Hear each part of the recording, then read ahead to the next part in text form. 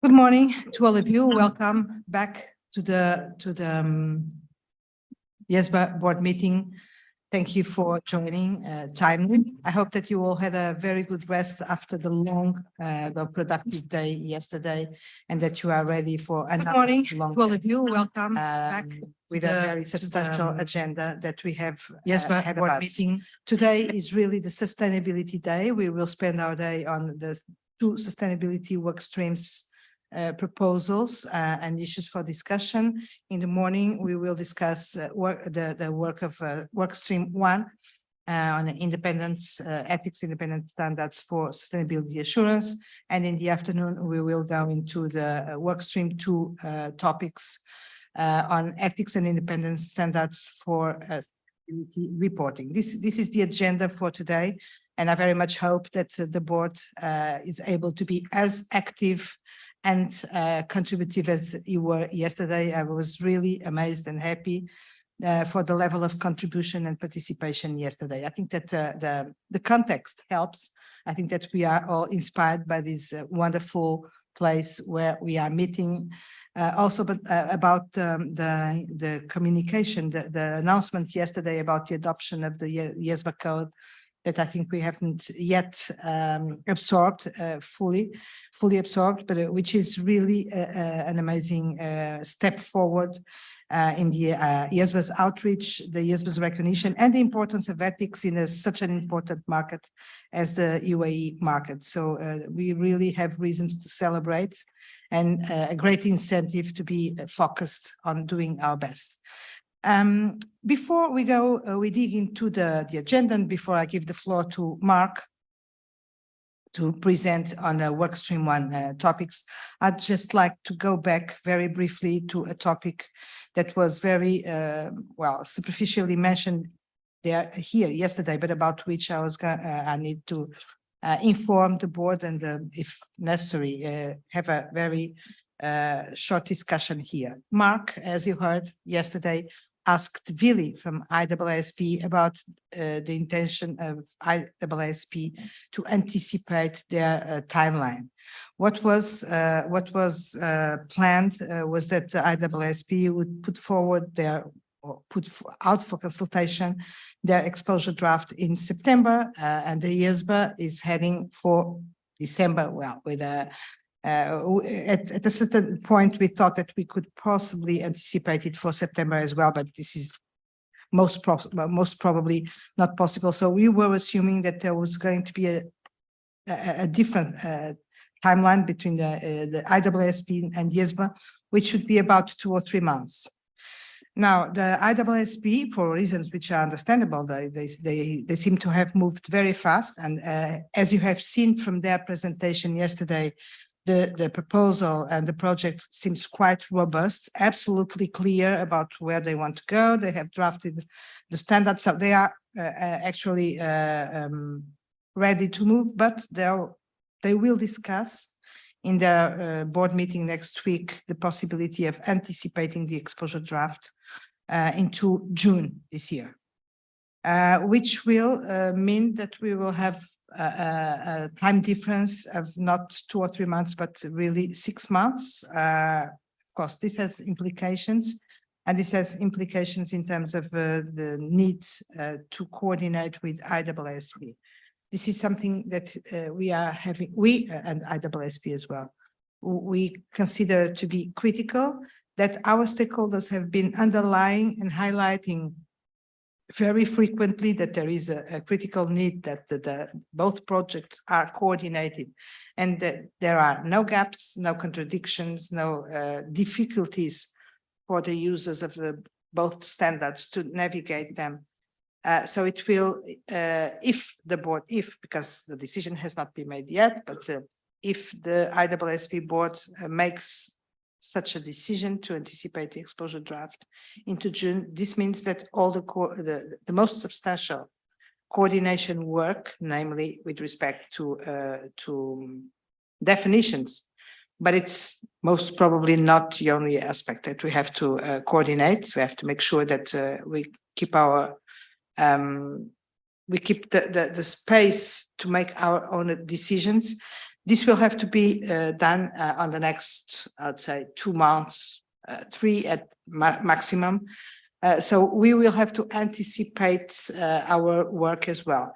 This is, of course, not neutral for us, also considering that we are just starting thinking about the content of the standards, which is what really matters in terms of coordination.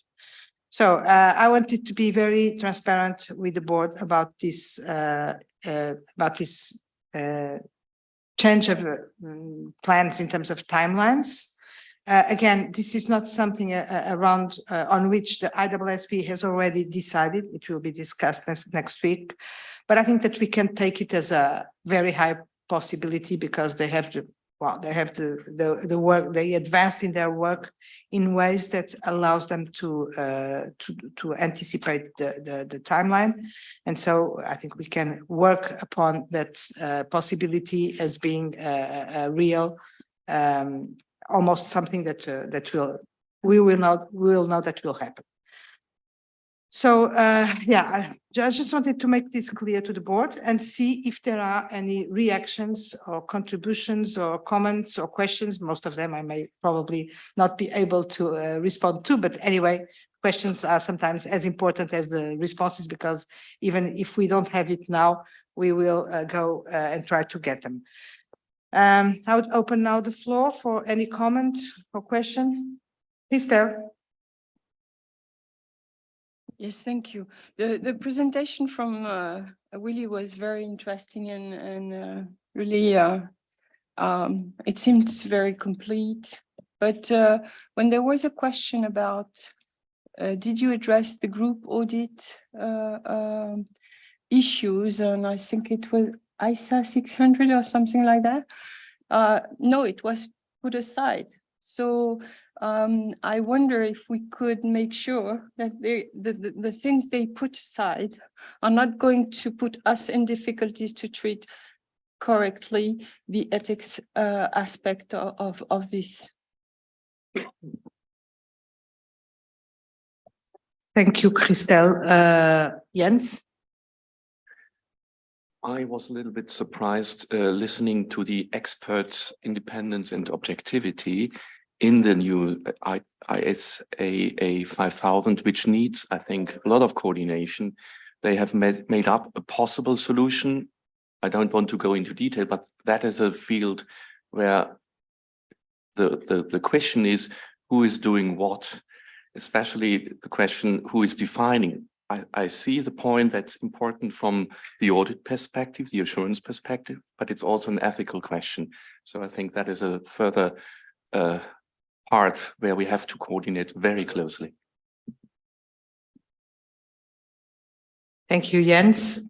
Well, before I wait for any other comments, let's say that this immediate reaction, a round table, shows that we may have some challenges along the way, because you immediately identified two topics where we may have to coordinate, and it's not only about definitions. Jens, let me tell you that the PIOB, I think that the PIOB identified already that question. At least there was some concerns raised by the PIOB in their issues note and also in leadership meetings around the need for the IESB coordinate with the IESBA on that topic precisely. I don't know if it was exactly the same thing, but I think so. So this is something that has it's already in the radar of the PIOB and of course in our radar as well. I don't know if there are any other comments. What I would say is that we will have to, I mean, Christelle, when you say, I'd like to make sure that, please make sure that this is addressed. This is going to be a collective job for all of us. And I'm afraid something that will put some pressure on us on the next few weeks, because actually we will not have much time to identify the topics and address them properly. I'd also like you to understand that this will put some pressure, additional pressure on the staff, of course, in their coordination role with the IESB. Of course, we have Rich, who is our representative in terms of coordination with IESB, to whom I also asked to be attentive. But this will put additional pressure on the staff. There are some risks along the way. So your contributions in that respect, please keep that in mind. Of course, you will be informed about final decisions from the IESB, because as I said, it's not, it has not been yet decided nor publicly announced. But your reflections on what it can mean for us will be very welcome. Again, we are just starting developing the content of the standard, so it's very possible that later in the future we will identify other issues, but anything that we can flag anticipatedly would be very useful. Ken, do you want to add something? Yeah, just a couple of quick reactions to Christelle's and Jens's comments. First of all, in relation to group engagements, we have indeed raised this matter with them. What they've indicated, meaning the IESB team, is that in their draft standard, they have a number of provisions that refers to the use of others, the use of the work of others. So that is an area that we should look at within work stream. I would say within work stream 1, because that is addressing more the independence side of things. And in fact, maybe Mark will raise this question later in the session today relative to that work stream. With regard to the use of experts, that is a very good question, Jens, because our stakeholders might indeed raise this question. Which board is the right or the appropriate board to be addressing the ethical considerations related to the use of experts and potentially the independent side of things? So as we proceed on the use of experts project, I would ask the task force to really look at how the IESB has or is proposing to deal with the matter of experts in their draft ISSA 5000 standard. So definitely two important areas for coordination. Thank you, Ken. Any other comment? Okay, so let's keep this under our attention and see how it goes and what it will mean. The risk that we can take is to come up with something on both sides which does not seem coordinated, and try as much as possible to avoid any external perception that these two boards are working separately. This is the opposite of what we have been telling the world and of what we have been doing, by the way. There has been very close coordination at staff level with the weekly meetings and etc. between the two boards, and also at chairs level. Tom and I are speaking very frequently, but we have to make sure that this translates into a really coordinated final product that doesn't pose questions and problems to the users of the future standards, and to those who will have to respond to the public, to the consultation, to the exposure drafts. Okay, so let's move forward, try to make the best out of our time. And for this, I'll give the floor immediately to Mark. Mark will present on the update us on the reflections and the work that has been done by Task Force 1 on sustainability independence considerations. Mark, thank you very much for all the work that the task force has already undertaken and the conclusions that you have already reached. And let's go get ready for a good discussion today around this. The floor is yours. Thank you. I suppose really as just a little bit of scene setting, I'm very grateful for the engagement of the task force in respect of the work that's been done on independence, and of course all of the work that Sylvia and Keith have done to keep us on track. But we've also been very fortunate to have the support of 3 of our technical advisors, and that has helped us really get through a significant chunk of work that we would not have otherwise been able to do. So we're very grateful for the input, and that's helped us to move forward. I think the other thing that it's helpful for the board to bear in mind as we have these discussions is that when we meet again in June, we will need to have the text of standards to do a read through. And although we have a significant amount of work planned in respect of our global roundtables and our wider outreach and our ongoing coordination and engagement, it means that after this meeting, we will have to start very swiftly with pen to paper if we're able to meet that ambition for having that read through of text at the June meeting. And I realise that it's important that we continue to inform and enrich our discussions and to take account of all of the feedback that we've planned to get. But there is a degree of writing that has to be done if we are to meet the timetable for this project. So I ask the board to bear that in mind as we work through the presentation. So in terms of what I want to cover, firstly, I think it's helpful to talk through where we've gone in some of the proposed definitions that will be quite foundational in any changes to the code to deal with sustainability type engagements. So a definition for an assurance engagement, the assurance team and the assurance client. And I think I would sort of pause at that point and reflect on what Vili said yesterday. So the IESBA has developed its standard to support the provision of sustainability assurance engagements that will result in a limited or reasonable assurance opinion. And I think one of the interesting things for the board to discuss this morning will be whether the focus of our work is assurance engagements or assurance engagements and certification engagements, because they're very different things. And I think, you know, there is something to learn from the alignment that we have with the IESBA. There's also independence considerations, in particular, the relationship that the provider of sustainability assurance will have with their client, and also what should we do in respect of the provision of non-audit services, where the provider is the auditor. Of course, we've got a well-established framework. What happens in terms of other providers? They may not actually provide other services, or they may be part of a larger corporate network. And we need to think about how to best deal with that if we had to have that consistent and that equivalent approach.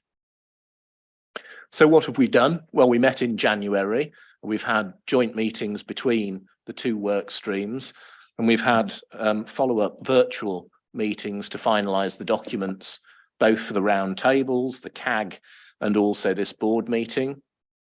There's ongoing coordination at staff level with the use of experts task force as well to make sure that we're taking a consistent approach, and obviously with the IESB staff and the sustainability task force there as well. In terms of the sort of first question, the sustainability assurance engagement, we need to make sure that the proposed definition, which is there in the blue box on the left, is in line with the assurance engagement definition in the code, and also with where the IESB are proposing to go in the draft IESA 500. Now, I suppose the question that begs, based on Vili's presentation yesterday, is whether that definition should change. So it says to obtain sufficient appropriate evidence in order to express a limited or reasonable assurance conclusion. And I think that's probably one of the things that the board will need to give due consideration to and provide direction. We're also very aware of the fact that sustainability assurance engagements cover a diverse range of engagements. And those engagements have different intended users and they have different information. So the thing is, what is our focus? And I think one of the things is that we've, from the outset, taken the position that sustainability information is of heightened public interest, and therefore the bar that we should measure against are the higher standards in Part 4A, the more stringent requirements that apply in the audit of financial statements. So it would be helpful to get the board's views about whether that is still the position that we wish to take.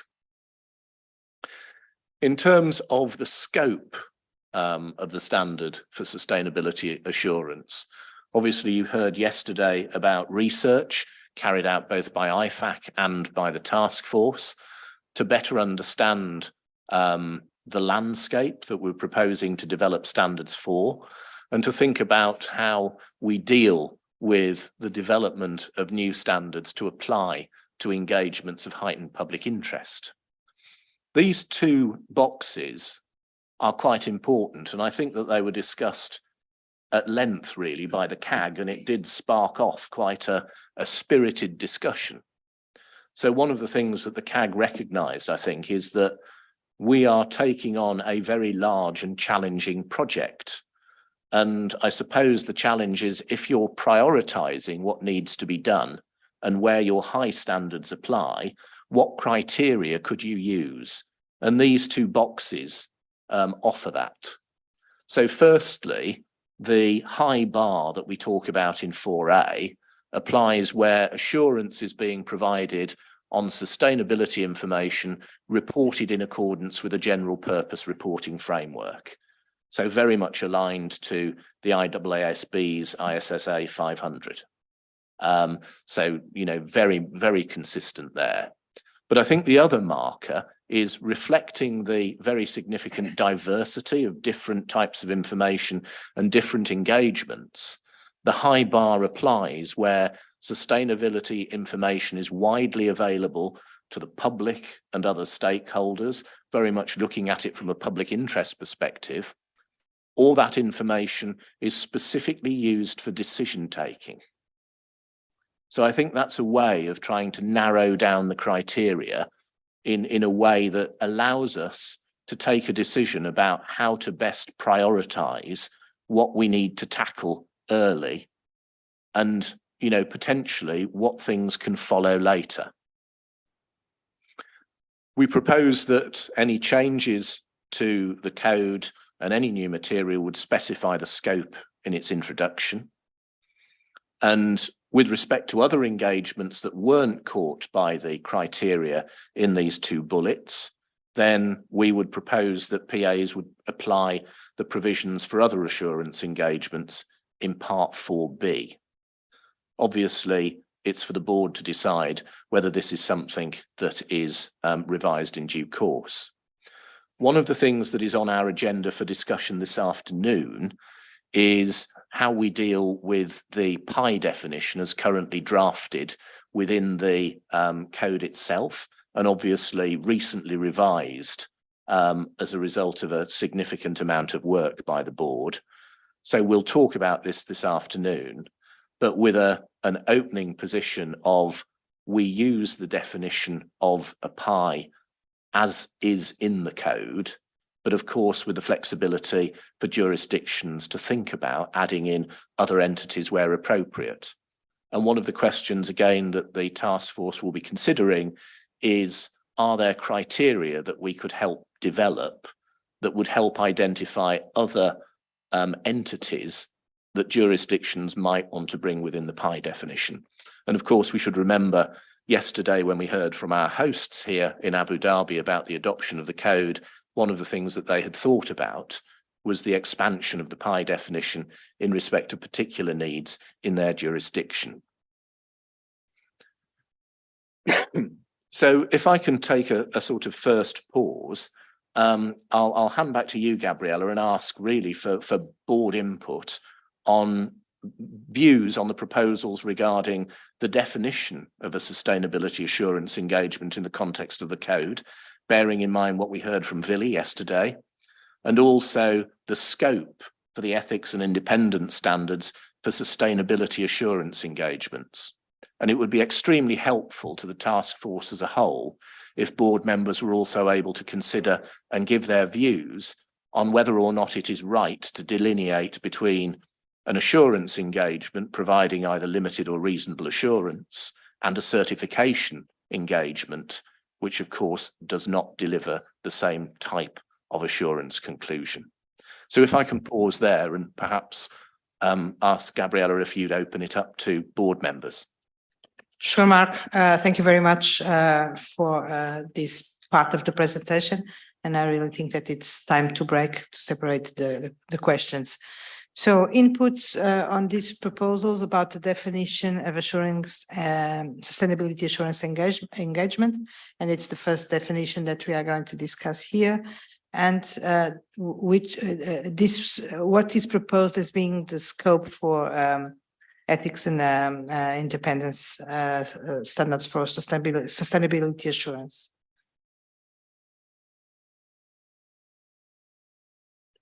Andy. Thank you, Chair. First, before my question, it seems like certification sounds a little bit analogous to direct reporting engagements to me. But the on the slide before, on slide 5, with the assurances provided on sustainable information with a general purpose reporting framework, I was, perhaps with one of my questions yesterday, concerned about the reports that are based upon criteria developed by the reporting entity itself. And that seems like that's a playground for mischief on an ethical perspective, both in terms of the professional accountant being involved with the development perhaps of those criteria and whether or not they could therefore not be independent with regard to their statement, or just whether or not there are other threats to due care, et cetera, with regard to self-directed. So general purpose reporting framework, I don't know if the task force has on its radar this issue of self-developed criteria, because I find that a bigger concern as opposed to a financial statement audit where at least the criteria come from someone and we know what, and it's hard enough to figure out if you comply with those criteria, but when you develop your own criteria, that just seems to be an ethical storm. Thank you.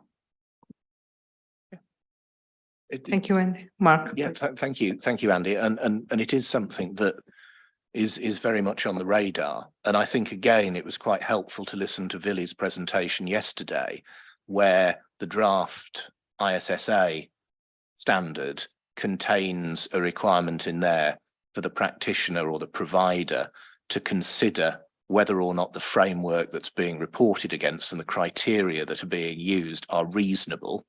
And of course, if there are concerns about why that framework is being used or what's being reported, then the practitioner doesn't take, or the provider doesn't take that engagement.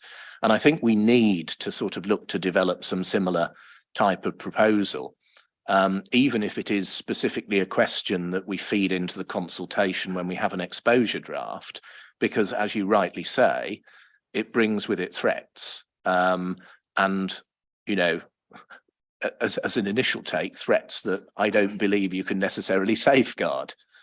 So you're absolutely right to put it on the radar. And I think it is something that we have to look at in terms of saying that there are, you know, those engagements which are carried out in accordance with a recognised general purpose framework. And those are the sort of things that we should be prioritising and focusing on. And other things that don't lend themselves to the same extent, we might want to consider whether or not that falls outside of the scope of this project. Okay, yeah, because I'm skeptical that self-developed criteria can ever be that those threats can ever be overcome for the practitioner, but I'm willing to listen.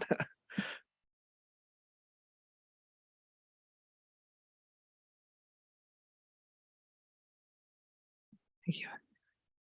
Vanya.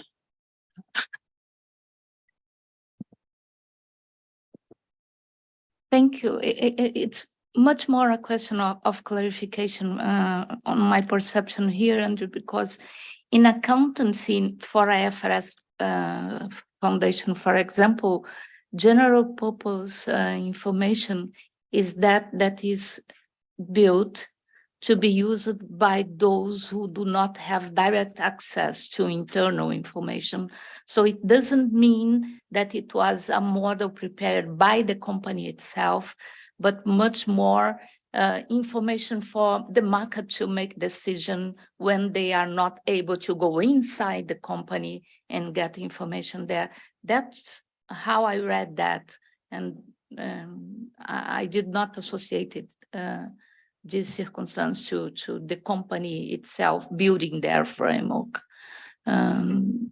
Mark, could you please clarify which situation you are bringing here?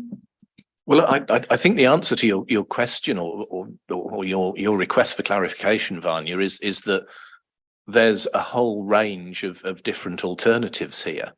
There are some reports that are very clearly, as you say, from established general purpose frameworks. There are others where we've seen entities almost like cherry picking individual bits of information and choosing to present those in a certain way, and then attempt to assert a conclusion on the back of it. So, you know, I think what we're looking at is a very sort of diverse range of different options. And what we're saying is that there are a slice of these options that are carried out to an appropriate standard in accordance with a recognised framework. And those sort of engagements lend themselves to that reasonable assurance conclusion or limited assurance conclusion. But where there are other things that are just individual pieces of information that don't necessarily come together in a framework, it is far more difficult. And that's some of the things that are dropping out of the pieces of research that we've looked at. Like David's presentation yesterday was extraordinarily helpful, although of course David's presentation was predicated on things that he'd picked out where ISAE 3000 and other recognised frameworks for providing assurance had been used. We have to recognise there are things that sit outside of those boxes, and we need to think quite quickly about how we deal with those.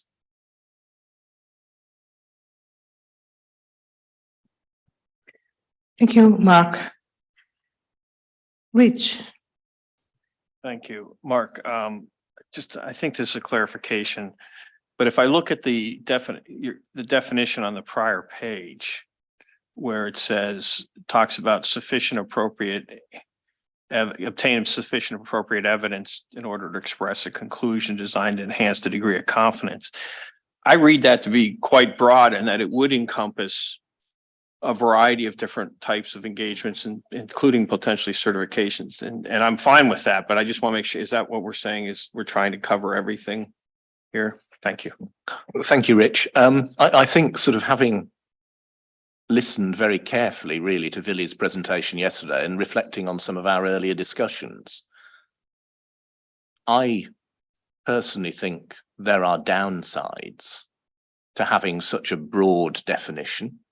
And therefore, my question to the board is that should we actually amend that definition where it says in order to express a reasonable assurance or limited assurance conclusion? Because in a sense, then we are looking at more formalized reporting and we're not looking at, effectively what might be ad hoc information and ad hoc conclusions drawn on that. And again, I think it picks up on the discussion that we had at the CAG, where a number of members of the CAG sort of picked up on this, where they were saying, well, what are the most important engagements to ensure that there is a robust framework on which to report and give those conclusions? And it was, very much at that reasonable and limited assurance end of the range, not other ad hoc things. So I appreciate that. I guess I wonder if we should, first of all, I'd want to make sure that that lines up with both reasonable assurance and limit assurance that IESB is going to have. But where does that, so as I think about other organizations that just issue certifications, do we have a sense, and maybe we need to do this in some of our further outreach with IOSCO and regulators, that they're not going to recognize certifications as being enough, and that they're going to expect reasonable or limited assurance? So not to respond to, but just something we might want to think about as we develop and collaborate with those constituent stakeholders. That's a good point, and an important topic. Thank you. And this is really an important discussion. So I think I would encourage the board members to step in and share their views or questions. And there are some questions which are sometimes more important than the responses. So don't be shy. This is really an important moment where we are defining the scope of these standards. So listening to you would be very important. But Ken, please. Yeah, I'll just come in very quickly in reaction to what Rich and Mark just referred to in relation to certifications, but I do have other comments which I'll come on to later on. But I think it's important for the board, everybody around the board table here, to understand what we perceive to be the difference between assurance and certification. Because I'm not sure everybody's on the same page necessarily, because when we refer to certification, many people will read certification to mean assurance, that there is, we certify, subject matter information is in accordance with whatever criteria. And to all intents and purposes, that is assurance. But what do we mean to be the difference between assurance and certification? Because until we articulate that difference, I'm not sure really everybody is kind of understanding where we're going in terms of trying to make a differentiation between the two concepts. Thanks, Ken. That's a helpful question. And I think the sort of question back for board colleagues is that is the difference that we choose to recognise one where on one hand you have a report to provide assurance on that is prepared using a general purpose reporting framework, and a report that has been prepared on information that has been developed to meet certain criteria, but the scope of those criteria might be more specific or more limited, and therefore, and not necessarily, this is my words rather than anything else, a special purpose framework rather than a general purpose framework. And if I can just respond quickly, Mark, and maybe that's getting into a bit of a technical discussion. But any engagement that is directed towards enhancing the degree of confidence of intended users, in fact, as is articulated in the definition on the screen, it goes to the concept of assurance. A practitioner can be engaged to provide assurance related to a general purpose or a special purpose framework. But under the IESBA's assurance framework and ISA 3000, that is assurance. It is simply that there's a difference between the criteria. Is the criteria a special purpose criteria that is, to Andy's point, self-directed, self-designed by the entity, to which the auditor is called upon under the assurance standard of IESB to evaluate the suitability of such criteria, or is it a general purpose framework? But in both cases, under the IESB's assurance framework, you would be dealing with an assurance engagement. So I think it can be quite nuanced, and I think we have to make sure that everybody kind of understands what we're trying to get to in terms of that differentiation. And again, I think probably the other consideration I'd add to that, Ken, is that from a public interest perspective, we are concerned by information that is being used by intended users. Do those intended users appreciate the difference between an assurance engagement, indeed an assurance engagement that gives a limited or reasonable assurance conclusion, and one which is a conclusion on a more limited subset of criteria, be it from an external reporting framework designed by a certification provider, or as Andy said, a reporting framework that has been designed by the entity itself. And I think one of the sort of significant risks here, and this is why the public trust is really important, is that we have to be very careful not to encourage public trust in things that don't necessarily deserve that trust. And I think that's, a really helpful prompt that Andy gave us earlier about, we can clearly recognize where trust is warranted or should be deserved, and we can clearly recognize circumstances where it isn't. We've got a large grey area in the middle, and obviously with previous experience on the tax planning work, Jens is our expert on grey areas in the middle, so we'll be looking to him to help now. But that is really what lies at the heart of this consideration.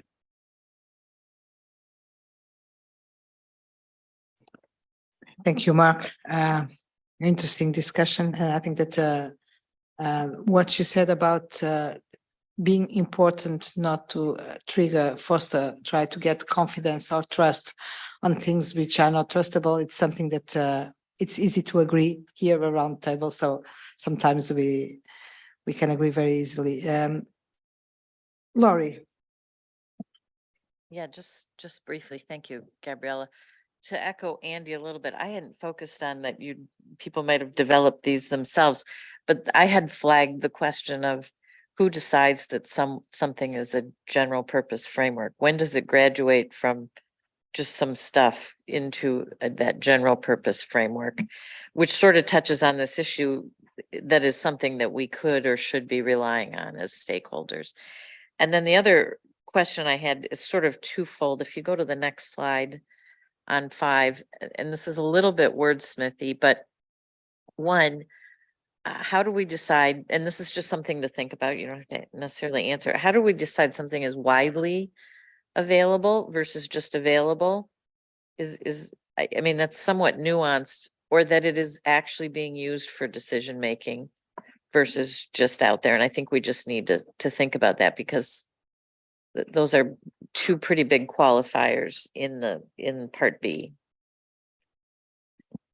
And yeah, both very substantive issues, but I suppose your first question almost comes back to Vanya's question, which was actually information prepared using a general purpose framework in financial reporting terms would mean financial reports intended to meet the information needs of users who are unable to require the preparation of financial information. So you're unable to commission it, but you're relying on something that is prepared in accordance with a recognized framework. So it's the question of, based on David's presentation yesterday and the analysis that he did, what are the frameworks that we choose to bring within the loop, and what are the ones that we choose to leave outside? And that is a fundamental question. In terms of that widely available, I don't necessarily have an answer to it. However, one of the things that we did touch on very briefly in the CAG discussion is we said widely available information would be either information that was included within or published alongside a company's annual report, or was something that was there in a company announcement to markets as a way of identifying potential sources of investment or business? Thank you, Mark. We can possibly look at the use of the same expression, for instance, in financial securities regulations, where it is widely used for enforcement purposes and regulatory purposes. I think it was Rania after. Thank you. So I have a couple of questions, again, to the point of general purpose reporting framework. So I think if we're excluding any particular like special purpose reporting frameworks, do we really want to do that? Because I think perhaps, you know, in the interest of what we're trying to accomplish, which is, you know, to be very, you know, comprehensive and being able to address different types of engagements, different types of professions, different, I mean, perhaps it is better not to use the term or not to try to exclude any special reporting frameworks, especially that, I mean, unless we have reason to believe that assurance for general purpose reporting frameworks is going to be different from special reporting frameworks, you know? So unless we believe that this is an issue, I don't see why we need to be very specific. I think it's in our best interest to stay at as high a level as possible. That's my first point. My second point is, and I'm sorry, I'm not sure if I missed this, but have we agreed on a definition of sustainability information? Because yesterday, I think that was in the IESB presentation, and I think perhaps that, I mean, that should be our starting point.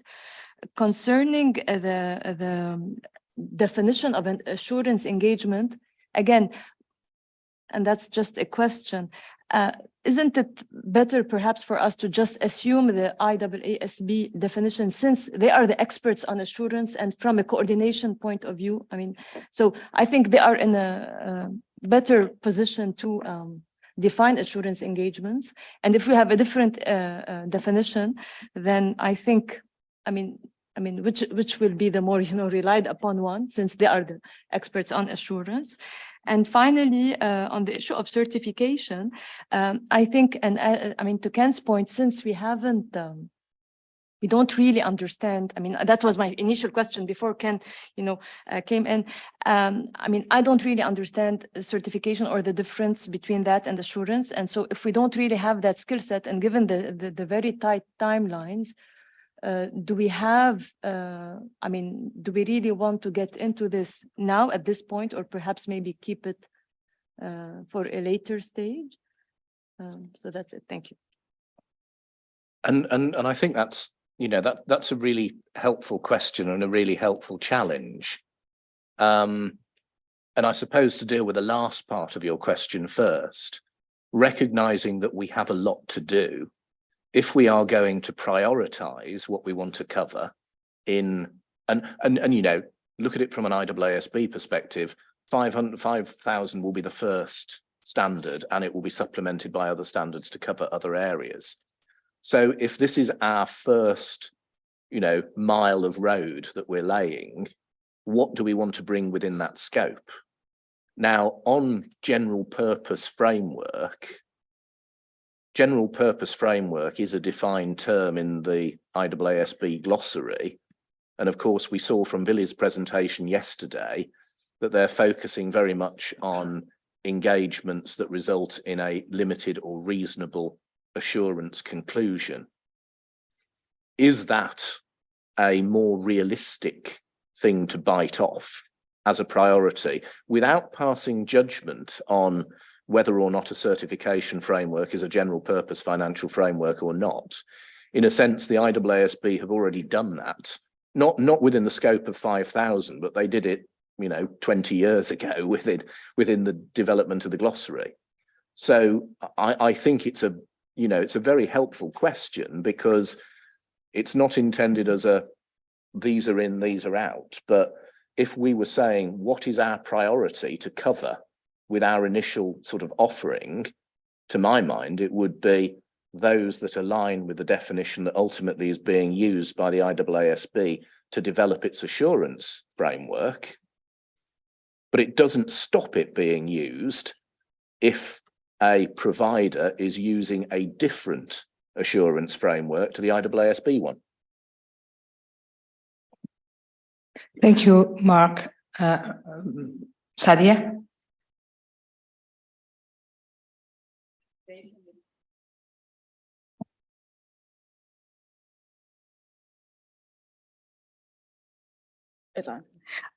So this conversation is the foundation, and it's probably the most important aspect. And if we get this right, it will be smooth sailing, I think. I really feel for the task force, because under the assurance engagement definition, it links completely to ISA 3000 revised. So the crux of what is being said in there actually refers to an assurance standard, which means that there's total alignment. And if we had to do this just for professional accountants, then I would think 5,000 would be an easy route, and professional agnostics, we'd have to consider it wider. Having said that, in our 4A section, we actually have provisions for special frameworks, special purpose frameworks, but we've scoped it into just an 800 series. So while we just focus here on the general purpose framework, we might consider whether we need to address those general purpose frameworks, because they are assurance. It's just a different standard. On the assurance and certification, being from an audit background, this leaves me uncomfortable, because professional accountants aren't allowed to use the word certify because it implies assurance, but doesn't tell you what type of assurance. So I would tread carefully, and I would think that that would be a guidance material, that if a non-professional accountant was using it, does it imply insurance? They'll have to make a judgment. And if yes, then they're within this sustainability assurance engagement. That's it. Thank you. I think you identify the challenges really well there, Sadia, and you know, of course, this question about inner certification engagement, you don't actually know what assurance is being provided, and that takes me back to my sort of earlier comment that one of the things we have to be very careful about in developing our standards is that we are taking steps to underpin public trust as a matter of public interest where that is warranted. And the other thing I think we have to consider is back to that question of prioritization. So if you remember back to when the working group started work, there was a suggestion very initially that there would be work to update 4A, and then there would be a further project in future to update 4B. And that was a recognition that you couldn't boil the ocean and do everything at once. You had to carve out what you wanted to do, go forward with it, and return later on for a second bite. And I suppose what I'm asking the board for is, what do you want to be the first bite? And what's on the list for the subsequent bites? Thank you, Mark. Christelle. So, building up on these remarks, I was wondering, there is a clarity in this CSRD in Europe asking for limited or reasonable assurance in the future. So it's somehow the regulator who is defining the type of assurance he expected on defined items. Now, from the point of view of the public interest, for sure, there is a need for better consideration for ethics and independence issues, even on other type of assurance. But I recognize that if it's incompatible with the time frame that we are in, we should prioritize. And by the way, the certifications are now done okay, by PAs and by non-PAs. And so this hopefully will not be in a worse shape after ISA 5000 and our code is updated.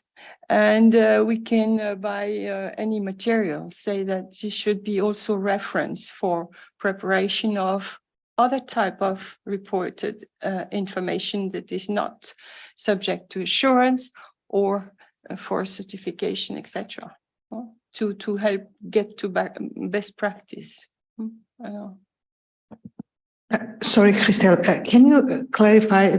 I didn't get the full meaning of what you were thinking about when you say we have to prioritize. Can you make it a little bit more concrete? Yes, if we need to have a specific approach.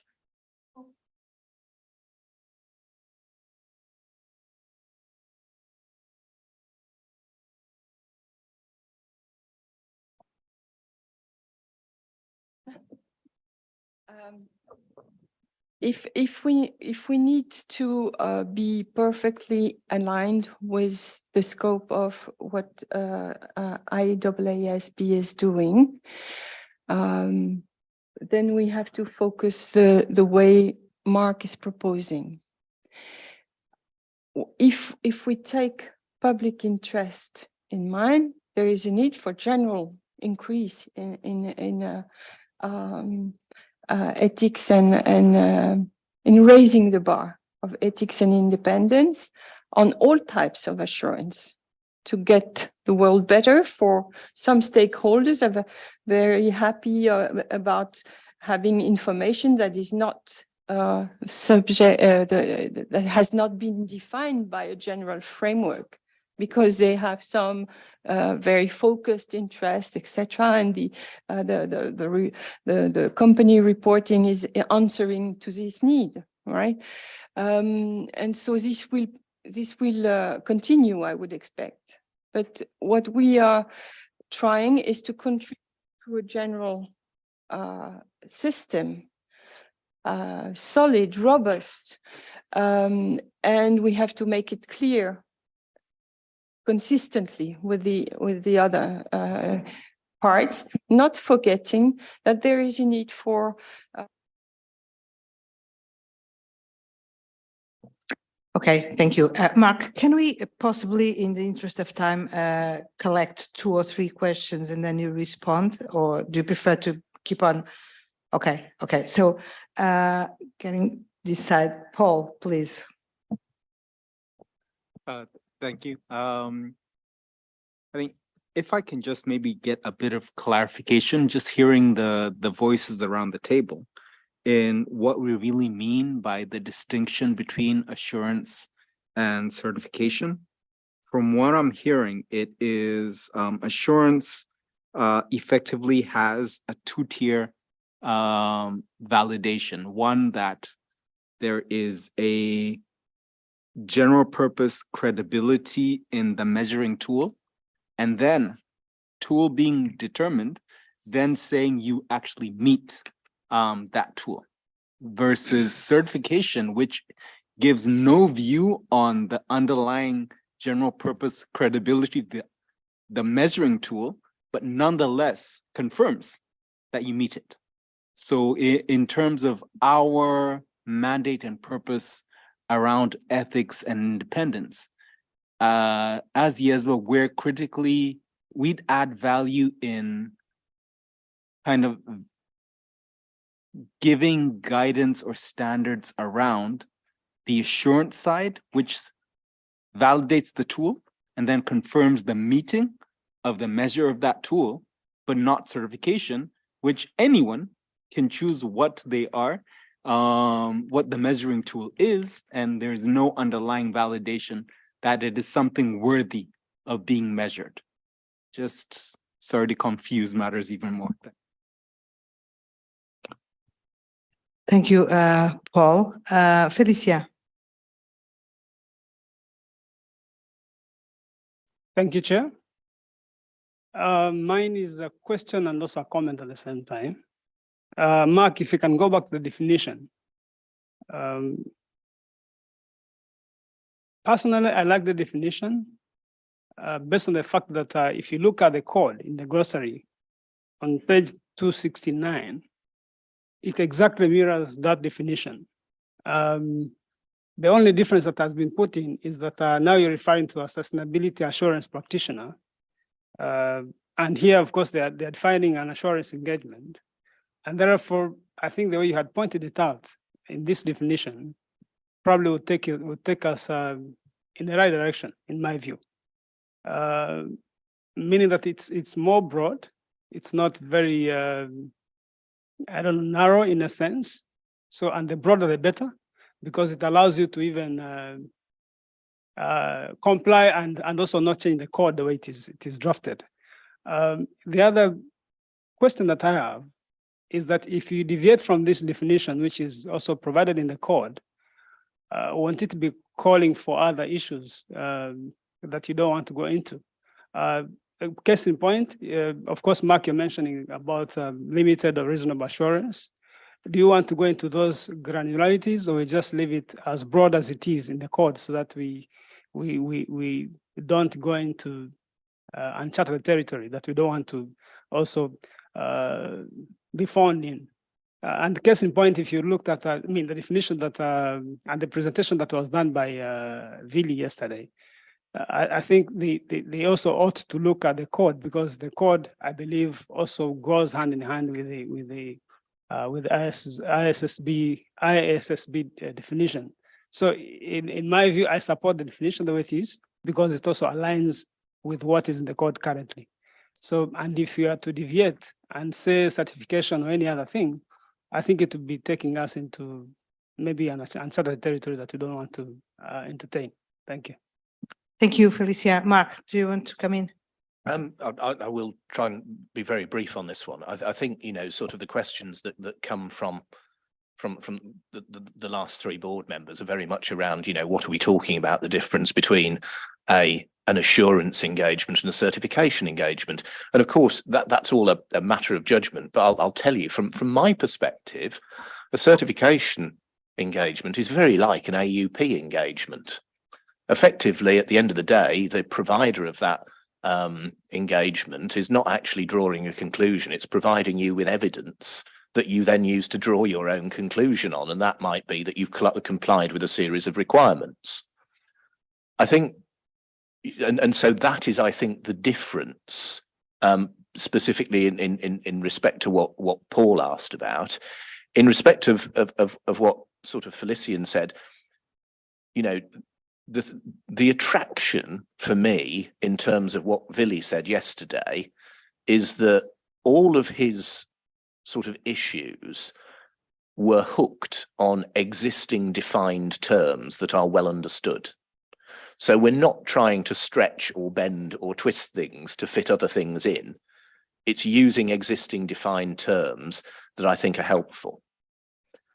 And then if I can just sort of revert back to Christelle's point, I think, although we are ultimately writing global standards for global use, the CSRD has put a bit of a burning platform under us, not because we make any comment about the European Union having chosen to do something different, but they are moving quickly and they are a very significant jurisdiction. And therefore, in taking account of the development of the code and new material to reflect sustainability, and given the fact that the CSRD refers to the attributes of the code in terms of ethics, in terms of independence, and Jens has spoken about this in earlier meetings, if we don't ensure it meets that need, then we miss an enormous trick that will affect take-up and adoption, which of course is one of the critical things within our public interest framework. Thank you, Mark. I'll ask the board members to be as to the point as possible. This is a very important discussion. I know that Yao Shu is waiting, and we have a number of people still waiting, but we also have a number of other definitions and concepts, but not wanting to stop you. On the contrary, thank you for this enthusiasm, but try to be to the point. Luigi.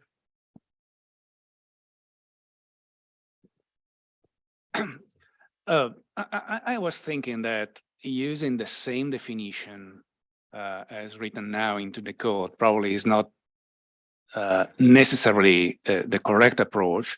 Basically, we decided to apply more stringent rules and higher bar to certain assurance engagements. And basically, we are treating them as we are applying now for audit engagements. So with an uplift, which is pretty significant. And consistently with this decision, we need to be ready to change definition and approach, basically. So continuing, I don't think that we should continue defining this type of assurance engagement in the same way. We should change even the definition and the approach. And as today, we are basically considering assurance and certification or certain certification like the same, and we are applying the same ethical rules, basically. Following our decision to apply the same rule we are applying for an audit, I think that we should define this eligible assurance engagement in another way. And I like, even probably we need some more detail. I like the definition in the presentation in order to try to differentiate them. And they should be differentiated because certification means everything, basically. There could be a wide range of outcomes, even something that it is not an assurance per se, like certain agreed upon procedures or certain reports that are not assurance. And the other thing we need to consider is that the use of the code would serve to increase the reliability of the information, and therefore we should make a difference in terms of the level of reliability, and therefore this differentiation is pretty critical in order to ensure that readers and users of this information are able to understand the difference where there is a difference. So in my view, I don't know which should be the final definition we need to use. This is a word that passport should do, but should be different. And we should keep very separated the two things, but because they are different. Thank you, Luigi. I'm going to take the other comments as a whole, Mark, if you don't mind. Okay. So Jens, please.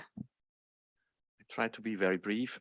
We could start with the extent definition where we have assurance engagement defined. The problem is that now there is a common language on sustainability assurance, which is not consistent with our use of terms. So we have now the choice either to be consistent with the extent definition in the code, and then I think this definition is very close to that. And underneath, we have then to differentiate the different types where 4A in our terminology is relevant and other is relevant. Or we are starting to make a narrow scope what is sustainability assurance, which is different from the extent code. But I think that would be a little bit of confusion whether to add the only one word sustainability and then you have another scope. That's for me a little bit the challenge. So I would prefer to stay with this and underneath to make clear which standards are relevant for, as we call it, audit and review engagements in this public interest or highly interest part. And there may be other issues in the so-called 4B, whatever type of assurance services this might be, but we have to clarify this. But I wouldn't change the entry definition because that would lead to more confusion to have a different scope for the financial assurance engagement and the non-financial assurance engagement. Thank you, Jens. Chana, please. Thanks, Gabriela. Similar to Jens, I would support this definition. Stepping back, we are talking about heightened public interest in these reports. So for me, it has to be on a general purpose framework. It is either limited or reasonable assurance. Like the current definition in the code that was referred to, after you have the definition, you can put within brackets IESBA 5000. So refer to the sustainability assurance framework that we are looking at. In my mind, for me, certification is not clear. In the continuum of no assurance, limited assurance, reasonable assurance, it's not clear to me where certification is. And as Mark said, we have to, use bite-sized chunks. I would first deal with the limited and reasonable assurance, and then later think about what certification means, because it's not clear to me. I know what agreed upon procedures is, but it's not clear. Thank you. It's an important point for clarification for sure. Yao Shu. Thank you, Chair. Thank you, the work streams. And I think that I agree with the definition that the work stream made. And I think because we didn't differentiate that the standards can be used by the PAs or non-PAs. And so sometimes I think we needed to differentiate every assurance or certification. I think in different jurisdictions, and maybe some use assurance, some use certification, maybe both. And I think our point is to, if they, no matter the assurance or certification, if they used for the same purpose, they need to use the same standards. And no matter assurance or certification, because they used for the same purpose, and that the information is used by the public interest.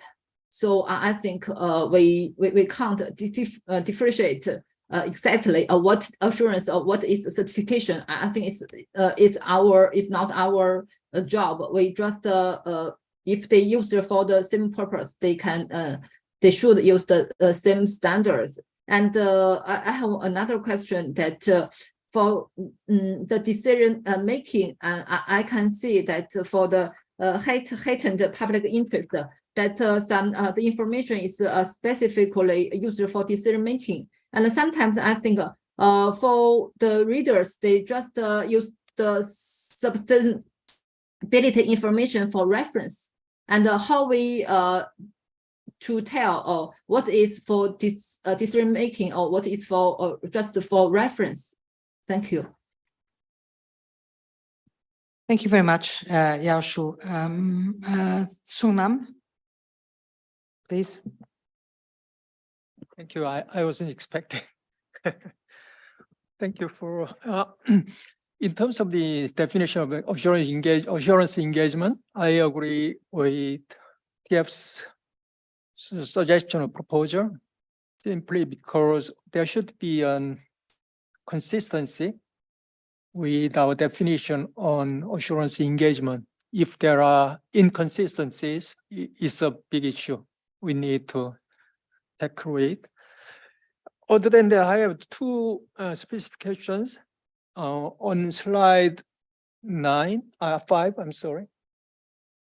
Yes, in the box B, we have said information is specifically used for decision making. My specific question is about the word specifically. I'm wondering if there are any cases where information is not used for decision making. So why we need it specifically? It caused me a little difficulty in understanding. My second question is the next bullet. We say the new standard would specify scope in the introduction. My question is, I believe, the introduction wouldn't be part of the code. If that's the case, my next question on my mind is, wouldn't there be any potential issues in terms of such as a enforcement of the code or breach of the code in the future? So why don't we make it part of the code? Thank you. Thank you, Sunam. Sanjeev, please. Thank you, Chair. Very briefly, I think I go back to the earlier slide. I think we should probably, my suggestion would be to be with the same definition, because I think if it is the non-PAs, if it is going to be, say, professional agnostic, some of these things, the lesser confusion it creates, I think the better it will be for all of us. Every time, I think a stakeholder would not go back to the court to see what is the certification or what is the assurance being provided. Difference between certificate and assurance may be difficult to understand and appreciate. I think people around the table would understand what is, agreed upon procedures, or what is certification and what is assurance. But if you're looking at public interest, people would understand assurance in a much wider sense. So that's point number one. And I think, again, as to what to do in the limited time frame, we have a limited time frame, and as Mark was saying earlier too, there are certain things which probably one may not go into right now, because we need to achieve something by the end of this year. We're not going to compromise on things, but what all to look at, what all to consider, what all to debate and spend time on. I think somewhere we need to consider that as well. Thank you. Thank you, Sanjeev. Galen, please. I'll be brief. I'll try to be brief. I'm not sure, listening to all these comments, I'm not sure that we've addressed Lori's concerns about on slide 5, what A and B, what general purpose represents, or what widely distributed, what that means. On A, it seems to me like we're trying to shoehorn with the audit standards. That's actually what we're trying to do. And I'm not sure that that makes sense in a sustainability context. If these definitions are coming from the IESBA definitions, which talk about fair presentation, I guess my question to the board is, fair presentation and sustainability, is that equivalent to what it means in financial reporting? I'm not sure that it does, and I don't have the answer. On the widely distributed, the reference again would be to the annual report, which is defined in the ICES. And the annual report can mean one thing if the entity is regulated and it's specified what goes into it. Outside regulated entities, it could be virtually anything. So therefore, I go back to Lori's question. Do we really know what widely available? And then, of course, Sunam raised that question about specifically used in decision making. This is a great conversation, and I don't know that we've come to any kind of conclusion, though.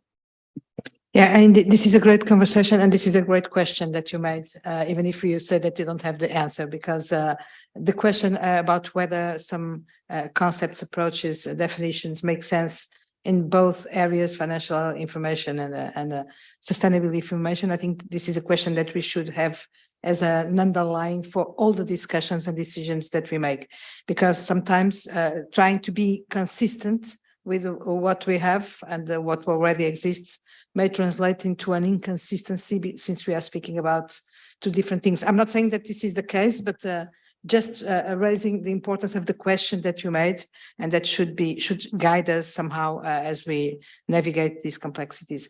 Ken, finally, before I give back the floor back to Mark. Thank you, Gabriela. Yeah, this is a very critical discussion, I do believe, because the specification of the scope will determine which engagements are in or out, so to speak, in terms of how we're envisioning the use of the independent standards that are equivalent to those that are in Part 4A. I think there are two essential questions that the board needs to consider and be able to respond to. One is, do we need to differentiate between assurance and certification? And if you could flip to the previous slide, Sylvia. The question is whether the definition that is on this slide about sustainability assurance engagement is all that we need. And any engagement that meets the elements of this definition would essentially be scoped in as an assurance engagement to which independent standards would apply. With regard to the general purpose framework, I do believe the board should define the concept of a general purpose framework. The IESBA doesn't have this issue because in its project to develop IESBA 5000, it is going with the general concept of criteria. And criteria essentially are speaking to the framework, the reporting framework that is being used. But if we are going to hook the scope to the concept of the general purpose reporting framework, much as we have done, or at least IESBA has done in relation to the standards of audit for financial reporting, we have to look carefully at the definition of a general purpose framework in the IESBA standards. And that goes, this point goes to Galen's remark earlier, which is, are general purpose frameworks only about fair presentation of the information? And the answer is no, because under the IESBA's definition of a general purpose reporting framework, you can have two types of framework essentially. The first one is a fair presentation framework, and the second one is a compliance framework. I think we all understand what a fair presentation framework is, because essentially that's what IFRS and generally accepted accounting principles will speak to.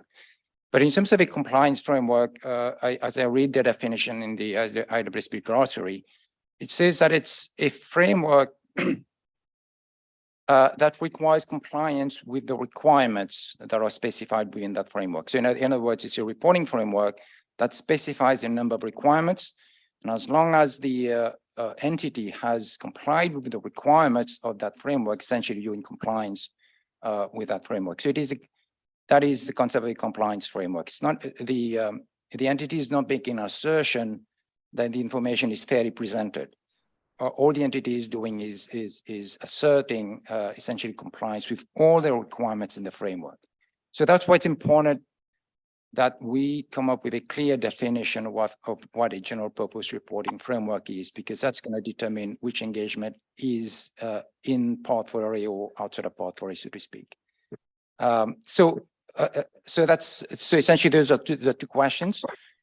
How do we define a sustainability assurance engagement? And if the board is generally comfortable with the broad definition we have here, maybe that's all we need to go with.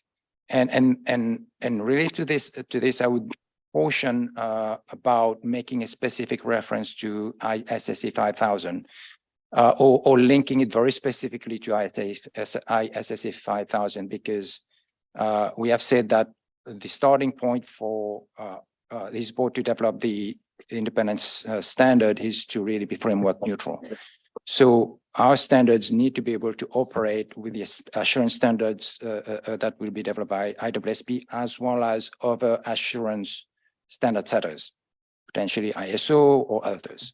And as long as we are comfortable that this definition meets essentially the concept of an assurance engagements that would be covered, then it really doesn't matter which assurance framework we're talking about. So I think there are a number of questions there that really need to be further developed and analyzed. And yes, there are additional questions on the next slide in terms of what do we mean by widely distributed or widely available, and also under what circumstances would we the user to be making a decision, as opposed to simply referring to the information, which I think Yaoshu was referring to. Thank you, Ken. Mark, the challenge is yours. This is actually quite nice, because it's, I think, sort of one of these discussions we've had on sustainability where I've talked less than everyone else, which makes a nice change. So, Luigi, I think I agree with your sort of jumping off point. We agreed this idea of more stringent rules applying to heightened public interest engagements. And I think sort of what you said and what Jens said, a combination of that, where that is our definition, sorry, on the previous slide, but actually we go on there to define what eligible assurance engagements are in a better way. And I think we should, as you be driven by this principle that the codes should increase the reliability of that information. So, you know, that should be a driver to us. And of course, that then sort of builds on what Jens said about that differentiation also being the 4A and 4B sort of high watermarks. I agree with what you said, Channa. In particular, I share your concern that what we're doing is we're trying to identify a high bar. And I don't believe certification is that high bar. I believe there's a gulf between certification and assurance frameworks. And I don't necessarily know whether that difference is well understood by the consumers of information. And therefore, we have to be really careful in what we do. I note Yao Shu's agreement with the definition, but the need to maintain flexibility for jurisdictions. And obviously, I think in doing that, and again, it picks up on Channa's point, we need to make sure we mitigate the risk that we're not in a situation where people are claiming more assurance is being provided than really is.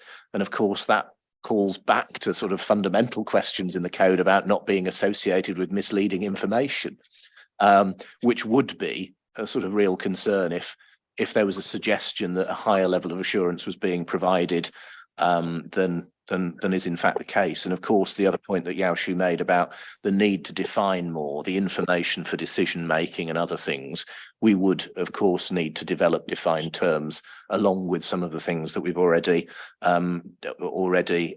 talked about. Sungnam, the question you raised about firstly a need to define what information for decision making is. So we'd have to do that. And the question you raised about, you know, the scope, how it would work. I think what we think is it would work in the way that parts 4A and part 4B do now, where there is a scoping piece in each of those sections. Sanjeev supported the definition, raised the issue of professionally agnostic. And I think, you know, in recognizing prioritization in limited time, not putting words in your mouth, but the way I sort of liked to read it is that if we are creating something that gives higher standards, we can have a professionally agnostic framework, but some people are going to have to acknowledge the fact that they've got to step up and work to a higher level if they want to play in that professionally agnostic space that we've developed. It's not a case that we're lowering our standards. It's we're providing a high bar which anyone who wants to work to that high bar can do so. So I think that is really important. I take the steer on the need to prioritize. I think, Galen, your challenge over what do we mean by a general purpose reporting framework, need to define that. Your question about fair presentation in the context of an audit of financial statements, it is about an audit of financial statements in that context. But of course, in sustainability, if you look at CSRD and you look at the direction of travel, you know, which perhaps is suggested by the consultation the SEC put out on its proposed rule changes, that would straddle both. And it returns to the excellent point that Rania made yesterday, which is we're not just talking about narrative information, we're talking about the intersection of narrative and financial reporting. And we need to recognize that narrative reporting has a knock-on impact on financial reporting. And we need to stop thinking about this as two separate lines. It's a package of decision useful information that is informed by both. Ken, obviously recognizing that this is a critical discussion, and I agree with you that this will determine what's in or out, but my caveat would be that is now, but not forever. And, you know, the board may well want to continue to develop its program of work in the same way the IASB has suggested it will. And I think, we need to, as you say, differentiate between what is meant by assurance and certification, and also defining a general purpose framework. And again, the IASB, as you say, doesn't have this issue. We do, but in a sense, we begin to have less of the issue because of the direction of travel with CSRD and where the ISSB has gone with the development of its own reporting framework. And I do think the more we look at frameworks, the more that we find. You raised the point about a compliance framework. Obviously, there's a lot more to know about those frameworks. And it comes back to that thing about prioritization. What can we do in the time we've got available? It may be that the task force on further discussion wants to advise the board that we scope out those, not forever, but just in terms of getting an exposure draft that can be developed and, refined by the board in order to meet that sort of December timetable.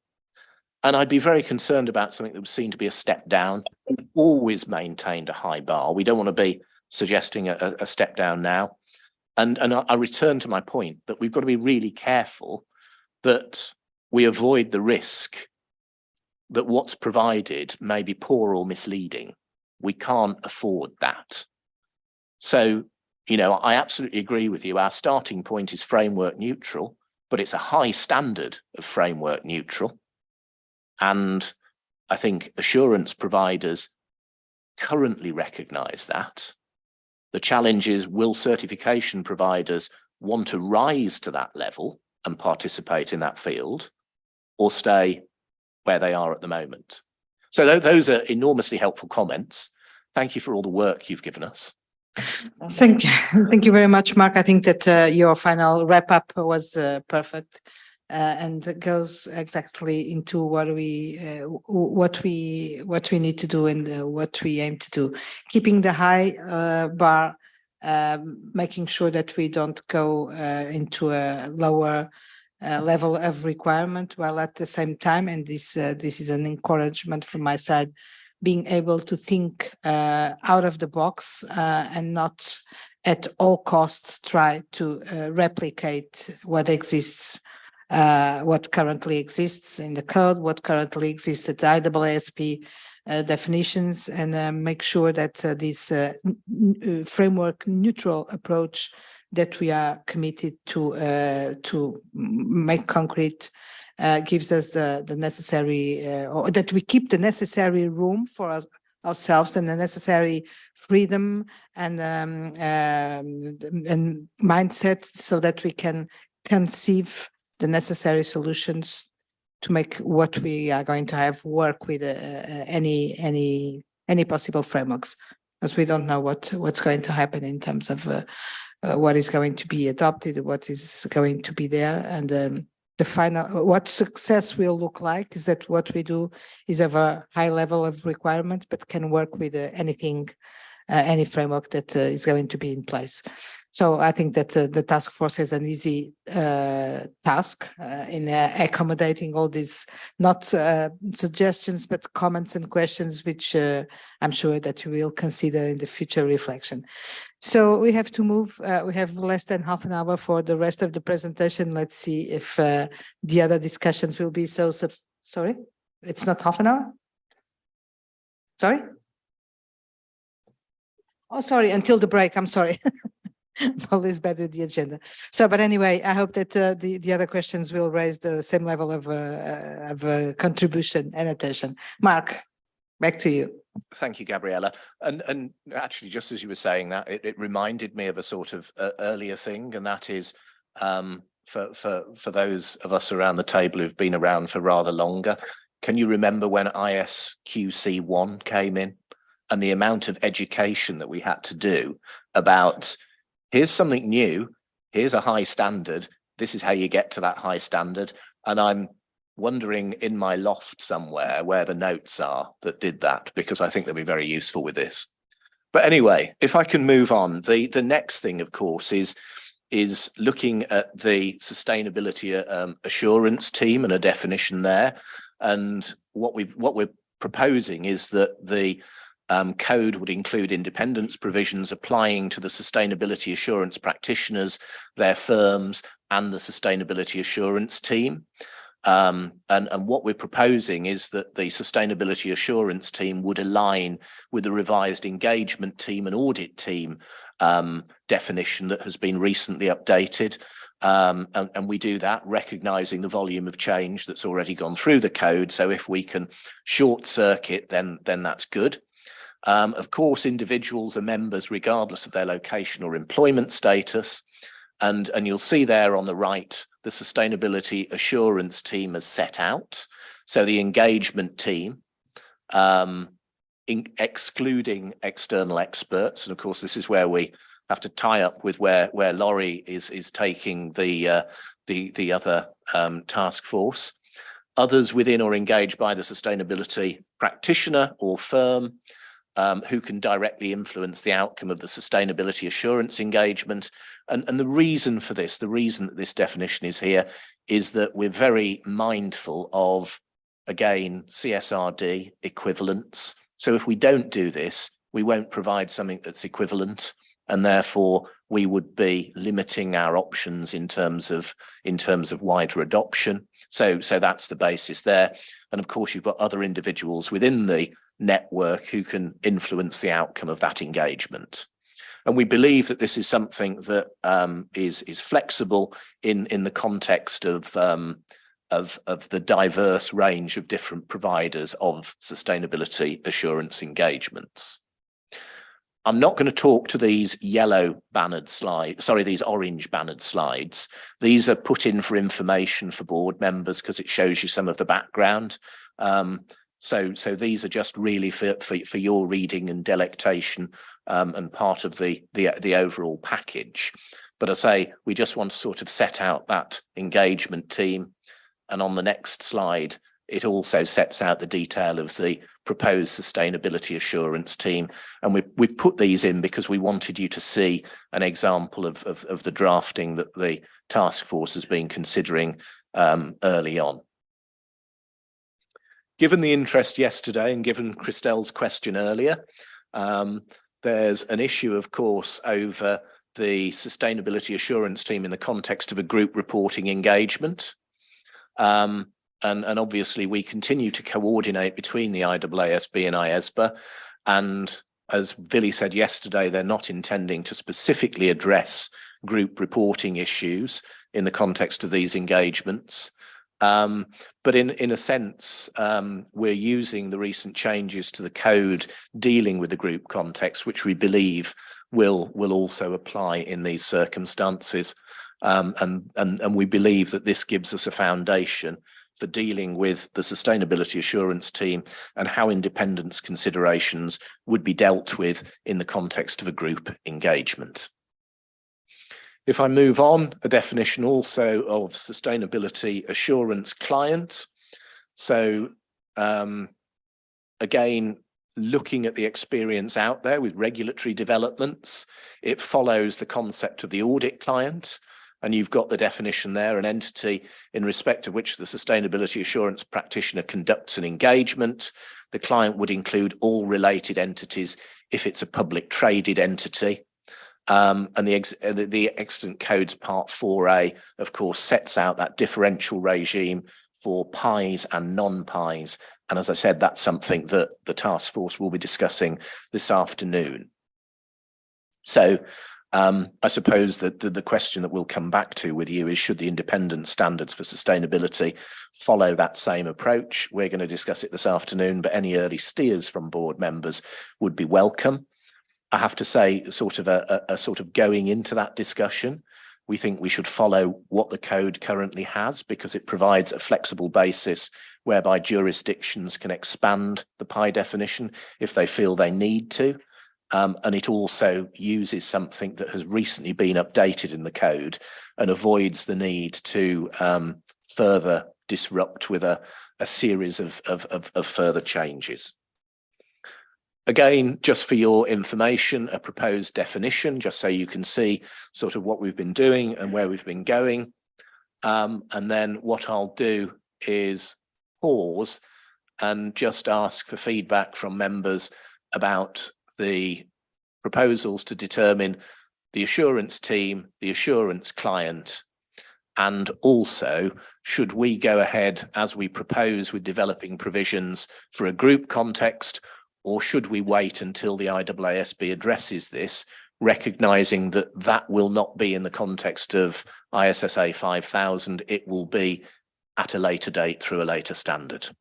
So if I pause there, Gabriella. Thank you, Mark. Very substantial issues for discussion again. And I see that Christel is ready to contribute.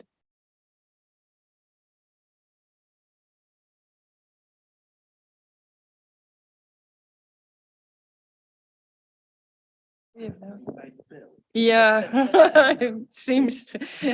So the number is not a question of quality. I raised the element yesterday with Mark. We have here a notion of a network firm, of a network. And we have to address the fact that other organizations are not partnerships, not easy to say if they are how is the network considered, and in particular when they are, for example, owned by investment funds or this type of organization, which you can ask if they can have some kind of control over the assurance team. So it should be addressed, I think, thinking about these potential other situations, because otherwise we might have interpretation problems.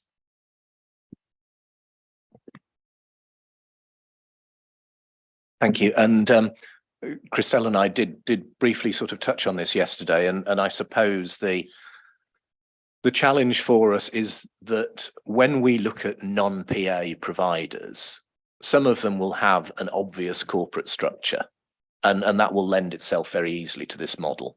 Some won't, and in a sense, it's almost like trying to apply independence provisions when you're dealing with a venture capital owned entity, where you might have ownership in common, you might have interesting sort of lines up and lines down of where something fits within an overall network. And in a sense, we've had to work through that. And I know that sort of in our own context, we've had to deal with a lot of that through application material to explain how those independence requirements apply and how you scope that group. So it's an extremely important point to raise, and something that we'll have to try and develop a proposal for the board to look at in terms of the text when we meet again in June. But it is, you know, one of those that's up there on the urgent list.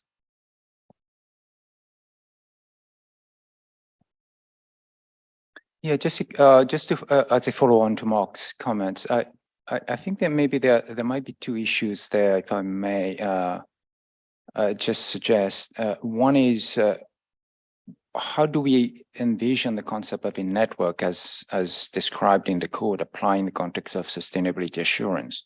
Because there might be, let's say, the non-traditional assurance providers outside of the accounting profession that are actually quite involved in providing those types of assurance engagement. So that is one question. How do we see the concept of a network applying to those other service providers, let's say? And the second one is the definition of a firm that is providing the assurance engagement. Under the code, the firm is not only the entity that which employs the assurance team members, let's say, or is engaging the assurance team, but it also includes the entity that might own the entity that is providing the assurance services. So I think we need to look at this carefully. And Christel, as you say, there might the assurance providers out there in the market that are actually owned by, private equity, venture capital, etc. And those might potentially fall within the definition of a firm. Right. Thank you, Ken. Rich, please.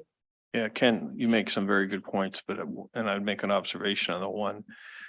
The definition of related entity that's out there is in my mind in the public interest designed to identify relationships that might exist with those related entities that will raise questions about your objectivity and impartiality.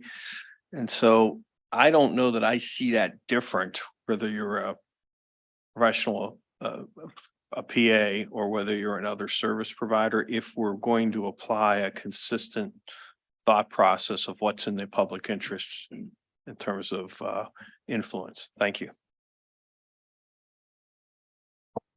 Thank you, Rich.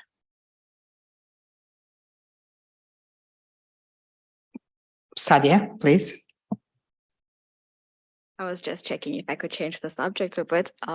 So I agree with the definition of sustainable assurance team. It makes sense because you've explained to us how we are aligning with part 4A. I think we must just remind people that there's an embedded definition there of engagement team. In groups, I would support postponing this year to a later date because just like the IESB has spent a lot of time on group engagements, we've also spent a lot of time on the definition of group engagements. But coordination and sustainability is a bit different. And I was wondering if there was any information about whether there is a reporting standard for group engagements. And if there isn't, then is there a case study to actually look at it in the short term? On the definition of sustainable assurance clients, I understand why the group wants to go with looking at it and PI versus non-PI or publicly traded entities. But I'm not sure that the risk that lies for the definition of PI would be the same for sustainability engagements. And that's maybe something that you want to consider as a question in the roundtables or information from a reference group. Because if I think about it, my jurisdiction, just because you're a PI doesn't mean you have a heightened public interest on your sustainability. It should have a different realm. Thank you. Thank you, Sadia. Mark. Thank you. So I mentioned Christelle's point. I think to sort of cover Ken and Rich in one, I sort of agree with you, Rich, in terms of that definition and linking to the public interest thing about allowing you to identify potential conflicts and the need to be consistent. I do think that Ken identifies the complexity in some of these providers and it's very much like Christelle's point about you can end up with a provider that has a significant venture capital owner who has interests in potentially a lot of other entities that are going to be assured by that provider.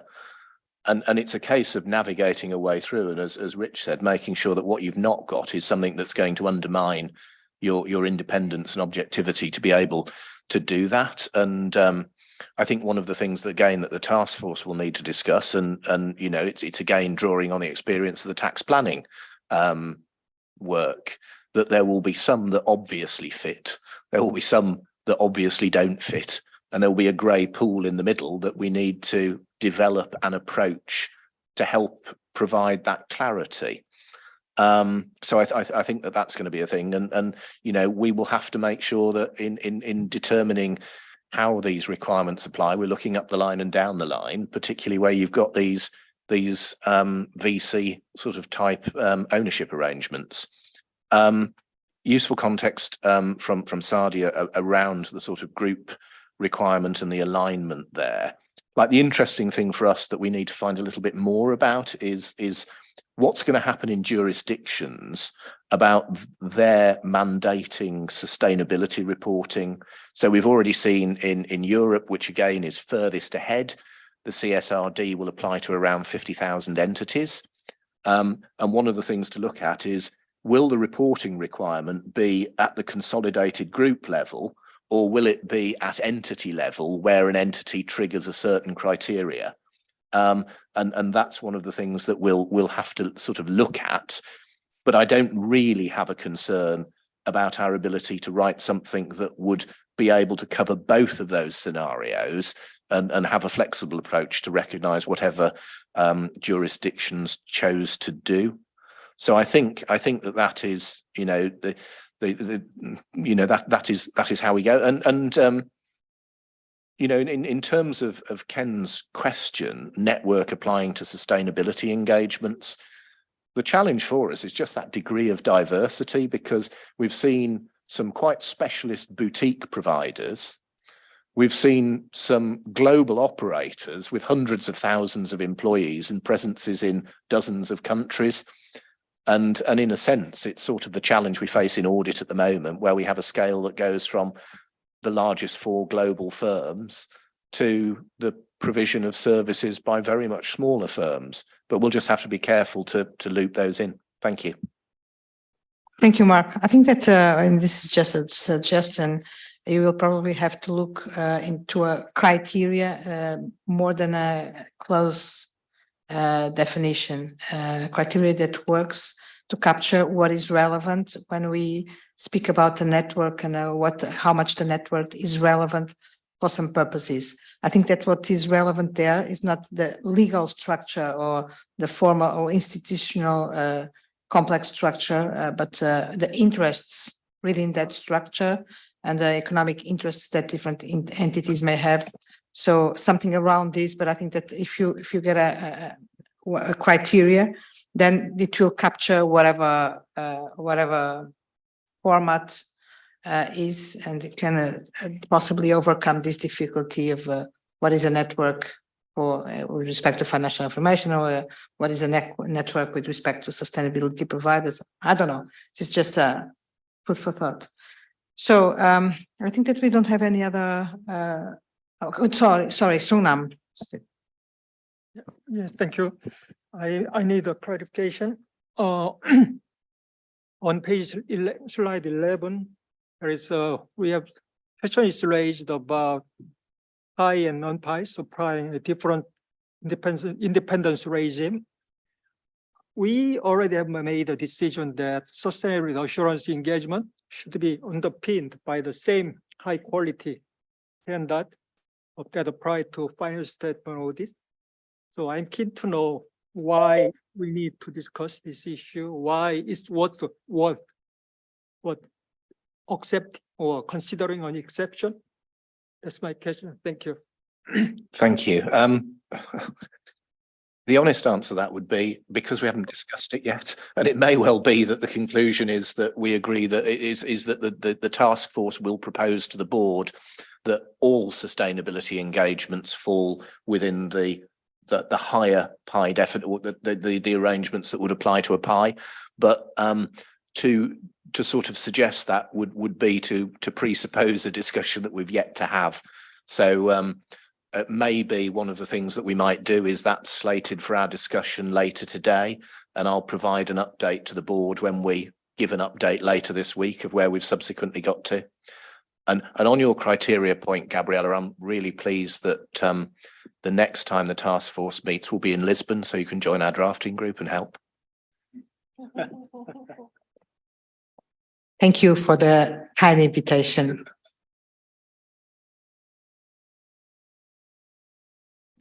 Yeah, thank you, Gabriel. I think on the issue of pi versus non-pi, I think the question as to whether to adopt the model that is in the extent code in terms of differentiated requirements between pi and non-pi, maybe that's a more straightforward question the board can address. I think where the devil is going to be is how we define the concept of a public interest entity in a sustainability context, because the current concept of a pi is really hinged or hooked to the concept of the financial statements and the financial condition of the entity. And when we're talking about sustainability reporting, we may not necessarily be thinking about the financial condition of the entity, but there are broader considerations, as we know, when we think about sustainability. So So I think as I said, the devil is going to be more in the concept in terms of how we understand and define the concept of a pie versus do we stay with the approach of differentiated requirements between pies and non-pies.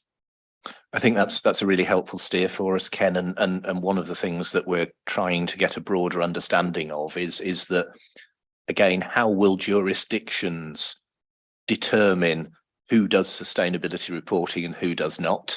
So as we've already said, within the context of the EU, there are size criteria, but those are different to the pie criteria. It may be that we see in other jurisdictions, the reporting requirement will align more closely to the pie definition. So we'll have to be very careful that, taking account of what you've said, we've got something that reflects, or sorry, that provides sufficient flexibility that jurisdictions might choose to do this in different ways, either aligning to the criteria for a pie or size-based criteria that capture a different number of entities. But that's a helpful reminder. Jens, please. Just to add to the information how the European Union has decided on doing that. So they have, for the reporting, they have these size criteria, but for the independence issue and the ethical issue, they're taking the pie, non-pie by using the regulation as the basis for the non-pies, for the pies, and the directive for the non-pies. So it is both. So they're starting with a number and then going into pie, non-pie diversification. Thank you, Ken. Any other comments? No. So Mark, back to you, please. Well, I was going to propose, Gabriella, that we'll move on next to cover independence considerations. So should we take a break now? I think so. We should take a break now and reconvene at 11:25. Okay, thank you. So we will break now.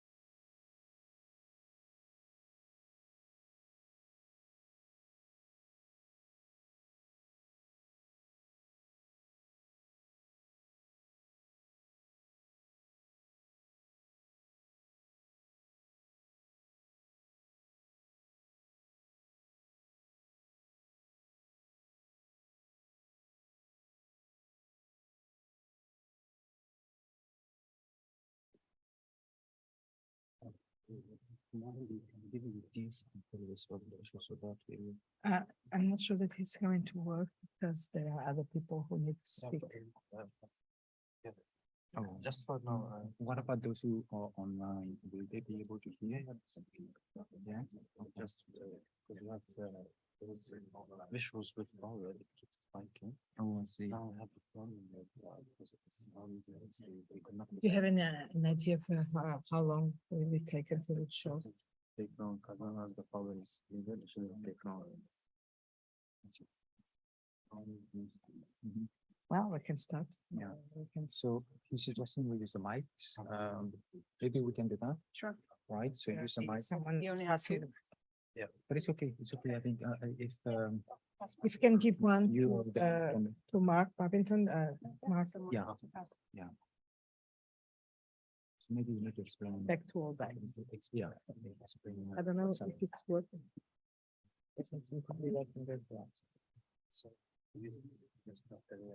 Okay.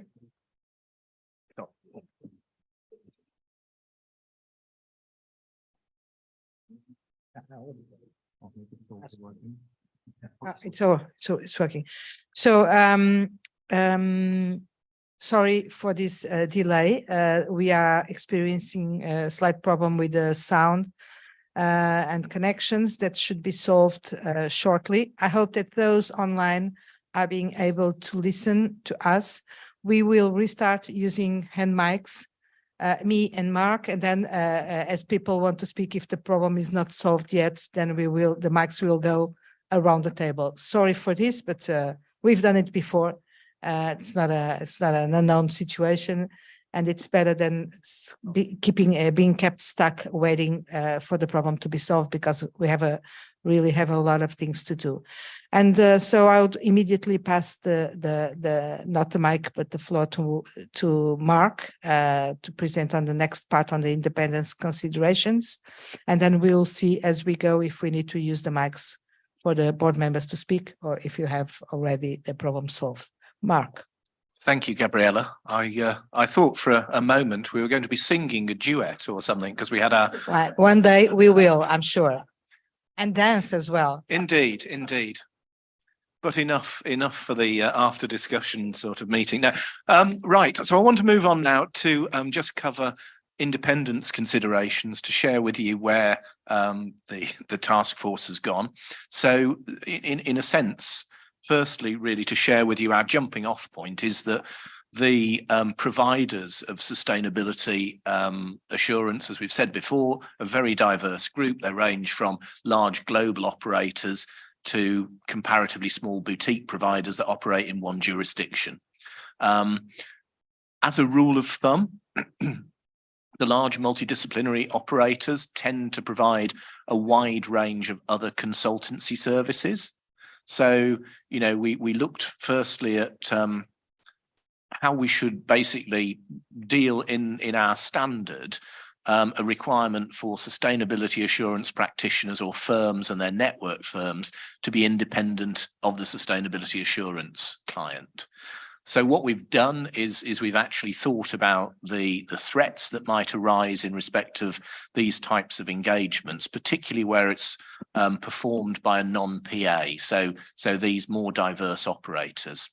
And what we've thought about is where are the threats to the fundamental principles to independence in part 4A, and do those align with and cross over to sustainability assurance engagements?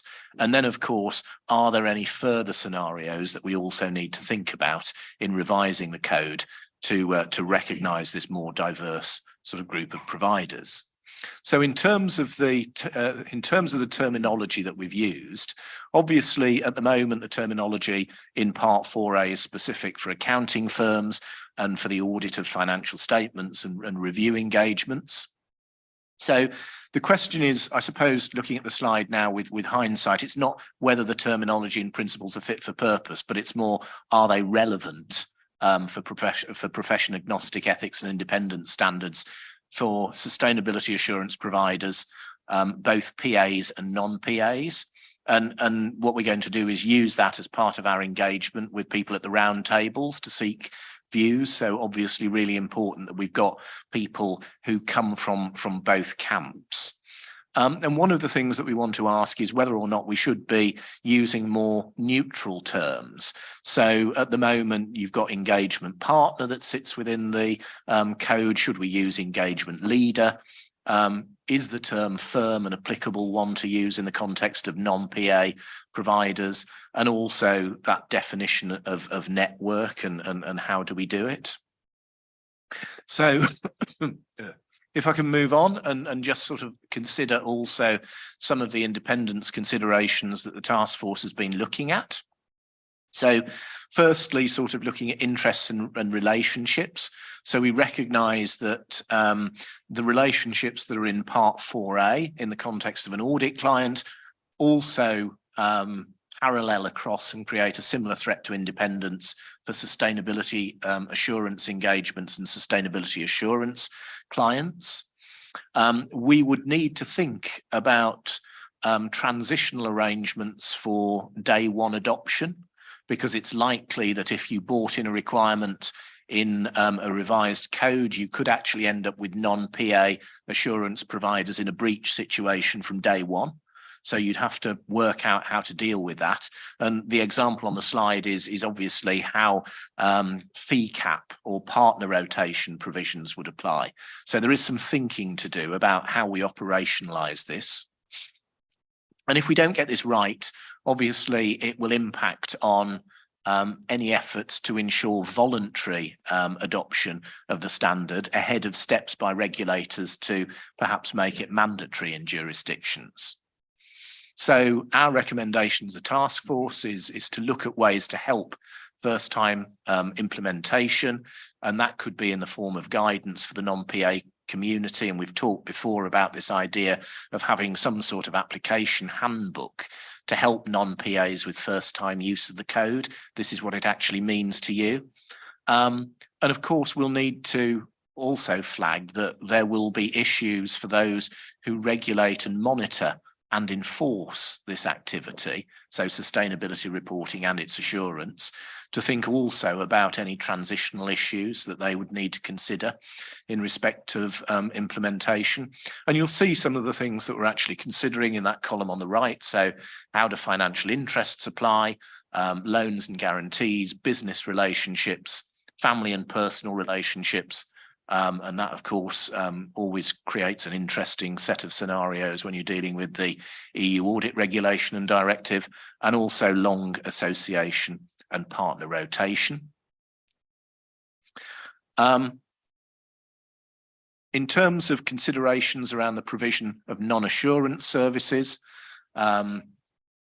existing material in sections 400 and 600 could also apply in the context of sustainability assurance engagement. So obviously the prohibition on assuming any sort of management responsibility, making sure that any sort of self-review threat is addressed. And then there's a slightly broader challenge in respect of section 600, which would need to be reviewed for sustainability assurance engagements and to determine whether there are any sustainability specific matters to be addressed. And those are all there in the context of those boxes on the right-hand side. Do they actually create any sustainability specific issues which we'd need to address? The example I keep coming back to is, of course, we've got the prohibitions in the code around bookkeeping. What happens in respect of the bookkeeping equivalents of sustainability data? So that is something that we would need to do. So obviously we're seeking input on whether, at the moment, on whether that diverse group of providers who are doing sustainability engagements at the moment, what other services are they actually providing? And it's, again, a bit of a sliding scale that goes from all to nothing and, you know, various degrees in between. One of the things, of course, that's clear already in section 600, a requirement to apply the conceptual framework in case of new and emerging services. And we're looking at how we can leverage that to deal with this sort of expanded challenge in respect of sustainability information. Next slide, independence considerations where an auditor is carrying out a sustainability assurance engagement. In some jurisdictions, we've already seen that a regulator may require or their client may want the statutory auditor to provide assurance on sustainability information. Certainly that's come up in discussions with very large listed companies where they've got limited time between the end of the financial year and the provision of financial results to markets. They don't want to see anything that delays that provision. So we're also going to consider whether there are further potential threats where the auditor performs sustainability assurance. And of course, a difference there where it's something that's carried out because it's a requirement in law or regulation and something that happens because the entity chooses to have their auditor do that. So we'll include questions for the roundtable participants, and we'll also need to think about whether or not there's need for any revisions to the current requirements in the code. So that's all I wanted to cover in respect of independence considerations, and obviously we'll continue to work away at those. So this is the question now to the board, and I should stress this is my last question to you.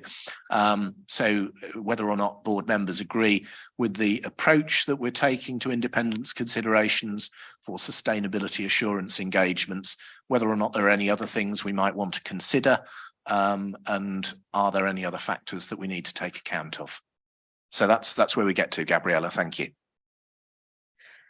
Thank you very much, Mark. I don't know if we are already in a position to use the other mics. It seems not yet. So, thank you, Mark. This is indeed going into the substance of this project, and the part of the project where there will be possibly very substantial discussions. I also would like to stress, Mark and task force and all that, this is also important to give evidence of the relevance of the work that we are doing. Because sometimes, namely as we go into different areas and work with different stakeholders, the perception of what we are going to do, of what means ethics in this space, it's not completely clear for many of the stakeholders. And so the sooner we start giving evidence that this kind of questions that Mark has just presented will be relevant from day one of the application of the IESBA standards or whatever standards may be, it's relevant for us to make sure that people don't take the ethics side of the story as something as very abstract or morals or whatever may be. So very welcome this work and the identification of the areas where we may have to, or we will have to reflect upon which changes and adjustments to make, if any. But I would now invite the board members to react to Mark's question. Are these the topics or the considerations that we have to take on board? Is this the right approach? Are there any other topics that the board members suggest that we address?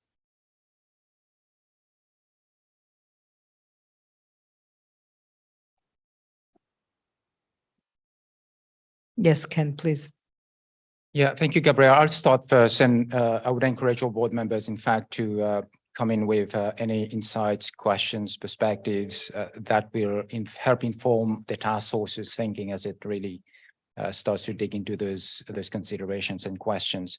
But my question really was in relation to the matter of first-time implementation. That's on slide 16. I don't know if somebody could move to slide 16.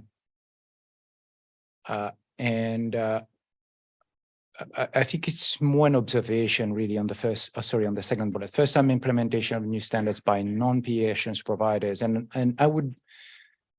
I guess my observation is really, would that question only be focused on the non-PAs as opposed to also the PAs? Because when we think about sustainability assurance, we shouldn't assume that's always been, insofar as the PAs are concerned, it's always been the audit team that will or would have carried out the sustainability assurance engagements. In many cases, if not most cases, it would be two separate teams. And in relation to the team that is performing the sustainability assurance engagement, it might be a team that's well separated from the audit team. And therefore, many of the questions that will concern first-time implementation, for example, maybe not necessarily the PCAP, and maybe there's something that needs to be done there, but at least in relation to partner rotation, that I could see this question applying equally to the PA context. So again, it's just an observation that we have to think carefully about how we scope those considerations and questions. I think the challenge for us, Ken, is to make sure that we identify these and pick them all up rather than miss any. So as you say, like rotation requirements could be a particular issue, particularly in a smaller, more boutique provider. And I think in those smaller boutique providers as well, you've got an issue about the proportion of fee income that can be earned from one client. What do we need to do in terms of a glide path that avoids creating a lot of potential breach situations that would then perhaps put people off adoption of the code? So that's sort of the, one of the things that we need to do with with colleagues on the board and in the task force and with the round tables, is really make sure that we capture all of these and don't miss any. Yes, and thinking, for instance, about the provision of non-assurance services, it is mentioned somewhere that generally the bigger providers also provide consultancy services and this kind of services.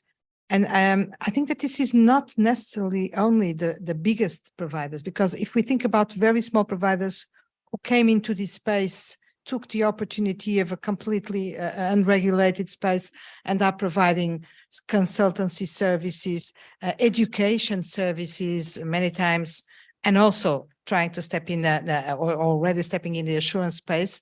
I think that we have all kinds of examples and situations that we have to address, of course, in a high-level way, and not going into the individual details, but taking all those situations on board and see what's the best approach. Christelle, no, Vanya, sorry, I can't see well.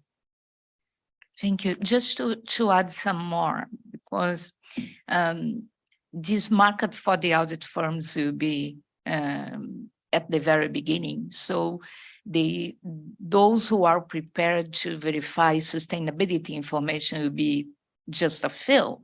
So we have the risk of concentration of service when one specialist being the one that will look at everything. And so it's difficult somewhat. Like, as you say, Vanya, like part of the challenge for us is understanding the breadth of different providers here. You've got big global providers sitting there with sort of 500, 600, 7,000, 100,000 global employees. And then you've got small providers. But sometimes those small providers are absolutely key to the provision of information or the assurance of information to an entity, because they've got almost like a historical relationship and understanding with them. And it's how we take account of that in developing the code. Right, exactly. Yeah. Rich. Yeah, this is maybe one of those other areas that I don't know that I have any answers to, but I was struck, Mark, when you mentioned the fact that some of the regulatory frameworks consider things differently when they are required by law and regulation than when they're not. I think this is a space where the market demand may result in a lot more requests or expectations for information to be provided and then assurance provided on that. And I think about where I've seen the asset management world going, and even companies having to evaluate whether their investments and their benefit plans are appropriately sensitive to ESG issues, for example. And I don't know that those things are in laws and regulations yet, but I do think the marketplace is expecting disclosure and thus probably assurance. So thank you. And if I try and give you a practical example on that, Rich, we expect in a UK context for government to require certain entities to report on sustainability. We already do TCFD, but it goes further. there is no mandatory requirement for assurance of that information. So if the audit committee chooses to commission assurance, it has to be accommodated within the 70% non-audit services fee cap if they ask their statutory auditor. If it's required by law or regulation, it gives you an automatic exemption to the cap. And therefore, you know, you're dealing with really a situation that can change by type of entity, because of course different regulatory requirements can dip in for entities that have different size criteria, or entities that are a PI, or financial services entities, or whatever else. Thank you, Mark. Luigi.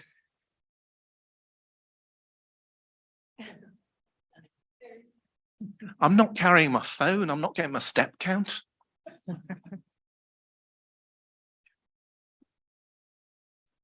Thank you, Mark. I was quite interested in your presentation with reference to the transition in order to avoid unintended consequences. My view, we should be very careful in not compromising or relaxing too much the requirements in this phase, because in the meanwhile, assurance service providers, whether or not PAs, will issue auditors' assurance reports that will be relied upon by users. And therefore, probably we need to think about something that it is applicable for both PA and non-PA, but more in a sense of a transitional period, an effective period, sufficient enough to clear everything should be cleared, but not to reduce any requirement at all, in my view. This could result in a longer implementation period, but we need to be very careful in weighting pros and cons of two scenarios. But the bad thing to do, in my view, is to relax too much the requirements. And that's a really well made point. And I think probably if I thought better about the language I'd used, what we don't want to do is effectively retrospectively implement a requirement that then people automatically fail.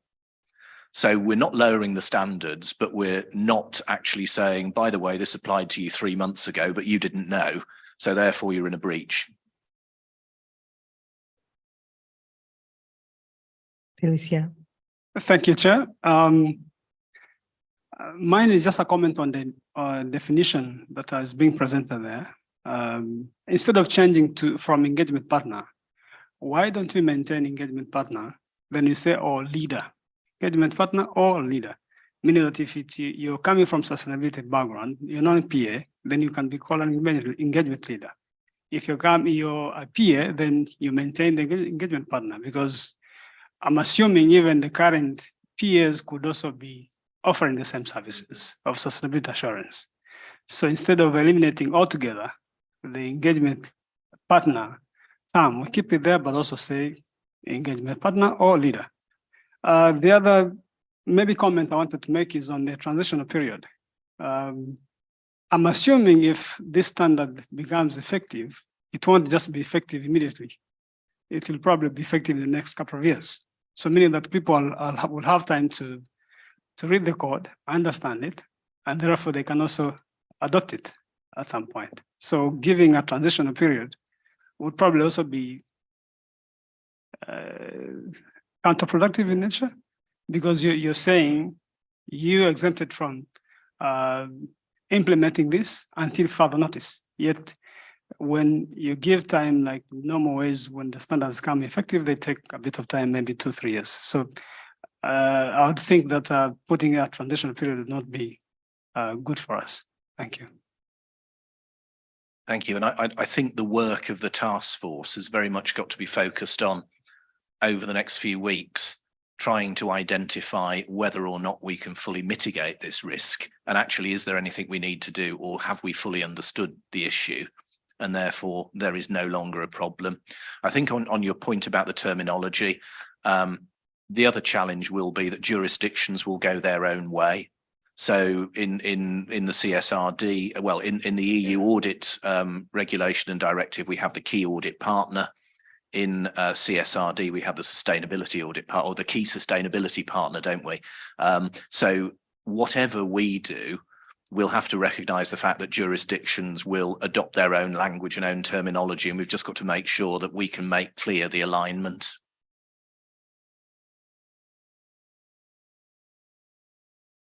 Thank you. I'm just enjoying you walking around, passing out the mic. It's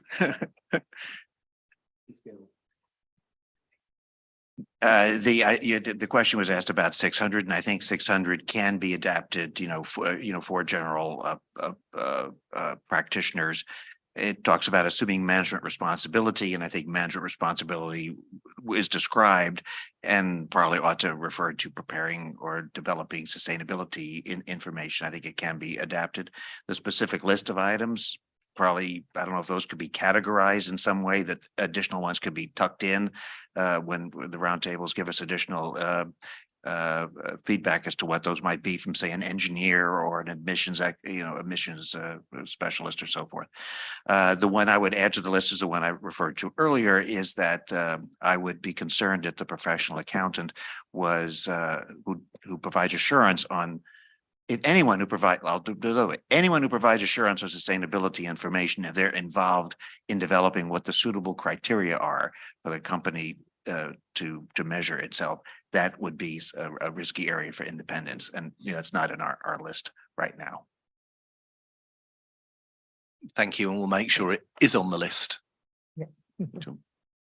Yes, I think Sadia.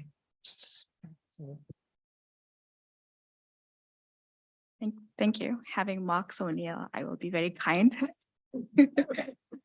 So the first thing is, I think that your approach is logical. So thank you for showing us what your conversations have been. I think the next step would be to develop a criteria as you go through each section of these independence requirements on why it's in for sustainability assurance, why it's out, or why it's been refined.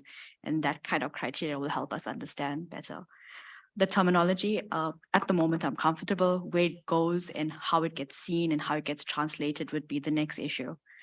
The effective date versus transitional provisions are an interesting one. And I think it's because of the nuances in the code. There's cooling off periods and there's cooling in periods. And we have to be very careful because it's probably not going to be a one size fits all. You're going to have to identify which sections have different considerations. But it will be important to understand. For a professional accountant, I think it's actually a transitional between part 4B to 4A. And that's something that we're going to have to play around with on how they move their thinking or their considerations, because if it's a repetitive engagement, then they'll have both considerations to go through. Thank you. Thank you. And I think one of the challenges as well with the 4A, 4B, or 4B, 4A transition is recognizing that in some of the frameworks at the moment, the scope is going to expand significantly, and therefore the work is going to expand significantly with seeing what sort of impact that then has on some of these independence considerations. If you allow me, Mark, just to make a comment with respect to Sadia's intervention, I think that your point on developing criteria and go through the different sections and understanding why it is in or out the same or different for sustainability is something that it's a very important point, and that we should pick it up for the whole work. This is exactly the methodology that I think we can't avoid, which is for each decision or reflection that we undertake, make sure that we test the content and the substance of the solution against the concrete area where we are working for, the reasons, the risks, and the objectives. And so thank you for that point. I have some things to say about implementation, but I'll leave it for later. So, Galen. Thank you, Mark. So my comments are not related at all to transition, because I think those have been raised and I think they're very appropriate. Sadia was talking about the cooling in and cooling out. But moving back to 16 and page 17 or slide 17, business relationships are going to have to be looked at, I think, a little bit differently, because some of these providers might have investments or an interest in affiliates that are providing services to the entity, and then you get into self-review. So I think that'll be interesting. The family and personal relationships on 16, you know, and the financial side, we're looking at financial reporting oversight. You'll have, and I think Andy was getting into this, if you have sustainability oversight in any fashion, that's going to come into play too. And then on 17, we had that, what is it, 8 different boxes here. I think virtually everything applies, including bookkeeping. If you have somebody that's in sustainability that's trying to provide bookkeeping services on the financial side, there's a crossover issue, in other words. So crossover going both directions is going to raise some concern, I think. Almost everything else on here, legal, litigation, and so forth, if it impacts either financial or sustainability, I think the existing code is very relevant, and I wouldn't think any of that stuff would drop out.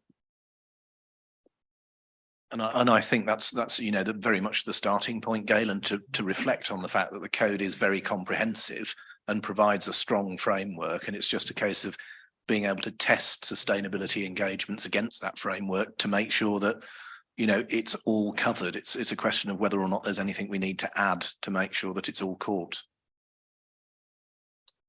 Thank you, Mark. Ken? Thank you, Gabrielle.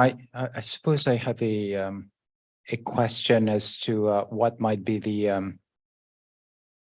board's approach with regard to setting the effective date. And what I have in mind is what is going to come into effect in the EU in particular. We understand that the IESBA standards will be issued by the end of this coming June. The IESBA will have its own assurance standards available by the end of December 24. Our board has basically set the target as well, December 24. But within the EU, the first mandatory assurance engagements, albeit on a limited assurance basis, will be for calendar years or fiscal years 2024. And if we are going to come up with the final standards by December 24, what do we do in terms of giving firms in particular sufficient time to understand the standards, implement, etc., do whatever they need to do? So I think it's going to be very tricky to have the standards being finalized in December 24, and then for firms to have to implement them right away for December or calendar year 24 engagements. I agree with you, Ken, and sort of one of the things we've been obviously thinking about is what do we propose to the board to discuss about an effective date? But obviously, early adoption is encouraged in some jurisdictions. It may be strongly recommended by the authorities in those jurisdictions. And this is something that is the regulators are already questioning. What are we thinking? What is our approach to this issue, namely in Europe, because they want to know what will happen on the 1st of January, 2025, and it's going to be really difficult to have the technical standards in place and applying without having the answer to questions like these ones that we have, for instance, in this slide.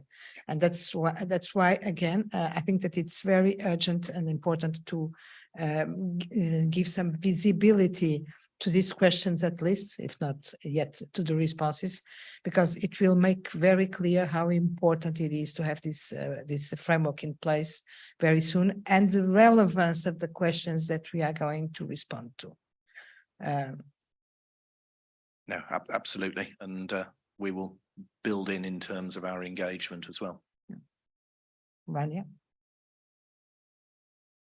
Thank you. I definitely agree that all the, non-assurance services here, I think they would impair independence, including the management of sustainability data and information and the collection of it actually. But I was wondering if perhaps you may want to include in their capacity building or training programs. I think that might, I mean, especially if you're not talking just about like one capacity building session, but like sort of an extended program whereby you are building the capacities of the client entity to develop that kind of information. And then you're providing, you know, assurance on the information that they are developing as a result of your services. And certainly that's the case. And one of the things that we've touched on before has been in the SEC draft proposals, there was a recognition that there were a series of steps, you know, that you have to mature your reporting systems, your internal control environment, the type of assurance your information can support, and it moves forward. So there's an enormous amount of, as you say, either support to mature those processes or internal capacity building. And we would need to think about that because, you know, in terms of fee dependence that you might have on that particular entity as a result, or the fact that you might be involved in, you know, developing underlying reporting systems that you might then rely on when carrying out a sustainability engagement. So we'll have to factor all of those in as well. Like these are the ones from the code as it stands. And the question is, do we have to add in more building blocks that are specifically addressing a sustainability issue? Okay, thank you, Mark. I don't see anyone else wanting to speak, so I'd suggest that you go straight to the, yeah. There's no next slide. We're done. Yeah, we're done. We're done. Okay, so we are done ahead of schedule, but I'd just ask the board members if on top of everything that has been said on the many specific questions and issues, if there are any thoughts that you'd like to share more philosophically or more insightfully about the approach to be taken with respect to these questions related with independence. It's really, again, it's really a critical topic that will raise a lot of questions.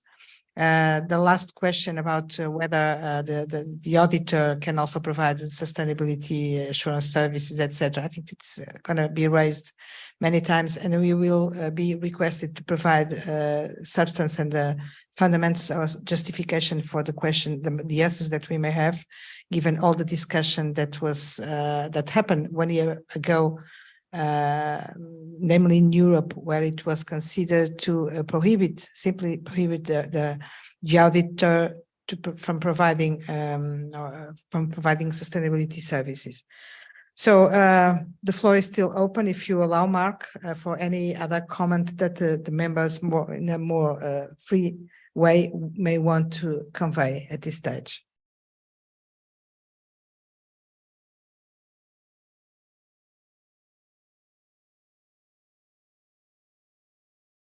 Andy, please. Sorry. I've got my phone this time.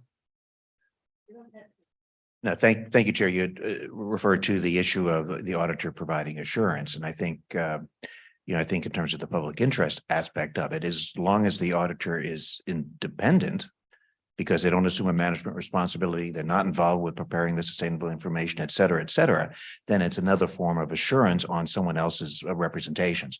So I don't have an issue with that, but we need to button up some of these non-sustainability things about being intimately involved with the criteria or the preparation. And as long as there's the independence and appearance and actuality on that, then I don't see you. I think the public will be well served to have the auditor provide that assurance, the financial statement auditor. So this is a first answer to this question, but I'm sure that the question will be raised and that we will have to be prepared to answer in an appropriate way. You are probably right, but most probably. But given all the discussions that happen around that topic, this is one of those which will raise a lot of discussion. Also because it will be one of those topics where professional accountants and non-professional accountants will most probably have very different approaches, and that will create some tension. So the earlier we start thinking about the substance of the response, the best. I don't know, Robert, I don't know if anyone wants, that's why I'm here. If do you allow me to, Mark, to give the mic to Please, Robert? yes. because I'm sure that Robert may want to speak now. You can join the IESBA walkabout, Robert. Thank you. I'll stay seated rather than doing a walkabout for you on the PIOB. Look, thank you very much for the discussion today. I'm very comfortable with the direction of the travel that the board has taken this morning, very clearly responsive to the public interest thinking and a wide range of comments which will be helpful to the task force. Just to reinforce, I guess, the point from that arose from the IESB presentation yesterday about the potential for timing difference. And as I said yesterday, the intention is that both boards will land at the same ultimate point in terms of the timing of the approval of their standards, but there are clearly some risks of the different rates at which the two boards get towards that target. And so it's good to see those risks being addressed and considered overnight and managed. I just want to say a few things just about the public interest framework, because we're still really piloting and trialing the public interest framework. It's been around for coming up to 3 years now, but it's something which we're progressively implementing. It was very helpful in the tax planning project and shaping the direction of the provisions there, and I think we can all be very complimentary of where the tax planning task force landed in terms of the clarity of the outcome, and so the public interest framework was helpful there. Similarly, the IESB has been using the framework in the fraud project, where there are really big scope issues in terms of what's the need and what, without opening up the fraud standard completely, what are the competing interests that need to be balanced as between the needs of users and regulators on the one hand and the concerns that the profession has on the other about additional work effort and competency and all of those things. And again, the public interest framework has been very helpful in doing that. So I just want to urge the use of that. So the framework talks of understanding for whom the standard is developed. In this case, it's users and professionals, of course, and it also talks of the need to identify what the interests are that are being served.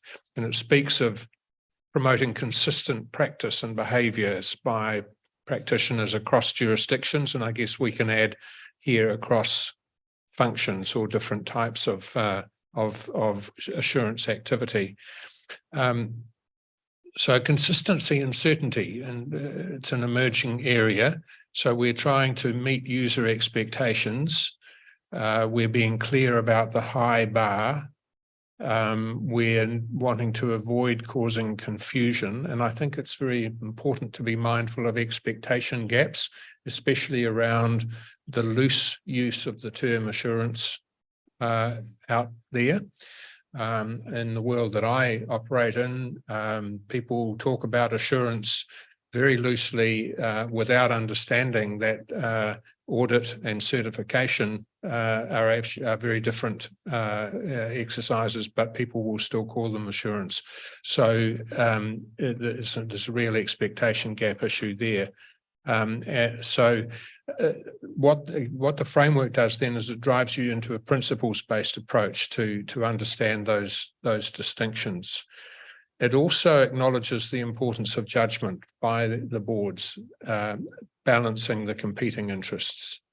I was intrigued by the discussion about AUP this morning. I was involved in the development of as a national standard setter, involved in input into the development of the AUP revised standard a couple of years ago. And of course, that does not get classified, although it's an IESB standard, it's not involved assurance work, and it doesn't require independence. And so if we are thinking about a large firm, an accounting firm, which would use the AUP standard for a range of activities, including possibly in the sustainability area, as well as providing audit services. We don't want to end up in a situation where there are different independence requirements involved there. And I'm sure the task force is aware of that. But the but is that with taking that as an example, it's very important for the board to challenge that thinking. That may be intuitive thinking. It's important to understand, as has been acknowledged today, that there's a need to fully understand what a certification approach involves, and that means understanding the work that's needed to reach a certification.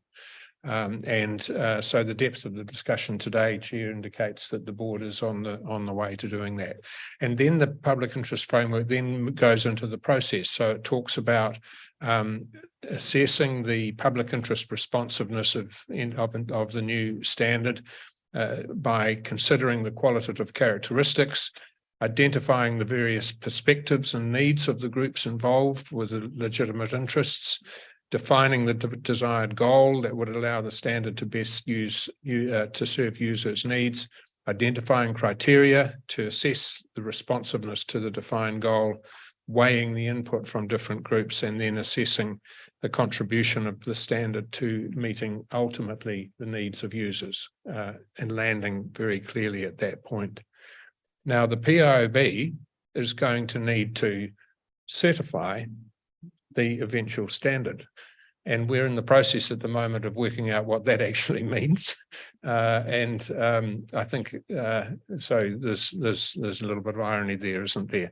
But the certification will take account of the public interest responsiveness of the standard, both in terms of the substance and in terms of the due process, according to these public interest framework criteria. And I think what I would just say, Chair, is that this board is undertaking this activity in public.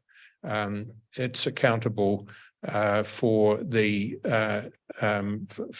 work. It needs to ensure transparency. And so what is important, I think, is that these judgments involved with the competing factors and applying the qualitative characteristics are visible in the determinations that the task force will eventually bring back to the board in June. And that visibility is very important from a transparency and accountability point of view. I'm sure you'll do that, but I just urge again that I think in your very first slide in the common issues presentation yesterday, it referred to the qualitative characteristics of the framework, and it's so it's now a matter of just ensuring that there's the visibility of how the board has applied those. So that was very much the case in both discussions today. I think that the depth of discussion was very encouraging, and so I congratulate the board on the work that it's done. And gosh, a lot of work to do in a very short period of time, and wish you well for that. Thank you.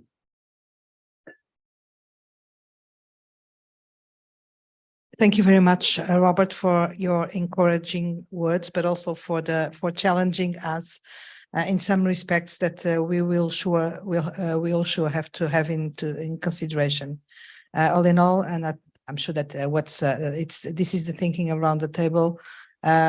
This challenge that you are mentioning should be the most relevant thing that we should have in mind while moving forward with these standards. And it means not taking anything for granted, but testing things against the public interest and against the concrete users of these standards. We will sure take that on, include that in our reflection. Robert, thank you for your words. And of course, my next words go to the task force. As we can see, the task force has a very relevant challenge ahead, but I think that we are ready to go, considering the topics that have already been identified and the good contribution from this board. And so we are looking forward to see where we land in a few months with this with the answers to the answers to the questions that have been made now. So I think that for this morning we are ready. I don't think that there are any specific administrative information unless that we have the group photo. Is that it? So Yeah, thank you, Gabriela. And just before I mention a couple of administrative matters, I think I appreciated Robert's remarks about the public interest framework.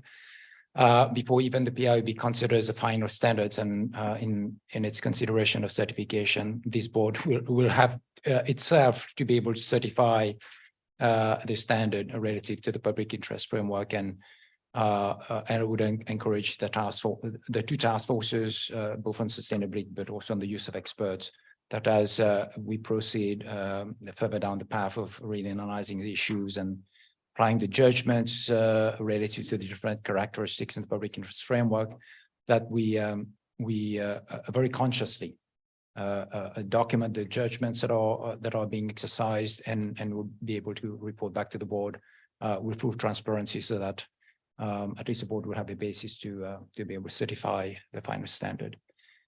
So with that, just in terms of the administrative matters, the board photograph session will take place now before we get into the lunch. The locations is going to be in the room where the opening session took place. So I would ask all board members to make your way to that room. And then shortly after that, we'll have the lunch. It should be ready after that. Thank you. Yes, and we just continue the meeting again at 1:30. Thank you.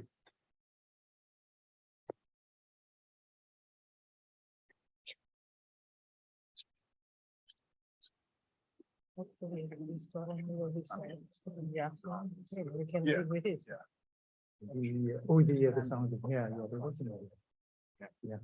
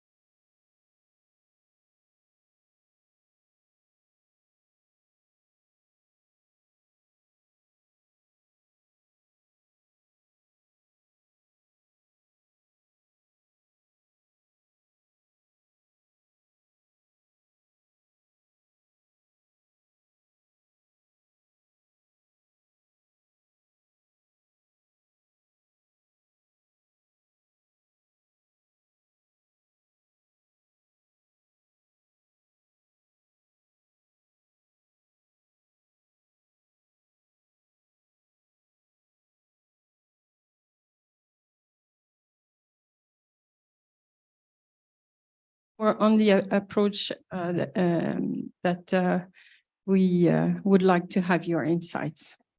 So our working group considers that our approach should incorporate some key characteristics, which are alignment to the extent possible, of course, between IESB and IESBA. As you will see, we have for this key definition good arguments to diverge to some extent. Our definition should also be broad enough to cover all potential ESG matters to be reported, be it on a voluntary or on a mandatory basis, be it or subject to assurance. Okay. We also need our definition to be framework neutral, be it on the applicable reporting on or on the assurance framework, as we said this morning already. So we may have some difficulties with the slides because I'm already on slide 5. But this is for information because you had that, this is a slide with the definition of IEESB and you had it yesterday.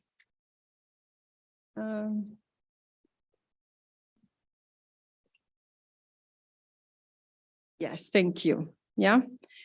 So here is their definition, and I propose, in fact, to skip it and go directly to the other one. We took into consideration, of course, would it be suitable for us to stay with that definition? We concluded not to, and we studied also other definitions. Okay, why did we? No, please, on the slide before, right? Why did we propose to depart from the wording of IEESB? Because IEESB is to some extent a technical standard for those performing assurance. Therefore, not surprisingly, it needs some technicalities.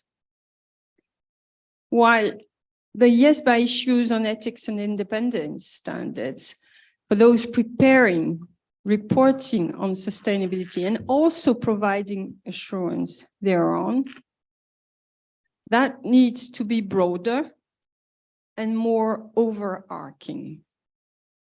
And as you heard yesterday, Willie, he considered that it was also a good way to depart, good reasons for being broader in our sense. So to be broader, we took into consideration other definitions that are on the landscape right now. The IESBA description of the concept of sustainability and also of sustainability-related financial information. And also the EFRAG's definition on sustainability matters and factors. On the next slide, we have these definitions. We integrated in our approach some key components of and overarching components of these definitions. In the IESBA, we took the fact that there was a notion of dependencies and impacts on the whole business ecosystem, and particularly with the short, medium, and long-term notion. And also the resources and relationship on which an entity's business model and strategy for sustaining and developing that model depend, okay? And on the EFRAG, we thought it would be useful to some extent to illustrate what sustainability matters were and to integrate into our definition the notion of environment, social, and governance. The EFRAG's draft definition was used as our starting point. Since it's broader and not linked also to a specific perspective relating to single versus double materiality, for example. We are on the next slide. Yes, thank you. So we integrated the broad reference to the typical ESG factors, but without examples, so that the definition can be kept all-encompassing. We made reference to the historical information as well as forward-looking information, was important notion for us. We keep it framework neutral, notably in regards the single and double materiality aspects. We take the IESBA reference over the short, medium, and long term, and we added reference to jurisdiction specificities. So we ended up with this proposition, information relating to environmental, social, and governance factors, including policies, performance, plans, and goals that are relevant to an organization's activity or impacts over the short, medium, and long term. This also includes any specific information designated as such by the applicable reporting framework in the particular jurisdiction.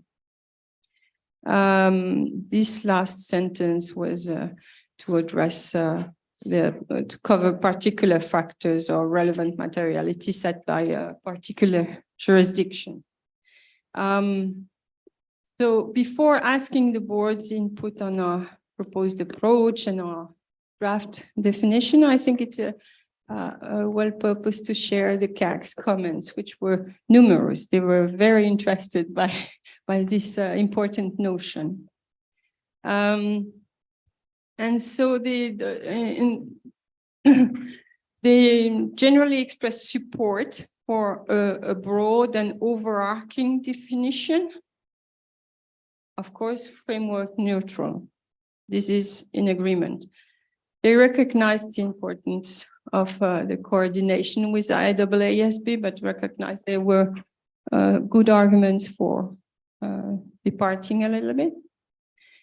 They had queried about the fact that so these were different persons speaking. It was not the total board, the total CAG unified. But so in some circumstances, they felt, well, why do you need a definition? Because the definition is going to be given in each jurisdiction. They also had a recommendation to be cautious in the effect of having different definitions in international standards.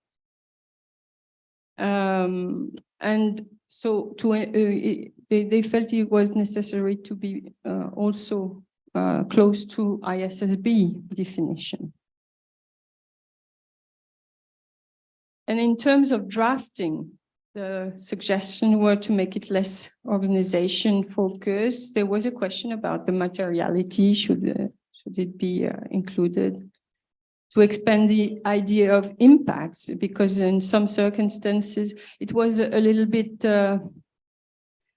well, should it be more specific, clear about the impacts on environment and society up and down the value chain?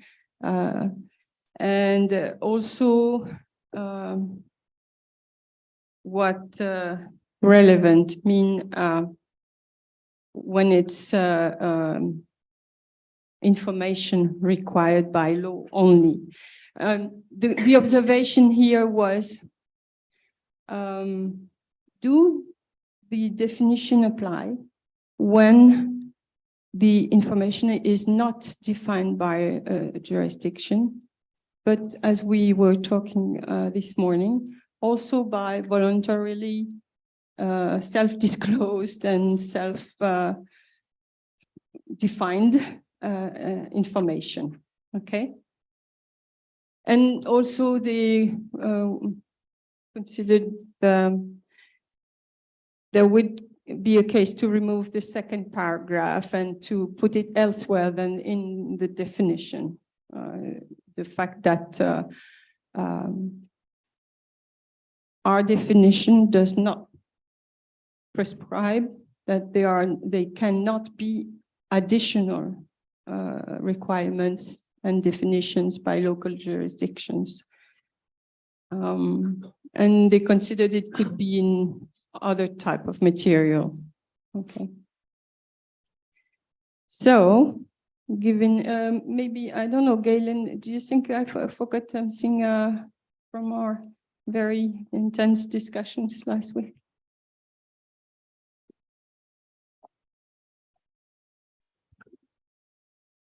Thank you.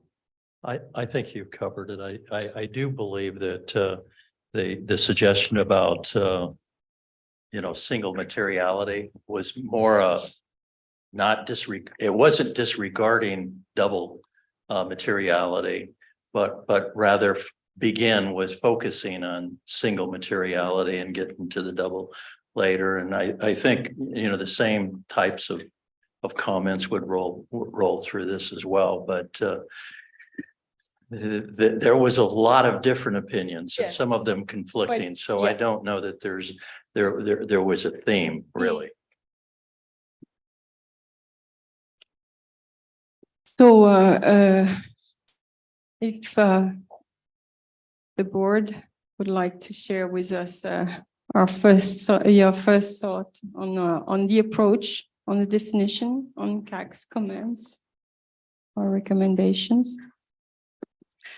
Thank you very much, Christelle. This is one more critical aspect of the standard setting project. Let's say the basis of it. So what is being suggested here, proposed and questioned is something that deserves the board attention and active contribution.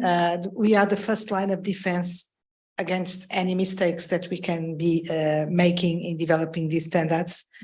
So we are responsible for addressing the risks that we have here and trying to make sure that, I mean, if we make any mistake, at least we have not missed the opportunity to try to identify what can be right and what can be wrong. I think that the task force already did a very good job, as we can see from this presentation, so that we are being given the right questions and the right material to discuss.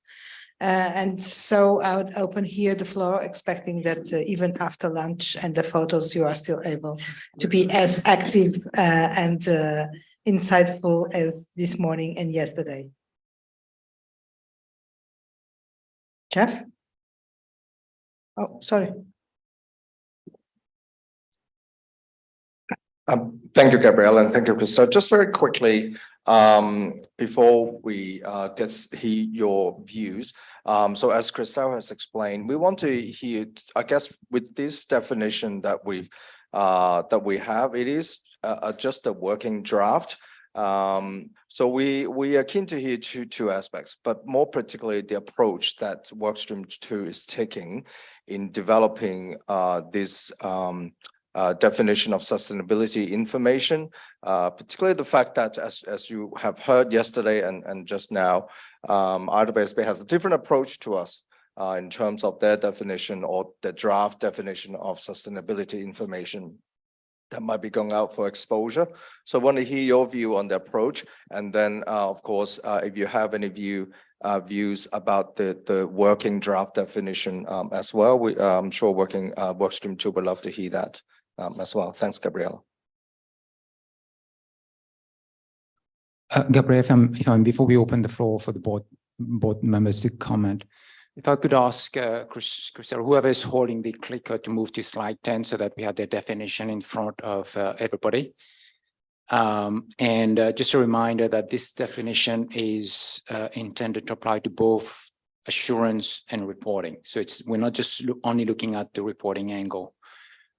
So that's an important thing. And I think, Christelle, if I may suggest, there is a threshold question before we even start to look at the definition and start to splice it and dice it and so forth.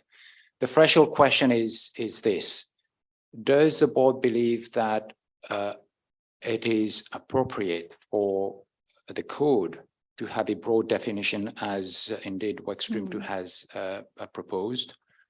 Or should the code have a definition that is aligned to the definition in the IEESB's proposed assurance standard? Because if it's the latter, then there's no question to be addressed. Essentially, we just go with the IEESB definition. So that is a threshold question. And if the board believes, yes, the code ought to have a different or broader definition, then of course, then we can go into the proposal that's in front of us. Thank you very much, Ken. Is it working? So the floor is open. I hope that you don't take too seriously what Ken said about we possibly closing the discussion now if we decide that it should be similar to the IEESB definition, and so we don't have anything else to discuss. At least we can come to the conclusion, but again, discussion and challenge is important. Galen, please.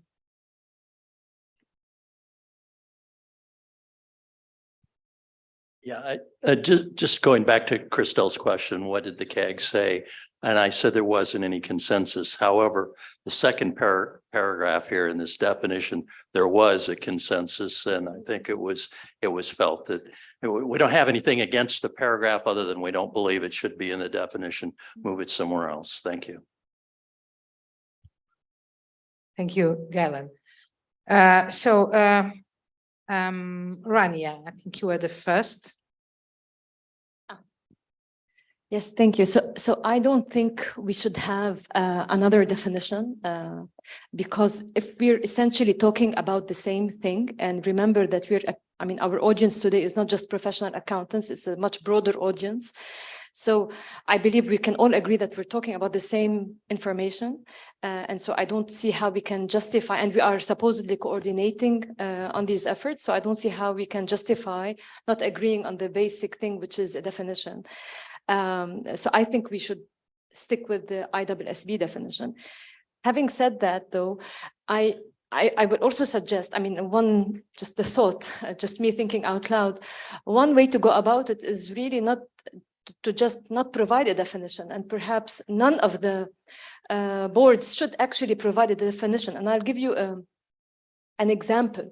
The anti-corruption, the UN Convention Against Corruption, which is the most comprehensive convention against corruption, does not define corruption, because they recognize that corruption is such a fluid concept, and it keeps on evolving.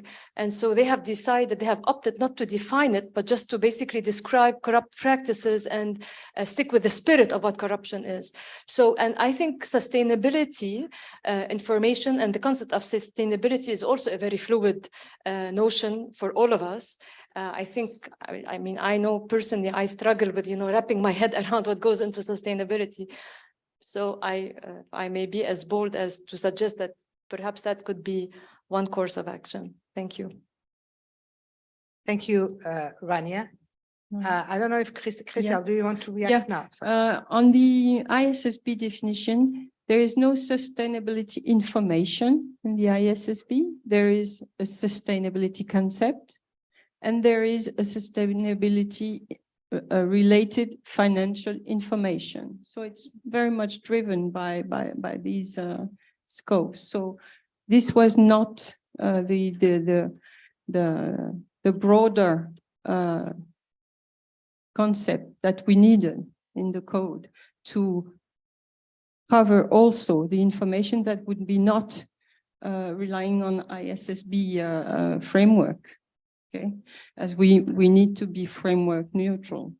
And the IFRAG definition was a little bit too much, deriving in some details about human rights and anti-corruptions, etc., where we didn't want to go, to keep it sufficient. So it was more as an illustration that we added we started with the concept including environmental, social, and governance, but we wanted to keep it broad enough. So I think we also have arguments not to keep to stick to the IESB because they don't have a definition for sustainability information, but something narrower. Thank you, Rania and Christelle. I would just add, looking at the IESB definition, that it relates to something that is already in the FED. It's the same, the equivalent of subject matter information in other IESB assurance standards. As we move towards a vision according to which our standards should be framework neutral, it's relative, I would say, let's keep our minds open and see what comes out from the discussion. But I would say that it would be difficult to have a framework neutral approach and at the same time having as a basis a definition which relates to a very technical concept and definition within the specific IEESB context. But this is just another element for thinking. Mark, please. Thank you. I suppose my jumping off point is very similar to Rania in that we shouldn't be developing our own definition, but the problem is I don't necessarily think the IEESB definition is a particularly helpful one. So it sort of means that we're sort of forced a bit to sort of diverge from what they have. And I think when I look at the other sort of definitions that the working group has considered, in a sense, IESB has one. I agree that it's focused on sustainability related financial information, and EFRAG has one. And I don't think either of those are particularly satisfactory either, because the IESB one is focused on enterprise value and the EFRAG one is almost far too prescriptive. So I think where you've got to is a bit like if I think sort of about the concept of something in a European directive where it's minimum harmonization rather than maximum harmonization in a regulation. And I think what you've done is probably quite a neat minimum harmonization to create something that potentially works for the code and avoids the downsides of the other definitions that are already circulating around there. That said, I think, you know, both for the roundtables and ultimately for any sort of consultation on an exposure draft, it's quite a useful question. And it does go to show the difficulty of having the IASB, moving forward at a quicker pace than we are, because some of these things could actually be better aligned in a way that would be helpful to both boards. So I think as a jumping off point, where you are is probably a good compromise in developing something that is helpful to framing things in the context of the code. Thank you. Thank you, Mark. Christelle, I don't know if you want to react immediately or if you want to collect one or two questions more. How do you want to? No, I fully agree with what how Mark okay, good. said it. So it's okay. This is what we meant when we issue this broader definition. Yeah, and again, reverting to the vision that we should have a framework neutral therefore a framework neutral concept. It was raised in another slide. I think it was one of the comments of the CAG that we could possibly work a little bit on the extension of the impact idea.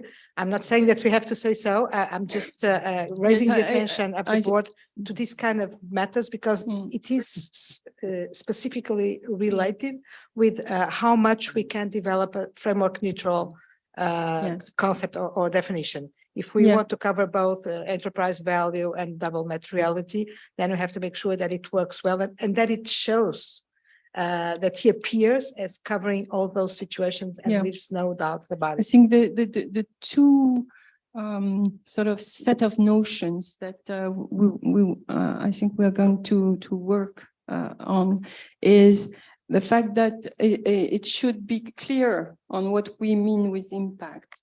Okay, and the second one was about what was it? The second one was about yes, that specificity that we are evoking. We are going to work on that.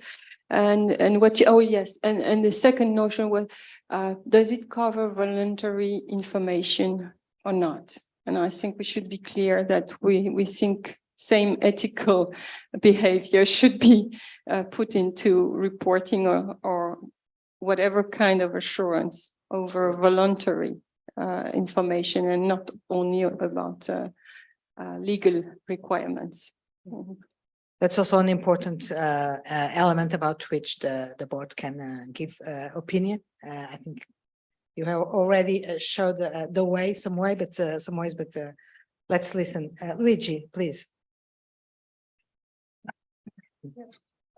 Thank you.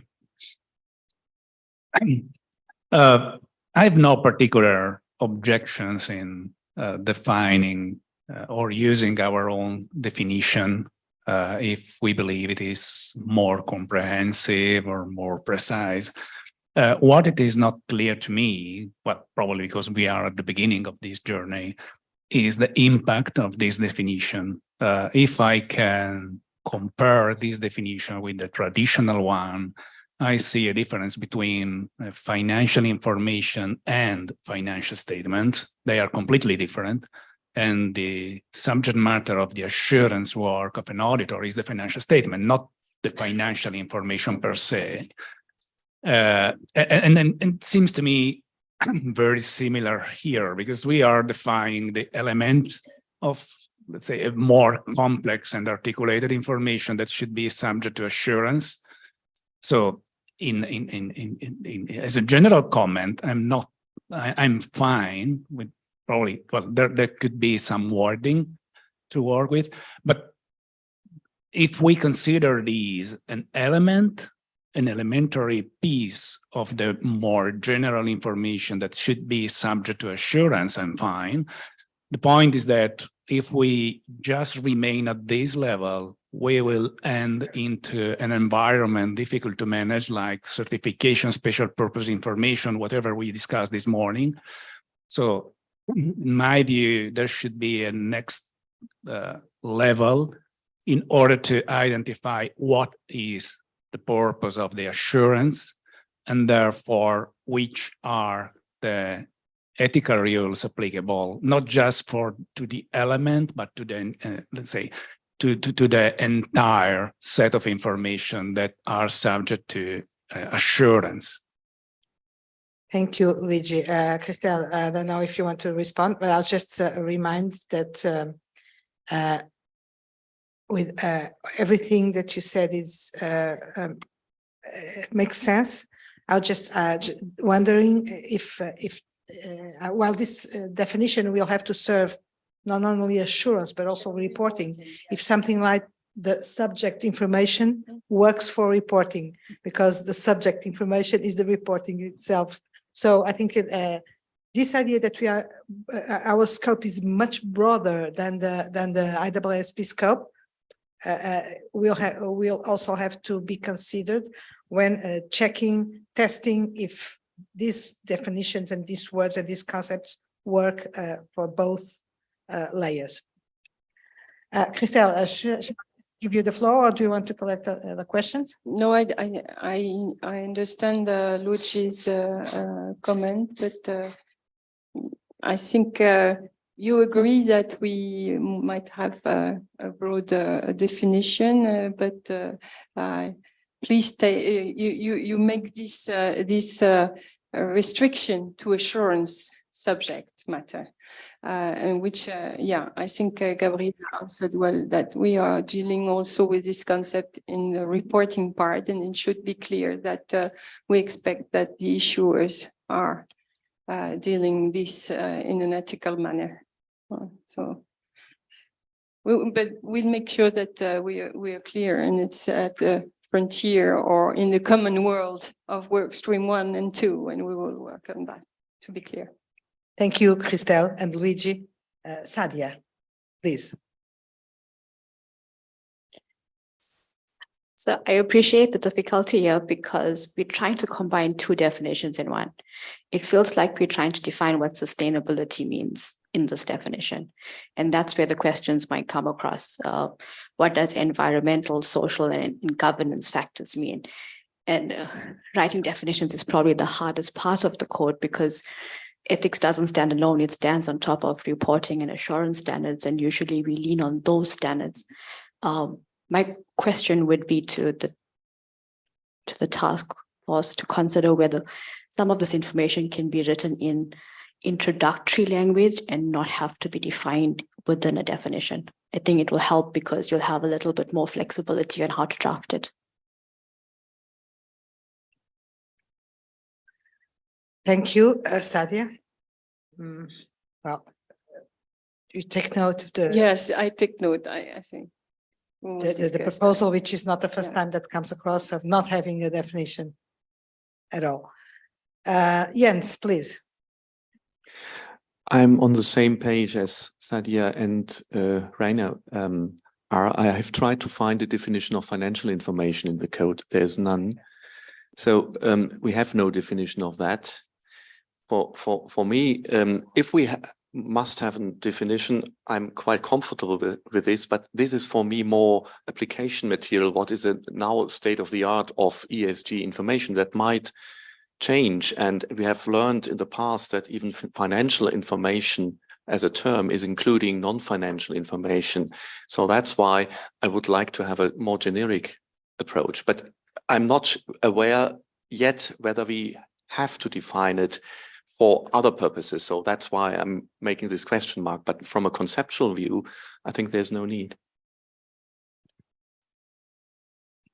Thank you, Jens. Chana?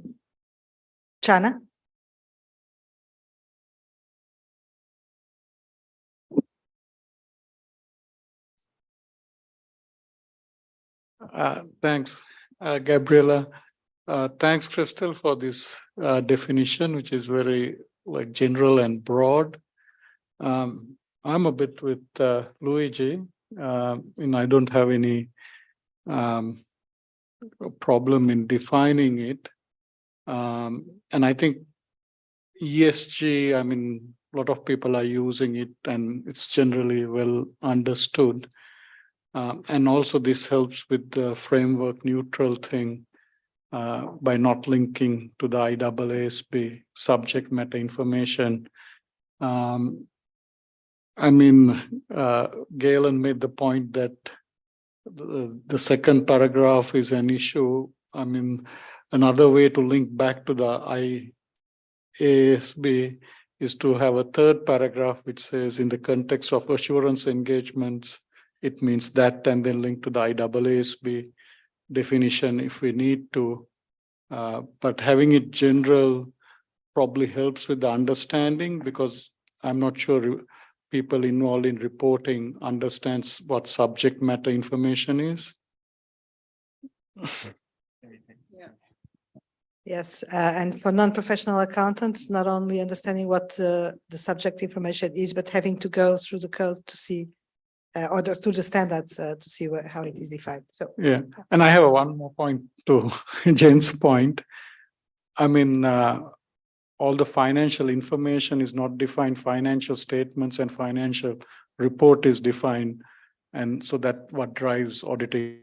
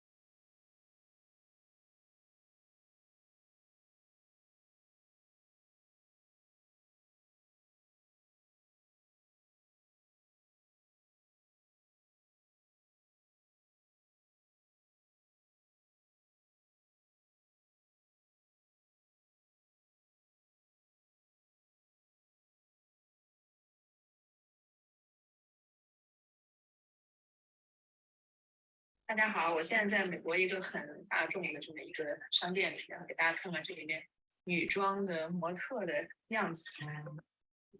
对，就是这样的，所谓的大码女生是吧？像这边的这两个也是，就是比较正常的身材了，是吧？然后呢，你看大家看到墙上的模特的样子也是，好。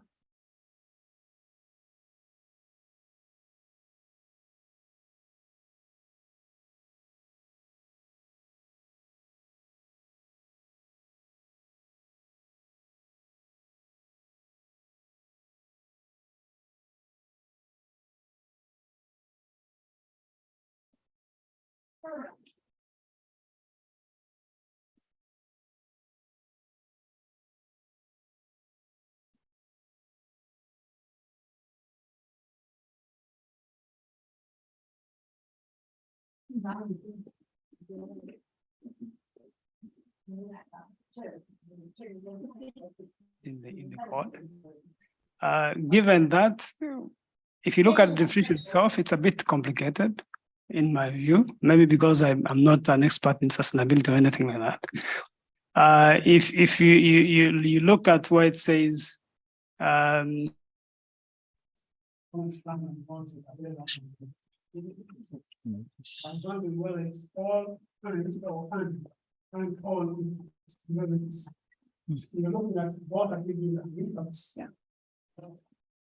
of those activities over the short term and long term.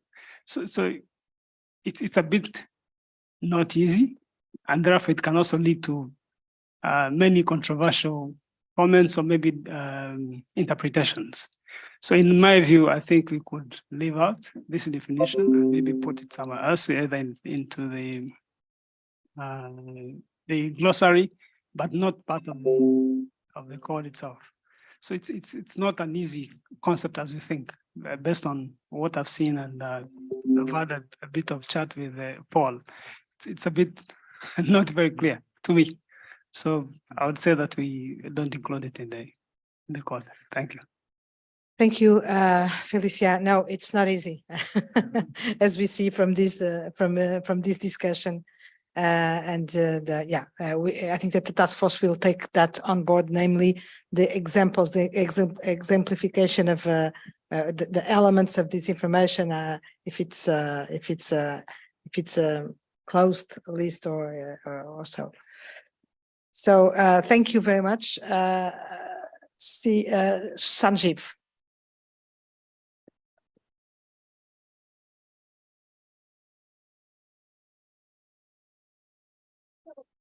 Thank you. I think I'll support what Andy said and not repeat the whole thing, and what Rani also said. I'll just add one example to it. When we did our tax planning project, we did not define what tax planning is. We kind of explained what tax planning can be or what it includes. And that's where I think Sadia said that, look, instead of a definition, can we not explain it somewhere as to what sustainability information is, instead of defining it and kind of, again, what comes in or what remains outside? Because it is, I think, is going to be ever evolving. And obviously, what we'll define today is what is before us. Should we keep this open? Should we keep it as only as a descriptive as sustainability information includes, but not a definition? So that would be my suggestion too. Thank you, Sanjeev. Yao Shu, please.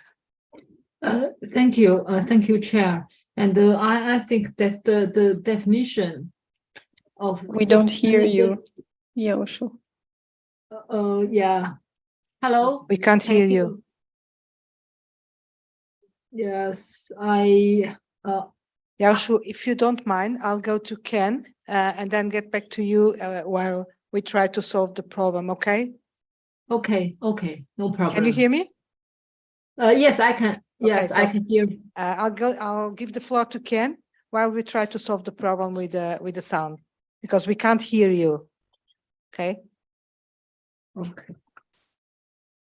Thank you, Gabriela. Yes, hopefully the sound system will come back, but I have been listening to the discussion very carefully, and my suggestion to the board would be not to make a decision at this stage until after both work streams have had a chance to start to develop the provisions. Because the reason I say this is because we have to be very cautious in not prejudging or foreclosing on what we might need to do eventually. Because if I were to, maybe that's a response to James's challenge or question, are there any provisions or might there be any requirements that would call for a level of specificity that we would need to make sure that assurance practitioners will be able to operationalize the requirements of provisions? So if I were to look at the non-assurance services provisions,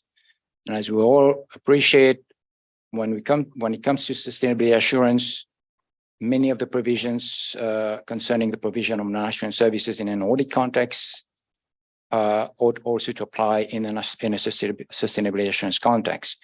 And a number of the NAS provisions in the code speak to the practitioners, or in the case of an audit, the auditor's consideration as to whether the outcome of the non-assurance service might have a material effect on the financial statements. And that is a very, very specific and very precise requirement. And if we don't have a definition, then it's going to be very difficult to operationalize that sort of requirement. In other words, it's how would the practitioner make an evaluation as to whether the outcome of the non-assurance service, whatever it might be, might have a material effect on the subject, on the sustainability information. And if it is very broadly described, it's very loosely described, that's very difficult to apply on a consistent basis globally by both PAs and non-PAs. And I'll take another context as well, the concept of a public interest entity.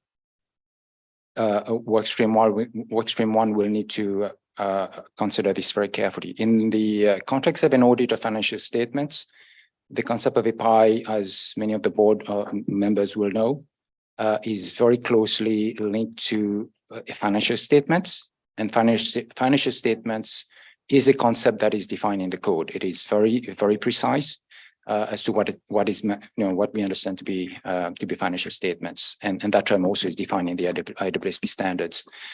And as we extend the concept of a PI to the sustainability context, we may need to take a parallel approach, if you will, in terms of how we then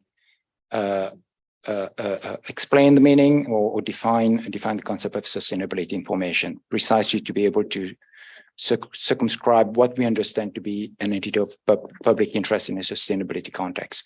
So that's what I would caution the board. I mean, it seems appealing because of the challenges of defining the concept that we, if you will, we take the easy way out and not try to define it and just maybe describe it very generally, as in fact the IESBA is trying to do for its application material, apart from the technical definition. But I think in the context of independence in particular, we may need a level of specificity so that we can have requirements that can be very consistently applied and certainly understood. Thank you very much, Ken, for raising these very not specific but concrete aspects, and for the advice not to decide today. I don't think that we were going anyway to make a decision, but I think we have to keep that flexibility and that open mind on the next few times. Ayao Shu, can you try again? Okay, can you hear me? Thank you, Chair. We can't hear you, Ayao Shu. Oh, sorry. The best that I can do, if we can't solve the problem, is ask you please to send me a message, a written message with the most essential of what you want to do. Is it okay? Okay. I'm sorry for this. Rich, please. Yeah, I'm somewhat in the same camp with Andy and Sanjeev, but I was going to say almost what Ken said is I don't think we should lock in right now. I do think we may also, to Ken's point, find that we need to get a little bit tighter as we look through the specifics of what we're going to what we're going to say about independence in particular as it relates to the aspects of the attestation or assurance work. So that's all I had. Thank you very much, Rich. Laurie. Thank you, Chair. So somewhat in line with Andy and others, I'm generally okay with it starting right now with this sort of broad definition, assuming that it'll tighten up. To Rich's point, I think over time, I very much agree with Ken's point that it's probably very early and it'll probably be at some point much further along where we decide this matter. I do know that in other areas, we don't have definitions, but they're long established areas. And one of the concerns I have is this being a newer area, and we've spoken about this earlier in the day. We need to provide better clarity, I think, to people. And when I was thinking about the public interest framework that we're measuring things against, things like clarity and conciseness, the ability for stakeholders to understand what is expected of them is easier in a long established area of work than in the area of sustainability. So my main concern would be that since we're talking about applying the public interest framework, this would be a good one to go through and think about. Are we thinking about all the angles on this before we decide where the balance weighs? Yeah, thank you, Laurie. And I was, as I was listening to you, I was thinking, for instance, if we provide or if we don't provide a definition, is there, or would there, for instance, be room for some people to say this and that is not sustainability information, and start discussing the boundaries of the concept in a way to circumvent the application of some standards. So this kind of risks should be taken on board, but I also agree that it's early days to make a decision here. Yaoshu, last try.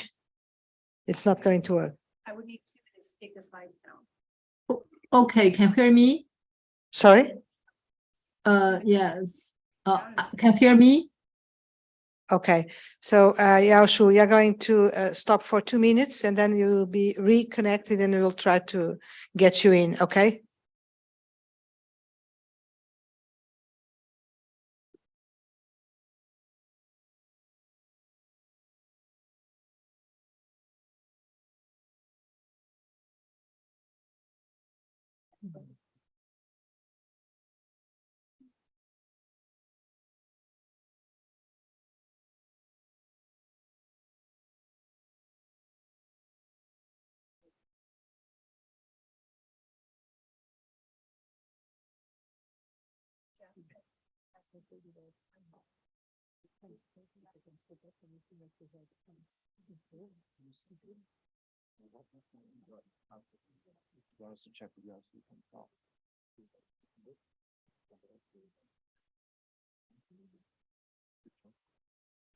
Okay, can you hear me? Check. Oh, sorry. Yes. Yaoshu, do you want to try? Okay. Okay, it's still not working. Just give us another minute. We'll ask you to try again in just a second. Thanks, Yaoshu.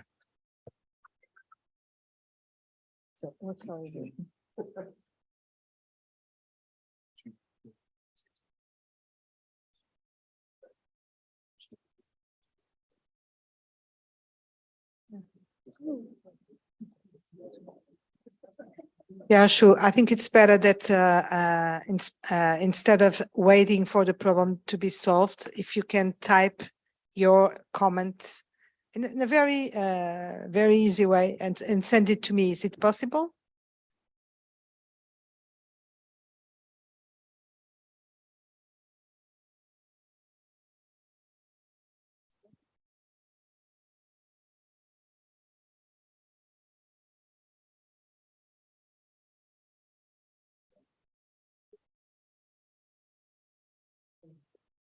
Meanwhile, Rania, do you have an additional comment? So please.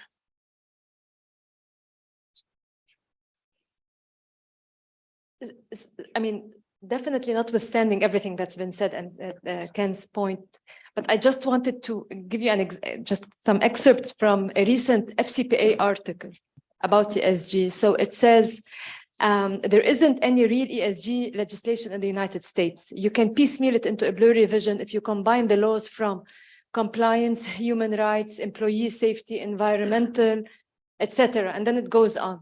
And then just to be brief, it continues. One issue is that ESG has multiple meanings. And so all I'm saying is that, I mean, one way I understand that it's important to scope what we're dealing with, very important.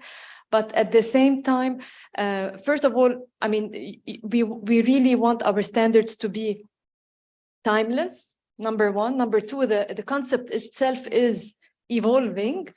And I mean, you never know what it will continue to include or to exclude.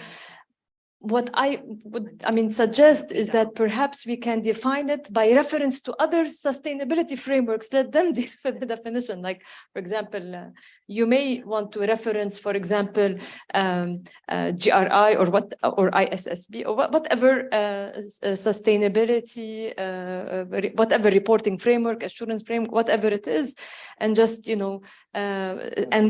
And in that case, as Andy was saying, because we are dealing with ethics, it doesn't have to be so technical. We're just saying that whenever something is dealing with what is called sustainability, these are the ethical requirements. I think that would be one way to go about it. Thank you, Rania. I think this all will be taken out for reflection by the task force. Personally, I think that making reference to a specific existing framework will prevent us from being framework neutral. And this is this wide and the agile approach that we have to make sure that that we keep. And I mean, we are not defining sustainability. We are defining sustainability information, which is a little bit different. But yeah, very much a lot of food for thought. Vanya, please. Yes, Gabriela, thank you. I would just endorse what you just said, because IESBA is supposed to prepare the global standard for reporting sustainability, and they will be doing that not from scratch, but bringing what is better in this sense in the market. So for climate, they are bringing TCFD. For human rights, they might be bringing SHIFT. For biodiversity, it might be bringing GRI. And so for us to link to a specific one might cause problems in the future when the other frameworks are incorporated by IESBA. So I would not recommend that. Yeah, thank you, Vanya. And I'm thinking for an example, for instance, according to the European framework, tax duties and the compliance with tax, the tax activity of a company is subject to the corporate governance, the non-financial information report. So it's part of the sustainability information. In other jurisdictions or regions, this is not so, and probably it will probably never be like that. So this adaptable nature of the concept of the framework, it's more the framework has to be kept alive. Ken, please.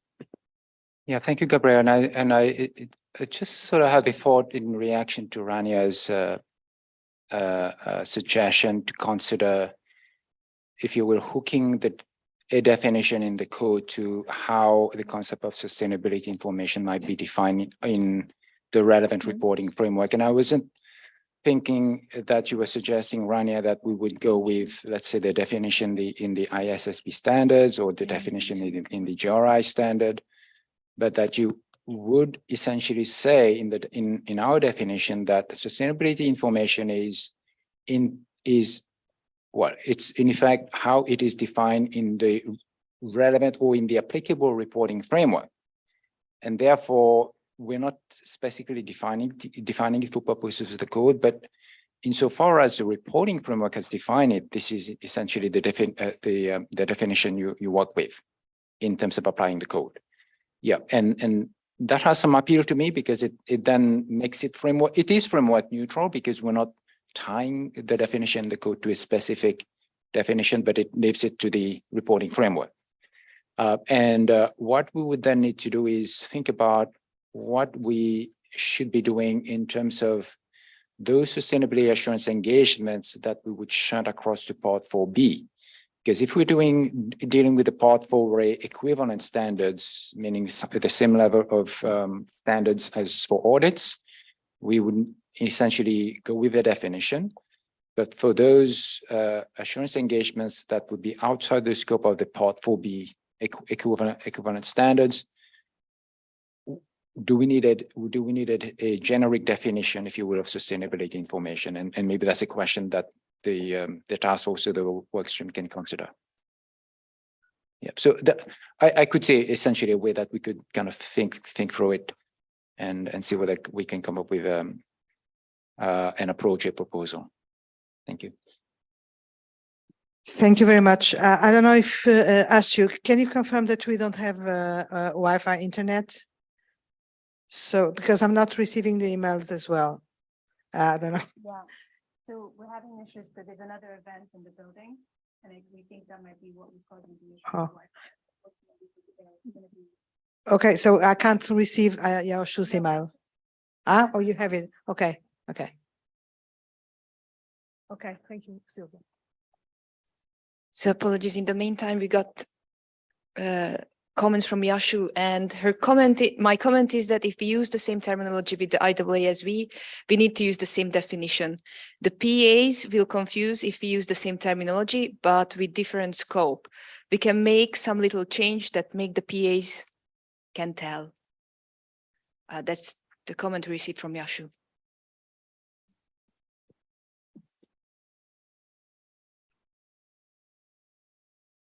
Okay, so as I previously said, we're not on the same notion because the IESBA is clearly on financial related sustainability information. So there is a difference, in fact. So there should not be trouble, but I recognize that we have to be to pay attention to all these remarks. We will take them on board and come back to the board. Okay. Are there other? No. Laurie, do you still want to? Oh, yeah. Okay. Is it okay if we go to the next definition? So the next one is about sustainability assurance practitioner. The IEESB propose a definition, and in fact, we are proposing globally to align with this definition, but we want to exclude this sentence that is quite specific to the interpretation of the IESA 5000, which is where the IESA expressly intends, etc. This has nothing to do with our purpose, so we would skip it out. So on next slide, we propose to have these definitions. Individuals conducting the engagement, usually the engagement can be leader or partner. As we said this morning, the wording is not defined, but we would align, or other members of the engagement team, or as applicable, the firm. Yeah.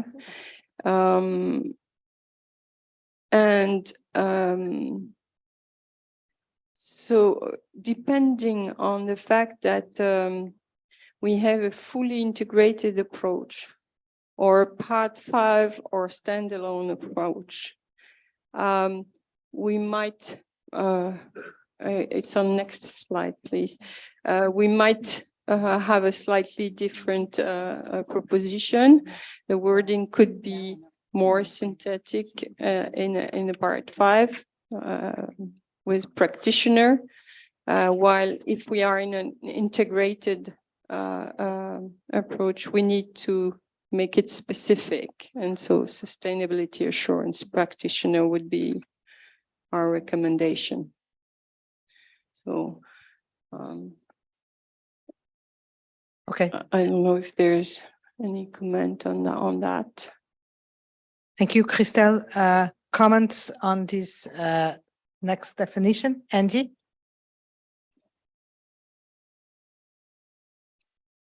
Thank you, and thank you, Christelle. I'm not sure where to place it, so I think it goes here. I mean, I think this is very clinical in terms of defining what the person is that does the sustainability work, but from a blank ethical code construct, where does the concept of professional competence and due care and qualifications of the practitioner land?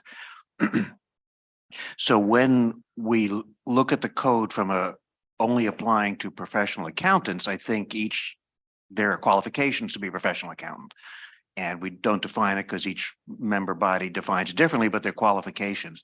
So it seems that in terms of the practitioners, there ought to be somewhere where the threat of not being professionally competent or having due care, there's some sort of qualifications for the practitioner. So I don't know if that's something the task force has gotten into, because this is just an extremely clinical, is not qualitative at all, is how I'm trying to describe it. Yeah. Maybe I'm being idiomatic, but it seems to me there ought to be some place within this project where we have some sort of qualitative aspect of who a qualified practitioner is. Okay, for sure we will see that, and I propose that we discuss this with the next definition, which is the professional activity, because there enters the question of skills. But I understand that for assurance practitioner, wherever in the code we have defined that for the financial assurance practitioner. We should also make it clear for the sustainability assurance practitioner that we have the same bar, same expectations. Okay, fair enough.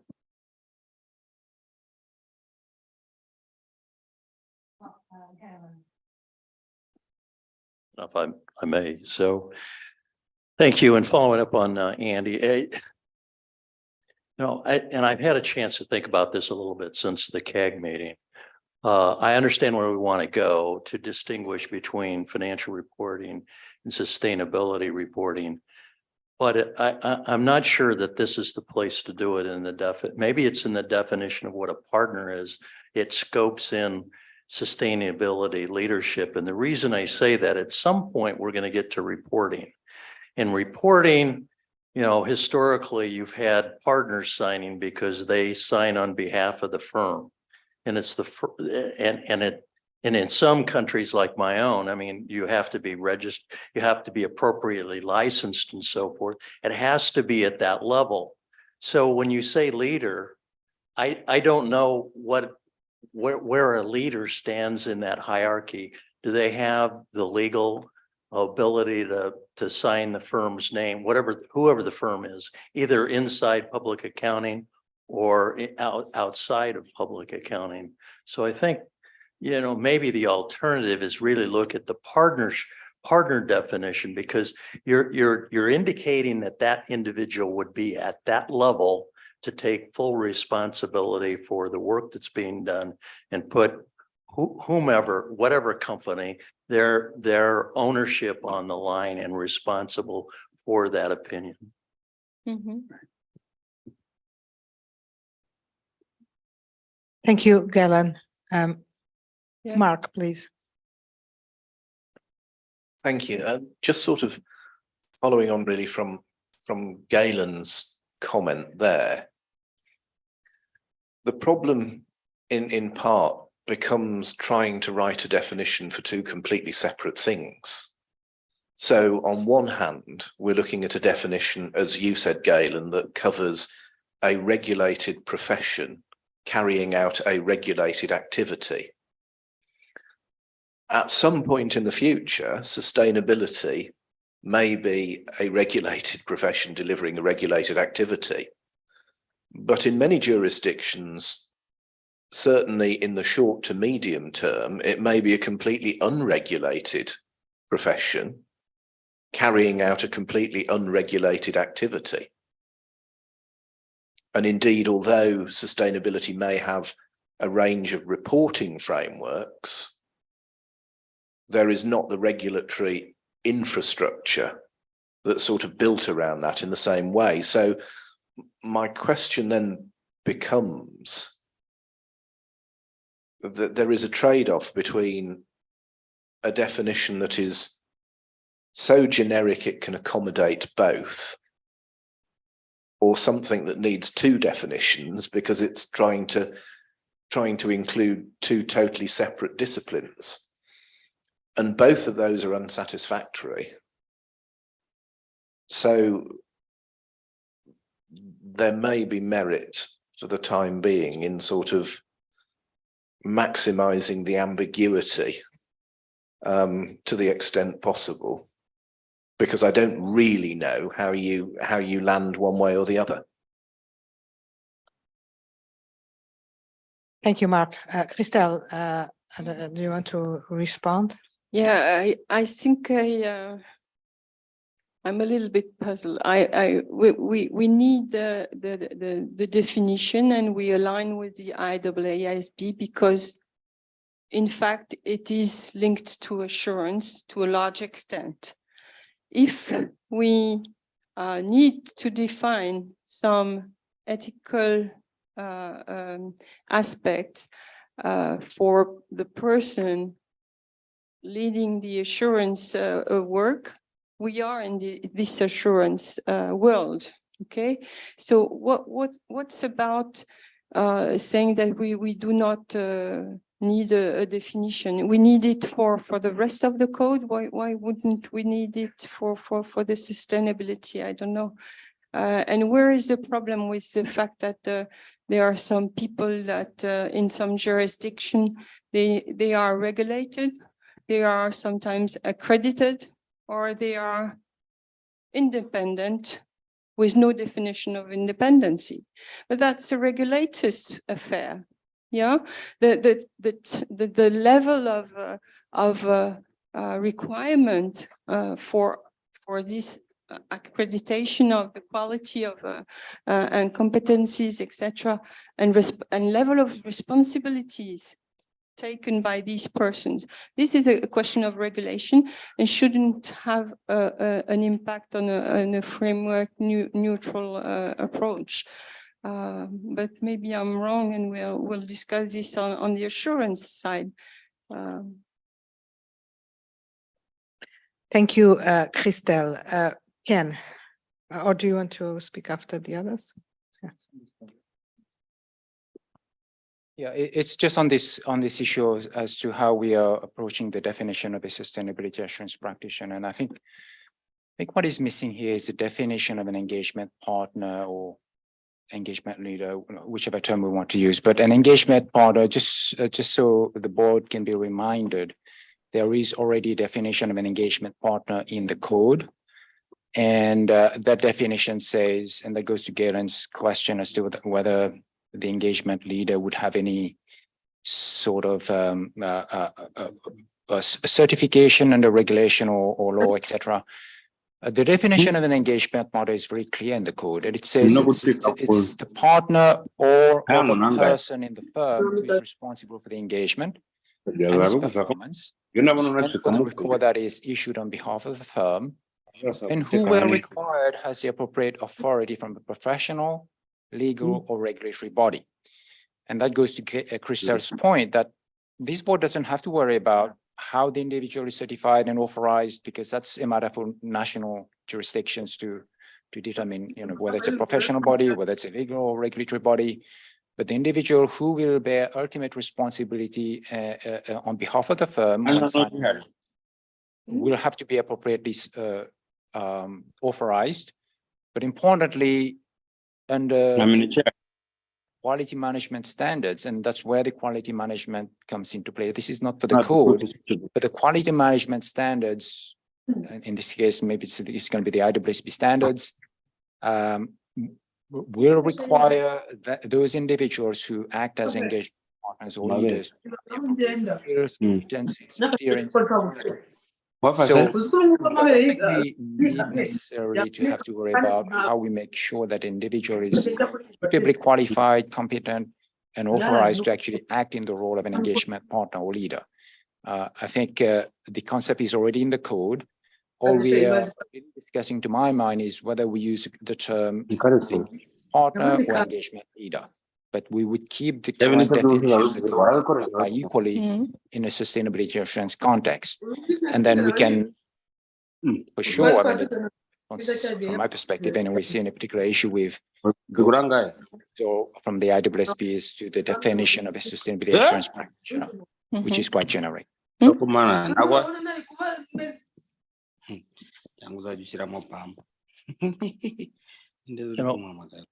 Is this on? Yeah, so I would stick with engagement partner, and the reason and maybe just expand that, because one person it goes back to what you're talking about, Ken. One person has to have the authority to sign on behalf of the firm, and it to me it doesn't make sense to what does engagement leader mean unless you've defined it, and does it convey anything different than what we have in the code right now as engagement partner? And I get the idea that this is different, and so we will have non-practitioners outside the profession trying to understand what we mean by engagement partner, and that's just, I think, a leap that they have to make.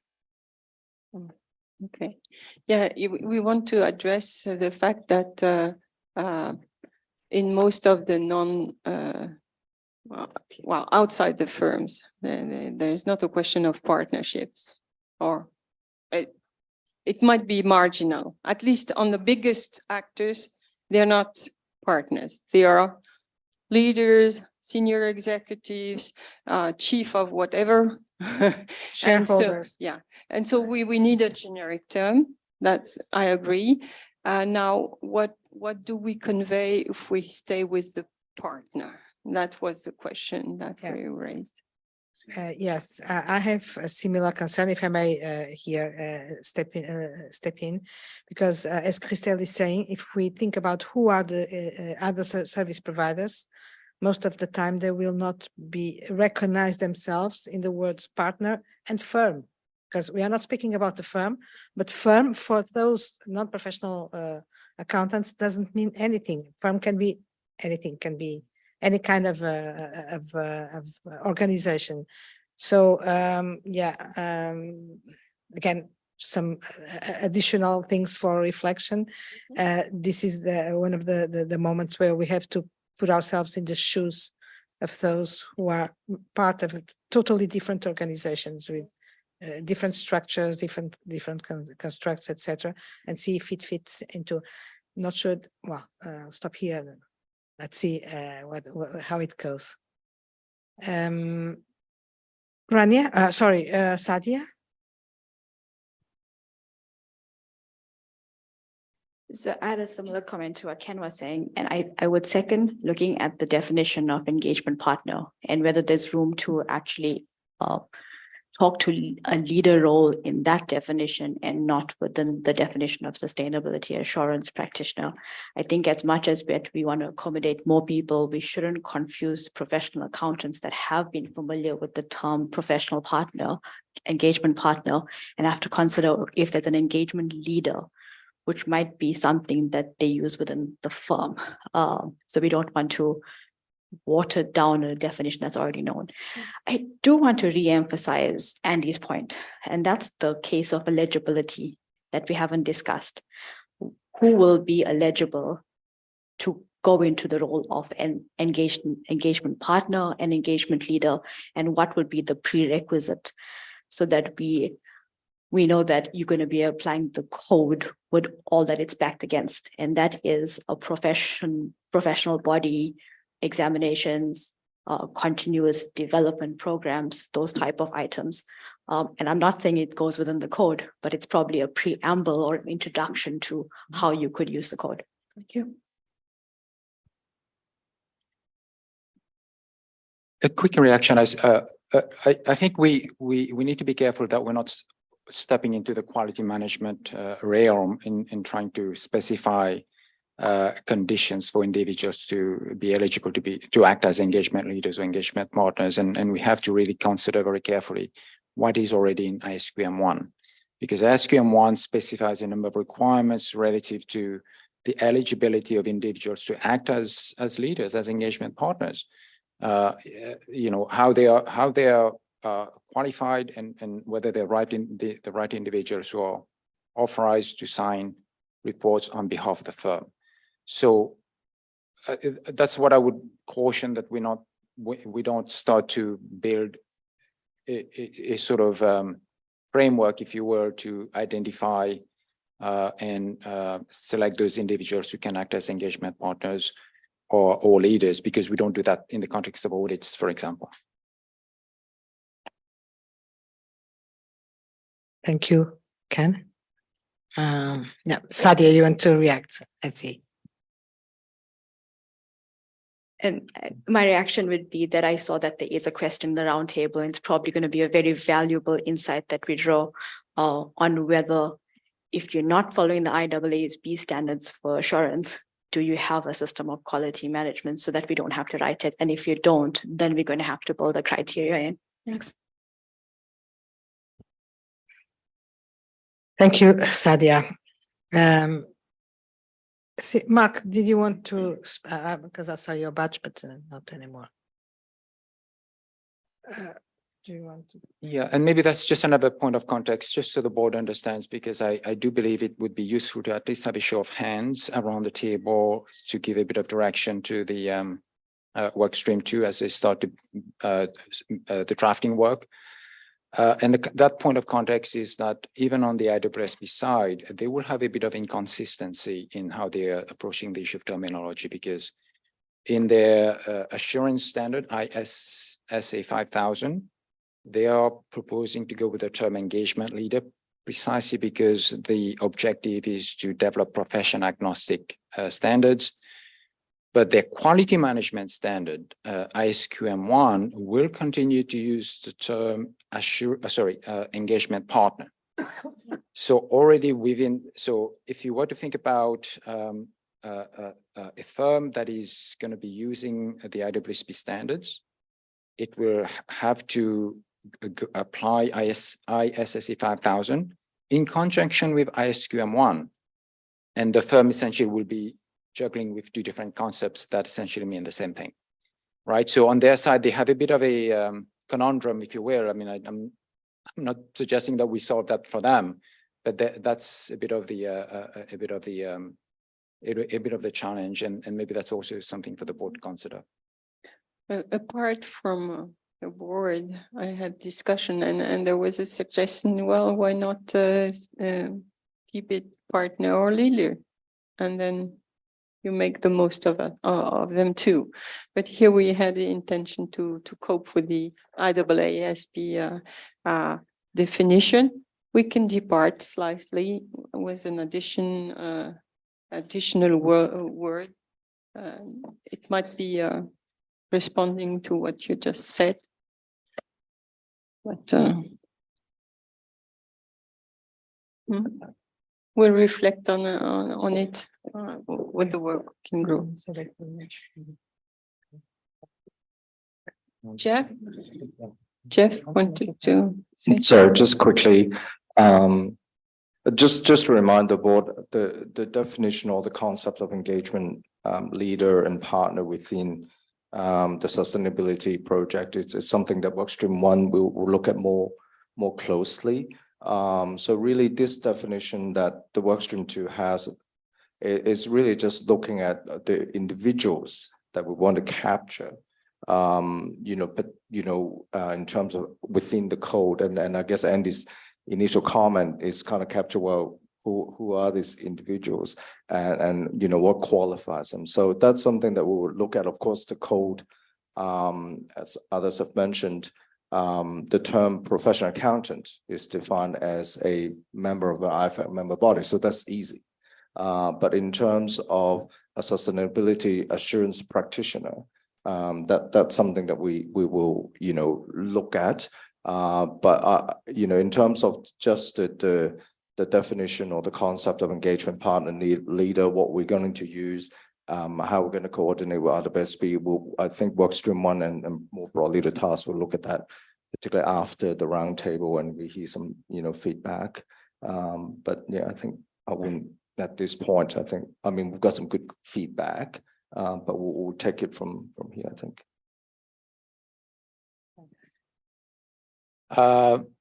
Not wanting to prolong the discussion, but I think I would suggest that the board thinks in terms of a high bar to clear if IESBA were to depart from the approach IESBA has taken on this particular issue. And I'm not saying on other issues of coordination, but at least with regard to IESBA's direction of travel.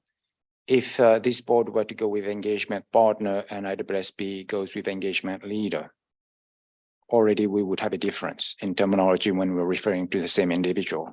And what is the basis or rationale for this board to go with a different term when the objective is to be fully coordinated between the two boards? So I think my challenge to this board is it has to be high threshold to clear if this board is going to come up with a different term. And what is the basis for that? Otherwise, clearly we should be aligned in terms of terminology. Okay, so this is the challenge for this board now. But Mark.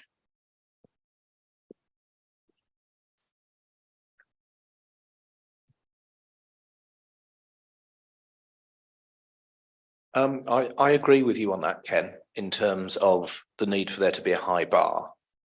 But equally, I am sympathetic to the task force need to have a bit more structure and definition in how we look at defining these engagements and who is ultimately responsible for delivering them. So just out of interest, I have looked at 2 independent assurance reports prepared for a global corporate, one of which is prepared by a professional accountancy firm, one of which is prepared by another provider. So the PA prepared version refers to use of the IESBA code. It refers to a quality management system aligned at the time ISQC1, so something we would recognise.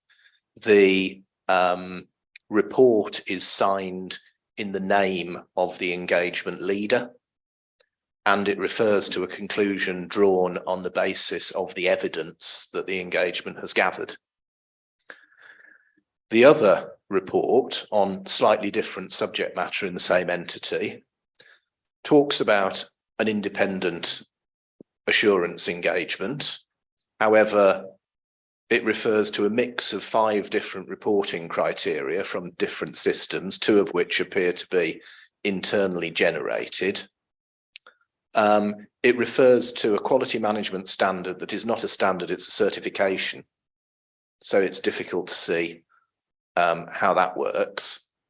It refers to an independent report, yet talks about a code of ethics, but with no detail behind it. And then in the same sentence talks about a number of existing commercial relationships with the entity. So on one hand, I'm really with you on the need not to depart from an established definition. And indeed, David and I were just looking at the definition in the code for, you know, sort of for engagement partner in terms of the engagement and thinking, is this strong enough to do it? But I do have some sympathy for where Christelle has landed, which in one example lends itself really well to the existing definitions and ties it all in very strongly. But in another example would leave me extremely nervous that without a more belt and brace approach, you would run the risk of undermining one of the objectives that we talked about earlier, which is the purpose of what we're doing with the code is to underpin the reliability of the information and the ability to be able to underpin public trust in that information. So I don't have an answer to it, but I sort of have a bit of a caveat and a word of warning that we need to try and work out how to address, either through amending a definition or putting something around it, be it application material, as others have stated, or, you know, thinking more about the type of engagement that would meet the high bar to go through the scoping that we're looking to develop.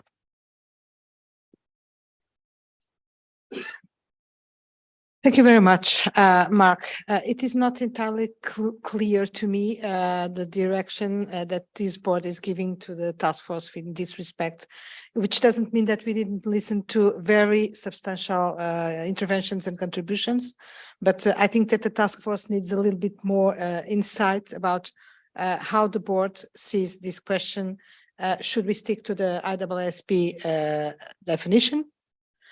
If not, why? What are we envisaging as being an alternative, or why this does not fit into our objectives? I'm not going to require everybody to speak, but if you could, in a very clear and to the point way, refer to this question, not to decide now, of course, because as Jeff rightly said, not only the task force has to come back to this, but also the roundtables will be very important, but have more clarity about what is around the table in terms of the understanding of this, about this question. Luigi.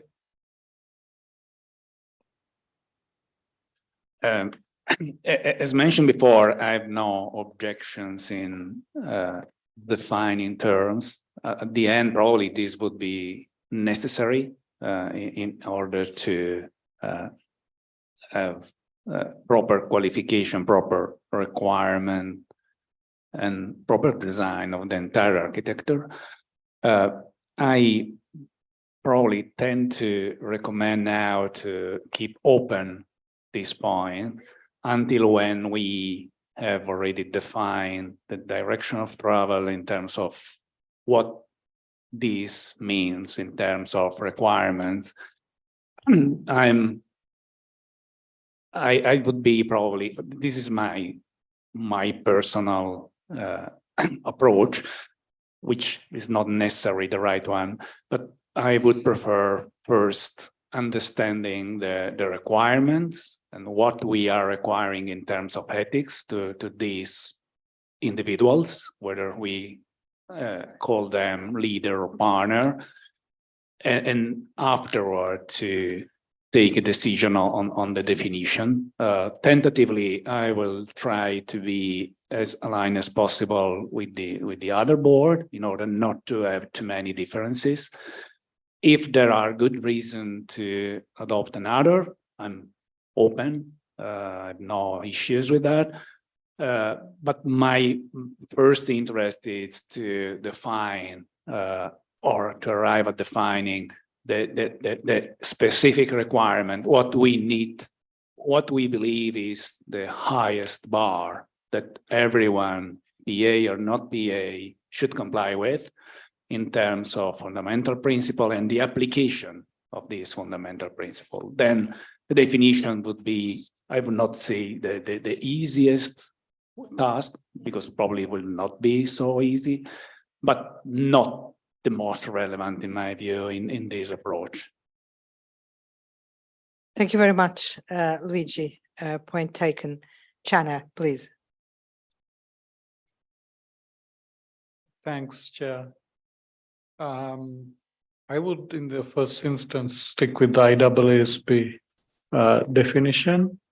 As Galen said, at the end of the day, somebody has to be certified and somebody has to be responsible for the engagement. So, like as Ken also mentioned, it would be a high bar to depart from a IAASB construct. So initially, I would tend to stay with this, but I think Felician made the point in the morning whether it should be leader or partner. So that would be something the task force could consider.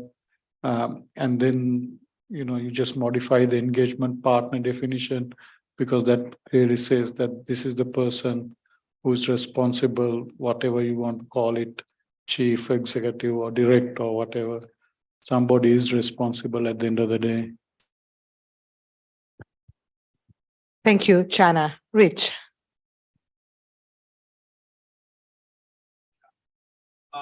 I would suggest that as Ken read it, the definition of engagement partner covers what we want to have it covered. It addresses the partner or other person. Thank you. Who's responsible for the engagement, its performance, et cetera, what Ken read. And I don't know where the ISBA is going with this, or IAASB is going, because they don't even define the person. They go on to talk about other members of the engagement team. I think we could just put a statement in that says engagement partner is an engagement leader are one and the same thing. And if that makes the term engagement leader easier to use in part 5 to describe sustainability roles and reflects the fact that different organizations may have different structures, it leaves the definition in the same responsible place. Thank you. Thank you very much, Rich. Andy? Thanks, Rich. I would sign up to and endorse that as well. I think it's just a label, and contextually, I think different professions might treat a different label, but it's the person in charge. So the framework of the IAASB uses leader. So that's an example of a framework. Other frameworks might use different words, but I think we could easily define it as partner or leader or whoever, the person responsible amongst the people who work on this particular thing. I mean, I think that's the substance of what we're getting at. So, Okay, thank you, Andy. Paul, please. Maybe a bit too simplistic, but could it be exactly that without the brackets? Leader stroke partner, no or, just leader stroke partner. Just take out the brackets and just keep it, no. Oh, why, maybe? No, we need to be very clear and specific in the code. If it's about the drafting, we could say engagement leader or partner, but I wouldn't have a slash. If I could just come back briefly, I mean, when he was speaking earlier, Mark says some of these jurisdictions are not going to be, they're not going to have regulatory oversight. But I think as far as the board is concerned, I would hope that you would approach this from the notion that it will be at some point. And if it will be at some point, if that means that there's no oversight right now, it's ultimately going to arrive in that no oversight right now is what the regulation is. If I may just might come in with a with at least a summary of what I've heard and what I would suggest we might want to do in terms of the way forward. Essentially, my observation is that it seems to me that with this definition of a sustainability assurance practitioner, in particular, the idea that we might actually have use of that term in the code, I just question whether we are going a bit on a wild goose chase, because this definition is the equivalent of the definition of the auditor in the IESBA standard. We don't use the term auditor in the code. We use the term engagement partner, we use the term engagement team, assurance team, and these are very specific terms in an independence context. We don't have the term auditor in our code. And therefore, I question whether we indeed need a term that is sustainability assurance practitioner, and therefore the definition that goes with that. What we do need in the code is the term engagement leader or partner, and the definition to go with that, because that is what we need in order to direct the independence requirements to the specific individual who is taking over responsibility, etc. So Christelle, I would just ask the work stream to think carefully as to what use would we have of the term sustainability assurance practitioner in the code. And if there is no use for it, we don't need it. And we should just come back to the board maybe on Friday and seek the board's direction as to whether to go with engagement leader or partner, and be clear as to how that would be defined. Sorry, Ken, now it's me who have a doubt. What you are suggesting is that we check if we need the sustainability assurance practitioner, and maybe conclude that if we don't, we just use the same words that we were using before, eventually, or possibly adding or replacing partner by leader. Is that what you are suggesting? Okay, yeah, I'll take that on board, but just a quick point, I guess, just to recap what the workstream one had in the discussion. The reason why we potentially need this term is in part 1 to 3, let's just say part 1 and 3 and just the assurance side. We're looking at the ethics component of assurance. You can't just say professional accountant in part 1. You need to have expanded out to those who potentially are not from the profession if we're going that direction. So that's why this term became a necessary term, because we need it for part 1 if we're going that direction of integrated. So that's the rationale for having this definition this time. And to making clear that they are included in the scope. Is that it? To make clear? Yes. Make clear that those sustainability assurance practitioners, which are not the regular ones, so to say, Yeah, that's That right, are- because if you are professional accountants, then you're already covered Yeah, in of the course. code. But if you're not, since we need to have a broader, Okay. a term that captures those who are not already captured by the code. Okay, well, still, Rania?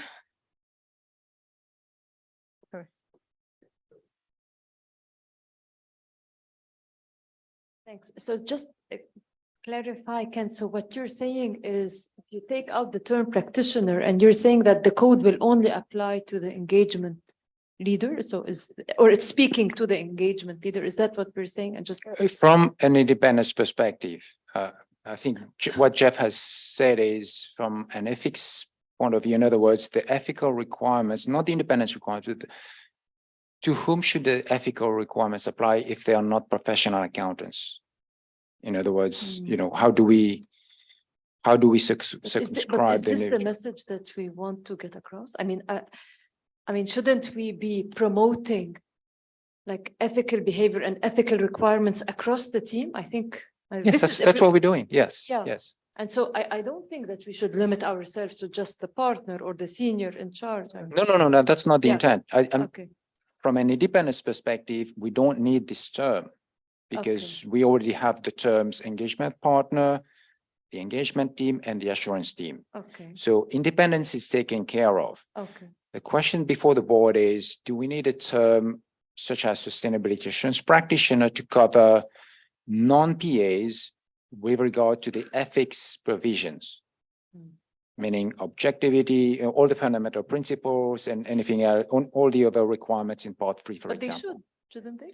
Correct, Yeah. correct. And therefore, do we go with that term? Then that's what I've asked, in effect, the work stream to consider. Do we believe that term would be useful? And if so, then to come back to the board with an articulation as to why, you know, this term is the most appropriate way to capture the non-PAs, or whether there's another way to capture them without having to go with the IEESB definition.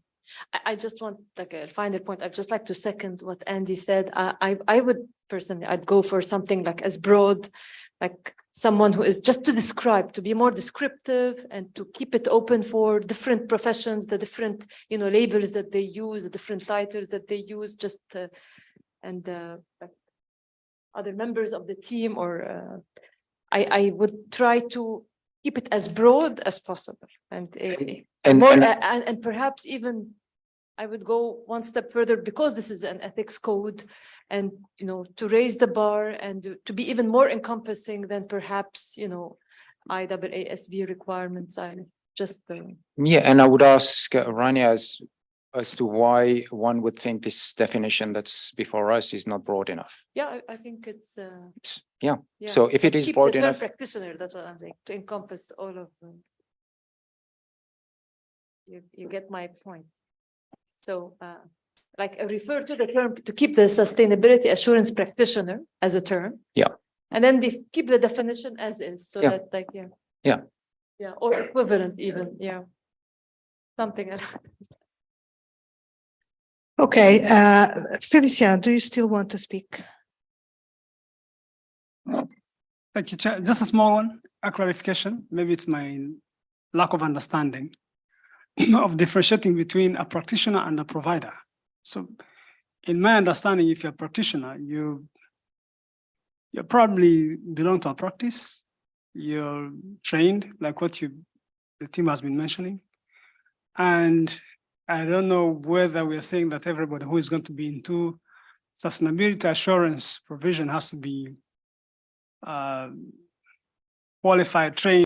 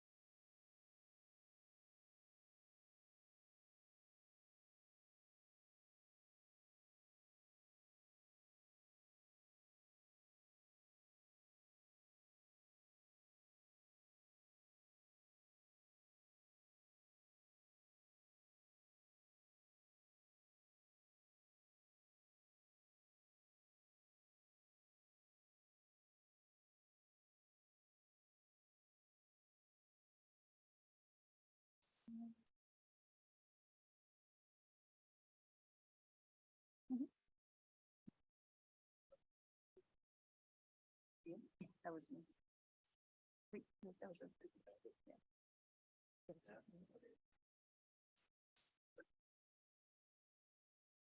Is it working? Yeah, it's working. Welcome back for the last part of this discussion before the next one, but for today it will be the last part of the discussion on the work stream 2 proposals. And I will immediately give the floor to Christelle to present on the next considerations. Yes, thank you, Chair. So the last definition that we propose today to go through is the professional activity. There is a definition in the Extends Code, which is an activity requiring accountancy or related skills undertaken by a professional accountant, including accounting, auditing, etc. A list of usual activities. This definition, of course, needs to become relevant for both sustainability reporting by PAs. For the moment, we are focused on that, and for sustainability assurance by PAs and non-PAs. So the extent code definition is used by PAOs for certification, qualification, for training. So it is a delicate definition that it needs carefulness in changes. But we need to expand the examples to cover sustainability related activities, to be more to the point. We still have to discuss further the skills and expertise required for accountancy and sustainability reporting and assurance. And but we also are conscious that the way we are going to build up the code has an influence. So on next slide, regarding the assurance, the changes depend on the strategic decision we will make. If we are on a fully integrated approach, the question is, are the activities such as preparing sustainability information or providing assurance thereon adequately covered by the reference to accountancy related skills? And would a non-PA feel okay with such a shortcut? If we go to a standalone approach, the question is, should all the examples be maintained? All what is specifically relating to accounting could be pulled off.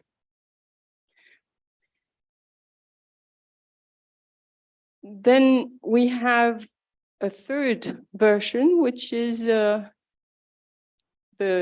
next slide, the new part 5 case.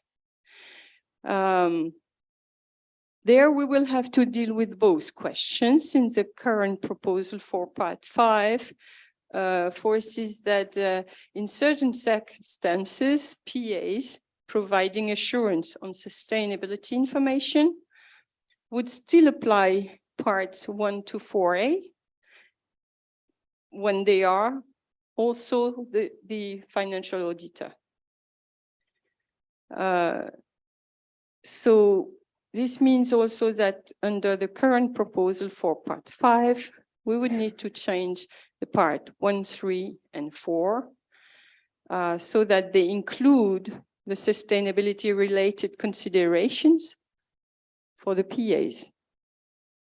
Yeah. So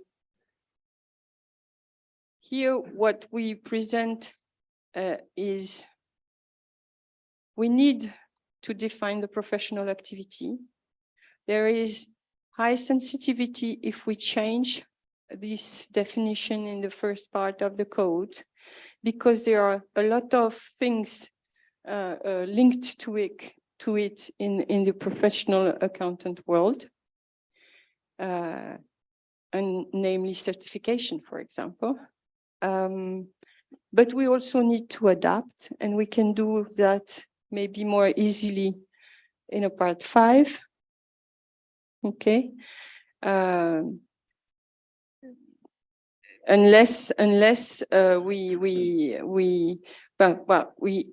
in this case we would have the first part for PAs, which would not be bothering for qualifications, certification, etc. And we would have a part 5, which would be more nurtured by sustainability examples. That's the point.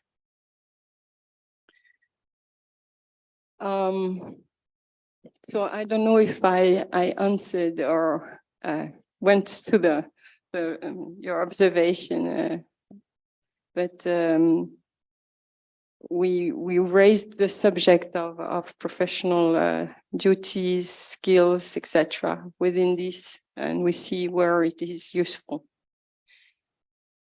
So the floor is to the board. Thank you. Thank you very much, Christelle. Another simple question to this board, to which I hope that you have I'll not say answers, but contributions. Basically, what we have here is very clear the need to keep this definition, sensitiveness in changing the definition, possibility of extending the definition so as to cover sustainability topics and possibly other providers, different ways that's I'm trying to summarize what is proposed here, different ways to approach it depending on the decision that we will make on having a fully integrated approach, standalone approach, or part 5 approach. So the board is invited to provide input on what is being not proposed, because there is not a concrete proposal, I think, Christelle, if I may, if I understood well. Yeah. 3 options to be considered, and that we will not, of course, decide today, because we have not made a decision about the approach to take. So yeah, the floor is open, and comments and contributions are very welcome.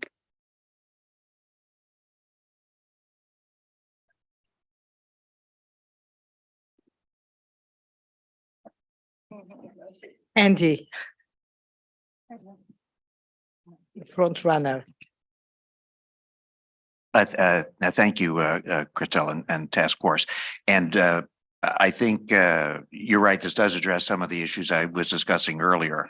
And I don't think that occurred to me when I went through the materials, because it looks like you're looking for an approach and you don't have a draft yet of what the different would look like, because the definition of professional activity includes within it the undefined term of professional accountant, and that's really where the action is. And I think you have identified the relevant items in. Is it in this slide? My slide's a little bit different regarding certification, qualification, training, etc. And so I think that that nature does need to be here somewhere. It does get to be awkward when we define it, more broadly.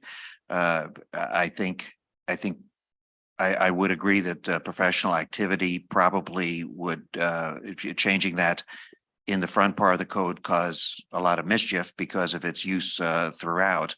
I mean, I think contextually, if we had a definition of professional sustainability activity, that could also serve side by side with this, not as a superseding, but in context, how it might be. I'm just not meaning to be drafting here. But I think the issue for the task force and for us to determine is what would be in the public interest, the meaningful professional accountant equivalent.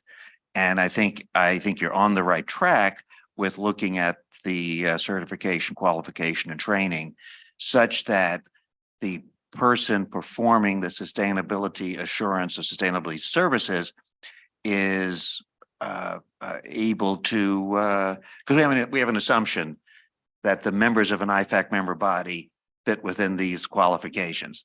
And so we're well known for what that is. So when we deal with other professionals, we can't make an assumption, so we have to describe in some sort of qualitative terms to separate that they're an appropriate professional to do this, that they're not just anyone on earth, that they're have some sort of professional acumen, so that the fundamental principles of professional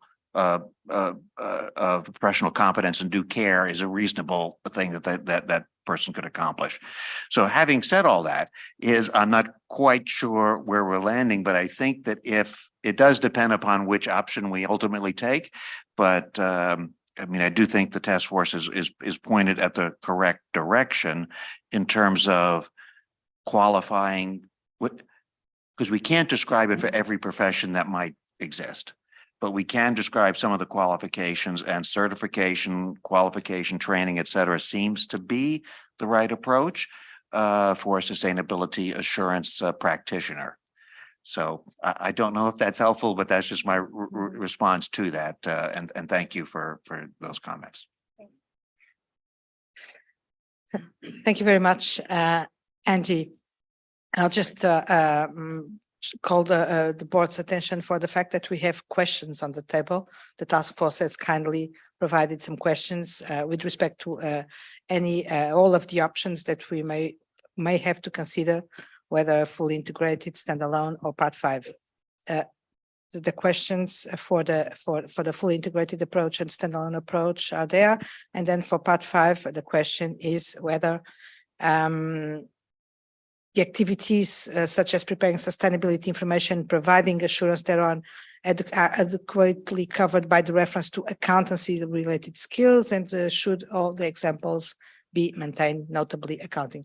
This is not to limit the discussion, on the contrary, but just make reference to the questions that are being made, and that may help then making decisions in the future.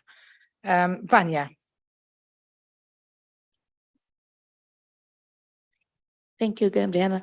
Just calling attention that these possibilities here should be taken into consideration together with the analysis of which option will be taken. Because if we are taking option 1, for example, there will be repercussion. We would have to rewrite that, and that might pose a problem for those who are involved with qualifications, certifications, and other things. So this should not be considered isolated from that decisions tree that we considered yesterday. Thank you, Vanya, for stressing that. Rich, sorry. Thank you. And this is, I think, a sensitive question, because if you look in the data glossary and you look about how we've used terms, for example, the term professional activity is then used in the definition of what a professional service is. And so we're going to have to, depending on which approach we take into consideration that definition, if we're going to keep this structure the same way, is going to have to be modified sufficiently to cover the professional services. I would personally opt for not removing something, but rather for figuring out either what had to be added or, and again, we're not here wordsmithing, but Andy had a good point about maybe define it itself, even if you're in the integrated part of the integrated approach. Just a thought. Thank you. Thank you, Rich. Other comments?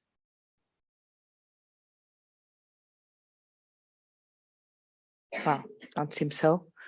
So, Christelle, back to you. Yes, so thank you. This will be a little bit stored until we have chosen the way. Now we go to a completely different part, which is on the professional agnostic ethics standard for sustainability reporting. So as part of the board's material for today's session, we shared a discussion paper on the case for developing professional agnostic standards for sustainability reporting versus the case for adapting our reporting standards to sustainability issues only for PAs. Christelle, I'm sorry for interrupting Yes. you. Before we move forward, I don't know if Robert Buchanan, I haven't asked you because I assume that you Sorry. feel completely comfortable to flag your interest to speak. But since we are moving towards a different topic, if you want to speak now, don't feel pressured. I have no Just- comment at this stage. I'm listening to the discussion okay. and it's I'm very comfortable with the direction which is very responsive to the public interest. Thank you, Robert. Just Thank didn't you. want to you to miss the opportunity in case you had anything to flag. So, Christelle, Thank you. apologize. I apologize. Okay, so maybe we go on next slide and next slide. So, as you know, IOSCO issued a regulatory call for IESBA to develop the professional agnostic standards for sustainability assurance. However, no such call has been issued for sustainability reporting. Therefore, the answer to the question, should IESBA develop a standard for the sustainability report also in a professional agnostic way or for PAs only, should be dealt with promptly, as it has multiple consequences on our work stream. This is why we take it on board today. The case for, on next slide, the case for profession agnostic standards would allow for complete profession agnostic framework covering both assurance and reporting. It would entail strong, consistent guardrails at critical points in sustainability information supply chain. It would also ensure a level playing field between PAs and other preparers. While if we develop profession agnostic standards now, there is a risk also that standards not be used by all potential preparers. We know we need time to assess the market demand, regulatory approach, and level of public interest. And regarding the lack of professional or regulatory regime, we know there is a lack applying to those preparers who are not PAs for monitoring, supervising, and enforcing compliance with the IESBA standards. So we are convinced that without such a system, any new IESBA standard meant to be applicable to non-PAs would likely be ineffective. And also, this option is more time effective to develop, which is important in the context of IESBA's commitment regarding the sustainability project. So the workstream 2 proposal on next slide is to limit our scope to the development of ethics standards for sustainability reporting for PAs only at this stage, and to take into account, of course, feedback from the CAG we will share in a minute, and of roundtables for the board to explore later the strategic issue after initiating further research in due course. Regarding the CAG's comments on next slide, the CAG expressed preliminary support for developing standards for PAs only, but recognize this is still an early stage to decide. It seems an option that is more aligned with IESBA's mandate, and it may be difficult to get non-PAs to use IESBA standards. The example of the US was particularly raised by one of the CAG members. The CAG also raised the question of the present role of PAIBs versus others within the organizations relating to sustainability information preparation, saying, well, do we have a good view on what is the state of the art? Who's responsible for what? What are the actors within the companies? And does it have an impact on your decision? The CAG acknowledged that there are broader issues relating to management and board of directors responsibilities depending on jurisdictions, and also recognize that there is an important matter to collect feedback from stakeholders at the roundtable and more largely in our outreaches, while they appreciated the time and resource pressure that we have. So do IESBA agree with our proposal that unless strong arguments today not quite identified are raised during the roundtables,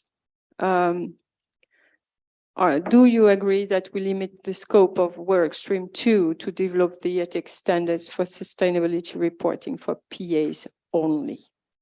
It is a key decision for us to be able to start drafting for sure. Thank you very much, Christelle. Well, before we start discussion, let me just add here a few, one or two personal comments. And one of them is, this is very well presented, and we can see clearly what was the journey that the work stream went through to get to this proposal. That I'm not at all judging. Just add that the idea of the objective of serving the public interest, that is there on the second slide, I think, but it has to be I think the last resort of our decision, of course, having in mind all the arguments that have been put on the table. Secondly, well, I think that not all the arguments probably have the same weight in this decision. Some of them are very strong, others probably a little bit less strong. And thirdly, I would like to direct your attention. It means what it means. It means nothing, but direct your attention to what happened yesterday, which was for me an incredible surprise. Here in Abu Dhabi, when they told that, well, we adopted the code, and by the way, it is applicable to all those charged with governance. So when here in that slide, it says taking into account feedback, the board to explore this strategic issue with stakeholders. We know that if we take this direction, of course, and this is for discussion, whether we are going to take a professional agnostic standard or not here, but we think that we have a long journey. We may have a long journey ahead of us in terms of discussion, interacting with other actors, with the corporate governance community, raising the topic of the non-existing framework for corporate reporting and a lot of other issues. But then suddenly they did it like this. Just the regulator said, okay, this is so, but this is for all. So this should also be taken into consideration. Of course, this is nothing that we can do. We are not regulators. We don't make decisions. So this is not for us to decide that this is going to be applicable to all those charged with governance. So the discussion here, I think it's more on the policy side. What should happen, and understand what we can do with respect to what we think that should be the place or the framework where we would land if we could. A little bit aspirational, and then measure the possibilities against that inspiration. Well, I'll save my other comments for later and open here the floor for comments and responses, if any, to the questions that have rightly been put forward for discussion by Workstream 2. Mark. Thank you. I think this is a very carefully thought out proposal, and I'm strongly supportive of it. And I think for the following reasons. One, I think if the board agrees this proposal, it dramatically increases our ability to meet the deadline for delivering revised material to go out to an exposure draft as we've agreed.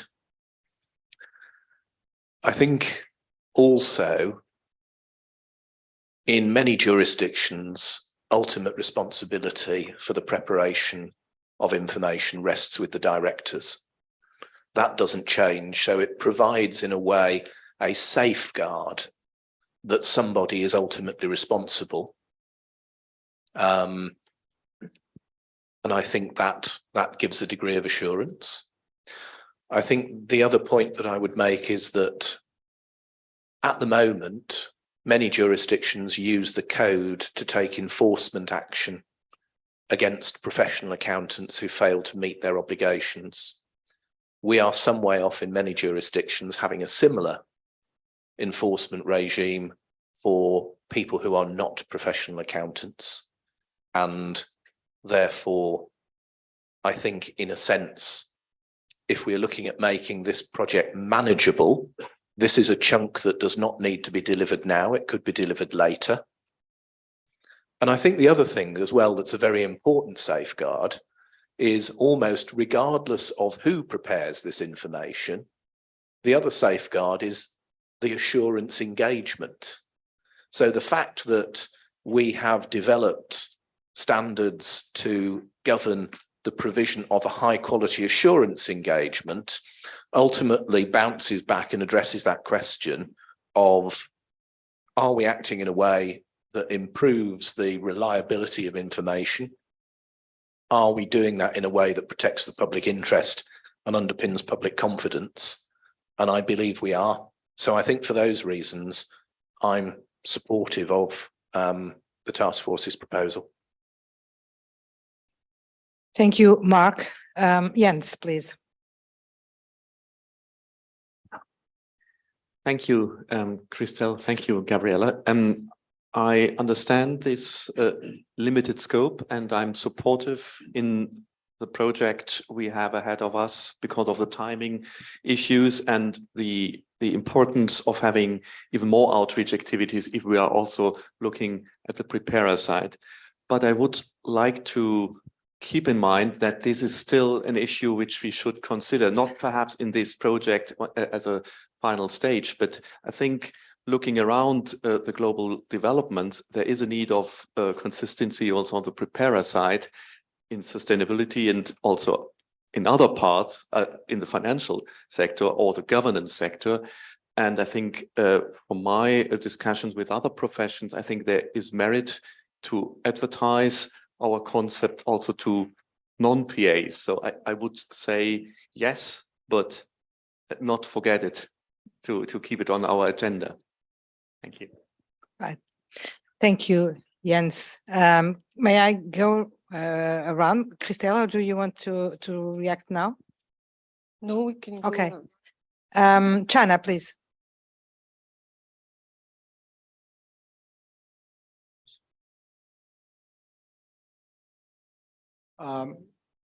Similar to the points raised by Mark and Jens, I would also support this approach. The other thing is ultimately, this would probably be a responsibility of the CFOs, and like the vast majority of CFOs will be PAs anyway. So I think this is a good starting point. And it's not stopping somebody else taking and using it if they think that it is useful. I think the other thing is the quality of reporting is a thing we need to be mindful of, because if that quality is not good, the assurance job becomes harder. Again, it becomes a audit quality issue, because the reporting must be to a certain standard. And like Jen said, we can always revisit this later on.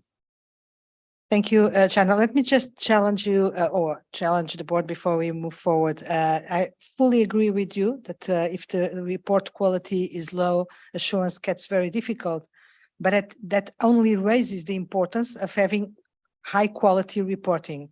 And there is something that it's getting more and more visible, and people are getting awareness of that, is that every time you have a problem for instance, in the financial sector, like Jens mentioned, the question that comes immediately is, where was the auditor? What was the auditor doing? Why didn't he or she see what was happening and report?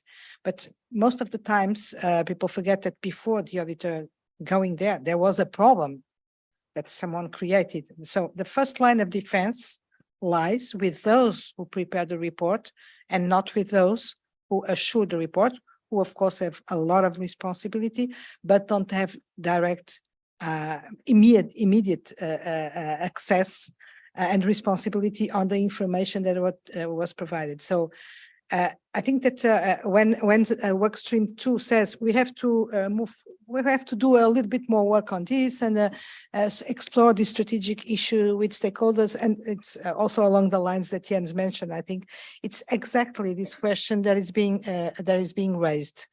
How are we going to?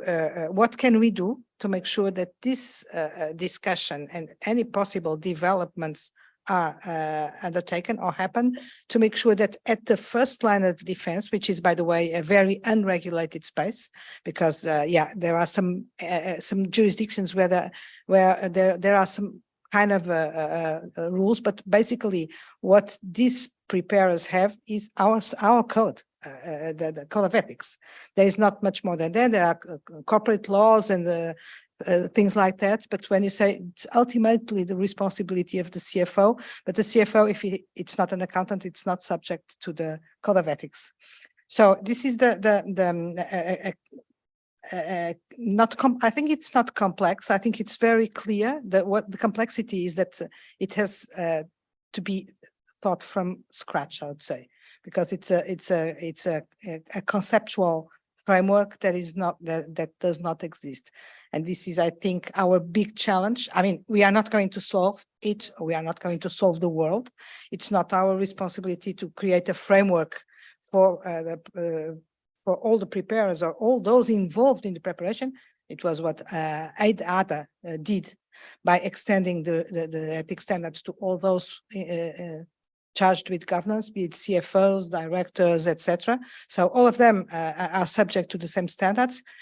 I think that we have a role here to play, and it's to foster this discussion around what can be done, not, of course, also by us, but by others, most certainly, to increase the quality of the reporting and make, therefore, the risk of assurance less relevant for the benefit of the public interest. Of course, it's what we are speaking about. We are not speaking about protecting professionals or professions or whatever. It's providing the best possible for the quality of the information for the public interest. Sorry for these comments, but I was being a little bit provoked by Jens, provoked in the good sense, and China.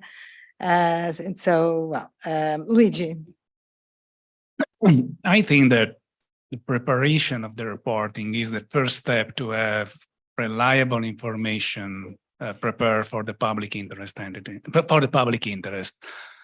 And so I will be quite concerned in not developing a proper ethical standard for those that are preparing, whether they are PA or non-PA, such information.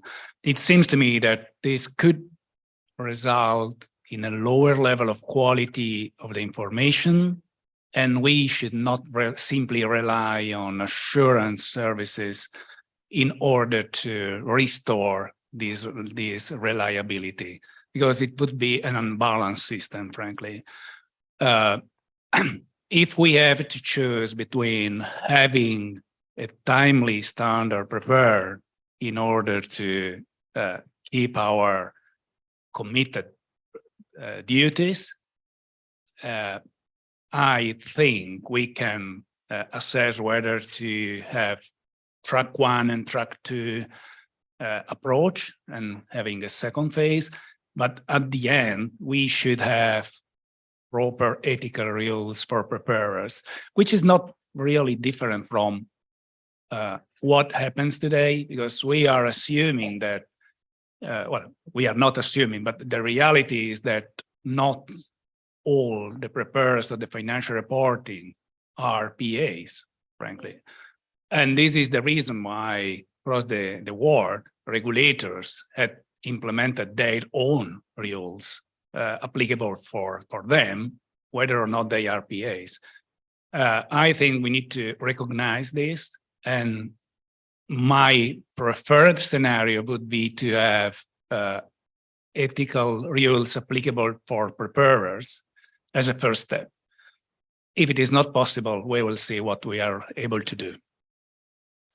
Thank you, Luigi. Well noted. And as a matter, I think information to the as a response to the question or to the comment that not all those involved in the preparation of financial information are preparers.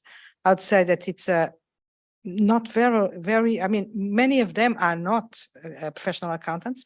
Mainly if you think about those in boards and even the CFOs that sometimes are accountants, many times they are not accountants. So there is a very split and diverse situation with many people involved in doing the same thing with different backgrounds. But if we move to sustainability, then I would say that the percentage of professional accountants that will be or are already involved in this area is even lower. So this is the kind of data elements that, of course, we will have to refine in the future, now or in the future phase 2 or whatever. But that matters for the decision, for policy matter, for policy approach, and for the decision that we may have to make about whether to do this or that, do another thing. So this is also an important point to take on board. Paul.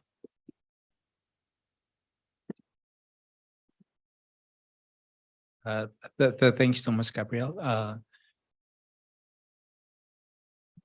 have to be honest, I think given the running conversation we've had, and very much the very consistent public messaging we've had as IESBA around the profession agnostic, for us then to take a step back and say that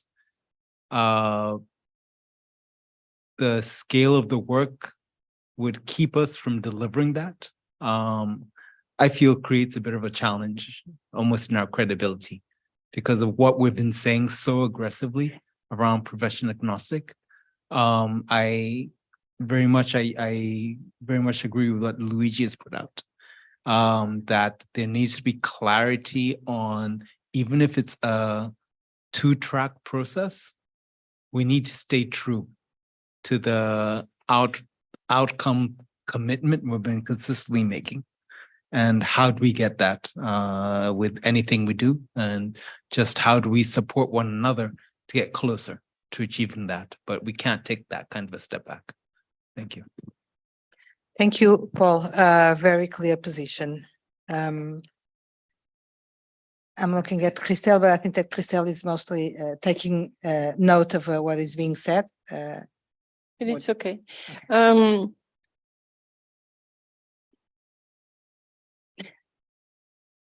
I agree that the final objective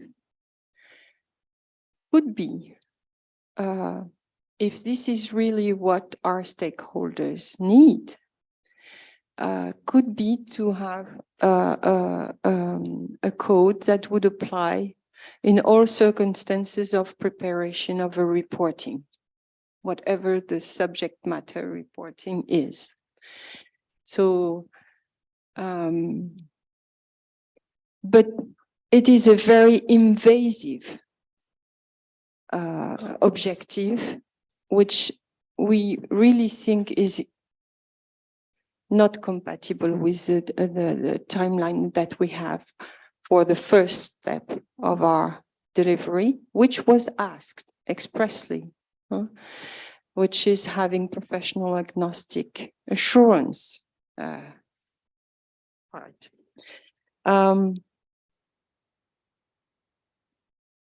We can, I don't know if we are going to commit immediately to this second step. I think it will greatly depend on our outreach and roundtables and how regulators think we would fill a great gap.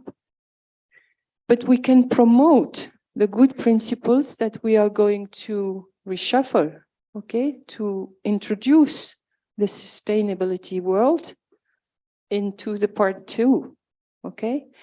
And we could promote that, of course, and saying that this could be reference for much more than the PAs. And it would be, and to some extent, this is what potentially is doing ADA, saying, well, I get it by the top level, those charged with governance, and it's their responsibility to organize themselves within the companies to cope with all these requirements.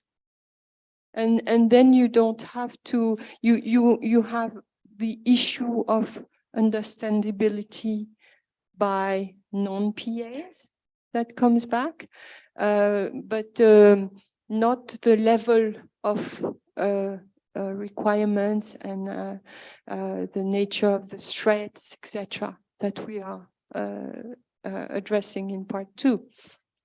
So I wouldn't be comfortable by committing right now that there will be a track 2 to have a fully agnostic code, but it might come after the roundtables and outreaches and with due process questioning. It's a strategic question, and I think we can deliver something useful for preparers, be they if they are PAs or non-PAs, and we'll see what is the best way to promote it for non-PAs, for example. Okay, we still have some board members to be listened to. I just wanted to give you the opportunity at this time if you wanted to react somehow, and then we will take some conclusions from what we will still hear. Junpei, please. Thank you, Gabriela. And Christos, thank you very much for your explanation. My understanding is that non-PA has an important role in sustainability reporting. It might be good that code would have the SQL requirement for not only PA but also non-PA. I believe that non-PA who has skills and knowledge should be subject to SQL requirement like PA. But considering timeliness, we need to have a priority on SQL requirement on PA. I believe it is efficient that we are going to develop the SQL requirement for PA first, and then we are going to consider and develop ones for non-PA based on the results of outreach, etc. in the future. That's my comment. Thank you. Thank you very much, Junpei. Sadia. So it's very hard to support a project where we're not sure if there's a demand for it. If we do go on with providing these provisions for non-PAs, are we sure that there's going to be someone who's going to be implementing them at the end of the day? I do agree that we might have a perception issue and we don't know enough about non-PAs as yet, but could there be a sustainability assurance provider that also does reporting? And are they subject to the code just for assurance, but not for the reporting aspect? However, Throughout today and yesterday, we've been saying that we have resources and we have to prioritize. And I think that this is an area where we can actually help in prioritizing one issue over another. Not every project has to result in amendments to the code. So we have a couple of options available to us. The one is non-authoritative material. So instead of incorporating professional agnostic ethics into the code, we could offer non-authoritative material alongside it to say, if you want to, this is how part 2 and part 3 will apply to you.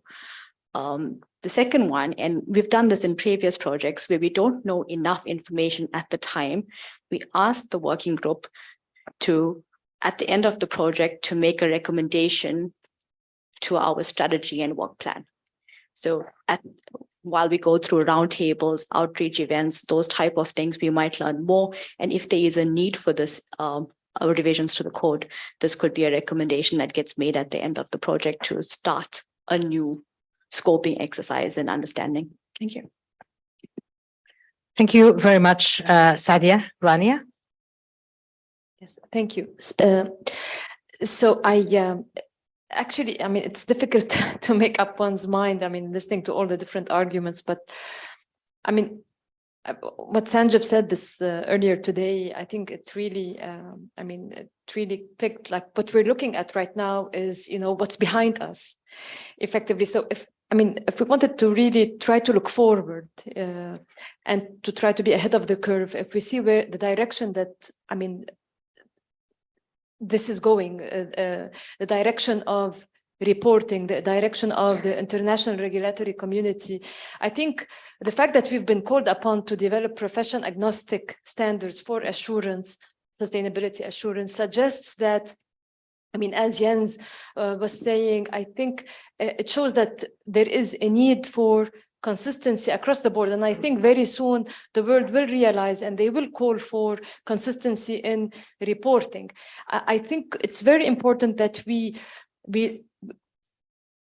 don't look at these as different piecemeals. We take a step back and look at the comprehensive picture. At the end of the day, it's an ecosystem. It's an ecosystem of information. And I mean, in my opinion, the way things are going at the end of the day, maybe 10 years down the line, it's not going to be anymore like sustainability information and financial information. I think somehow even our remit as a board is probably going to be evolving towards something more towards, rather than accounting information and accountants, more towards reported information by, you know, different entities across the board. So I think very much to what Paul said, I think if we're moving in the direction of profession agnostic, because that's what you know the world is expecting of us, and the world is I think this is a test for us. I mean, what we actually get out of this,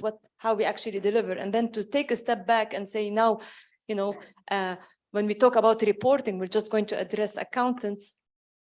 I agree, I mean, with what's been said, that I don't think it's very consistent with what we're doing right now, with the messaging, and so on and so forth. Thank you. Thank you, Rania. Sanjeev? Thank you. Thank you, Chair. I think just taking on from where I think Rania finished and Paul made a comment. I think last couple of meetings, if I just kind of think through, we were talking about looking at standards which are professional agnostic for sustainability to start with. Should all our standards be professional agnostic? Maybe that may be a long project, but today we are looking at only the sustainability part, one.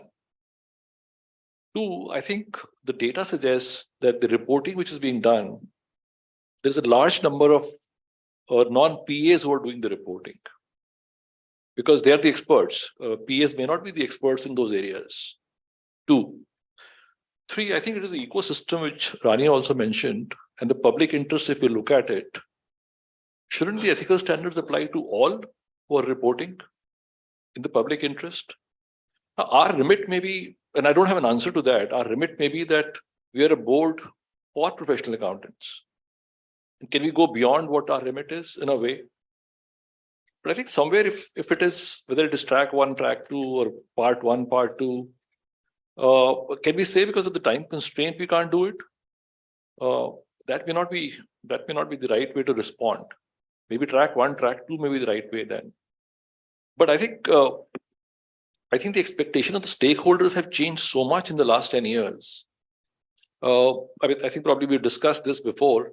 And again, taking one example from text planning, I think the question was put to us in one of the roundtables, or we discussed it probably in the task force. I think we've talked about the responsibility of the management. And I think the debate was that can the standards apply to the management? And the answer is no, they'll apply to our PAs actually. But I think the point was to acknowledge that there is a responsibility of the management too, to prepare the information correctly. And it is not always, as you mentioned, Gabriela, that if something goes wrong, the first question is, well, who's the PA? Who's the auditor? I mean, you look at whatever is happening to the banks right now. I think the question being asked is, who are the auditors? Should the question not be, what was the management doing? The auditor comes in later. The PA comes in later. So I think that's maybe, I don't have an answer, but I think somewhere the consideration should be that these ethical standards should apply to all, whosoever is preparing or issuing the reports. Thank you. Thank you, Sanjeev. Rich. Thank you.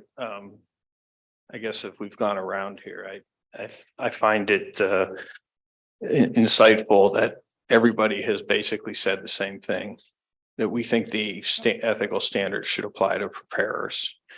And I support this proposal on the basis that as Mark indicated and others, we got to get the first thing done first and timely. But I don't think we should be long from going forward to the next step. And I actually don't think once we've put the energy into what we're going to do in the first phase, it'll be as challenging to complete that timely. And maybe we'll hear something from our stakeholders, from regulators that tell us not to do this, or from the roundtables, but I'd be shocked, because I have to agree with what Sanjeev just said. I think, even if you just look in the sustainability space, the concern expressed over perhaps some reporting that was self-aggrandizing for some organizations is that, that's at the heart of what the ethical issues are. And are they preparing it and reporting it in a way consistent with the ethical principles that in concept our code represents? So I do think we should move on this rather quickly once we meet our first objective. Thank you. Thank you, Rich. Mark, do you want to speak? Just in terms of adding some context on the proposal, there is a glide path to sustainability reporting. It's not all going to happen in a big bang. And even within the most developed regime, which is the CSRD, the first reporting year will be the 2025 calendar year for many entities. But the requirement for assurance will be limited assurance. And I think, and I look to Jens to correct me, but I think it's 2028 that it moves to a reasonable assurance opinion. So we have a window in which to, in a sense, deal with the issues that we can't deal with immediately in this project. And actually, in that window, we will be able to invest some time and some effort into actually understanding some of the issues we need to deal with to support high quality ethical behaviour by preparers, to ensure that the non-PAs understand the expectations about how they move from preparing information that can support a limited assurance opinion to one that can support a reasonable assurance opinion in 2028. So I just wanted to say that it's not all a burning platform. It's the fact that it will iterate over time. And I think that it buys us the space that we need to deliver the project, but it also allows us to ensure that we can develop additional material as necessary to support that later window of 2028. Thank you, Mark. Vania? Thank you. Actually, what I had to say was already introduced by Jean-Pay and also by Jean-Div.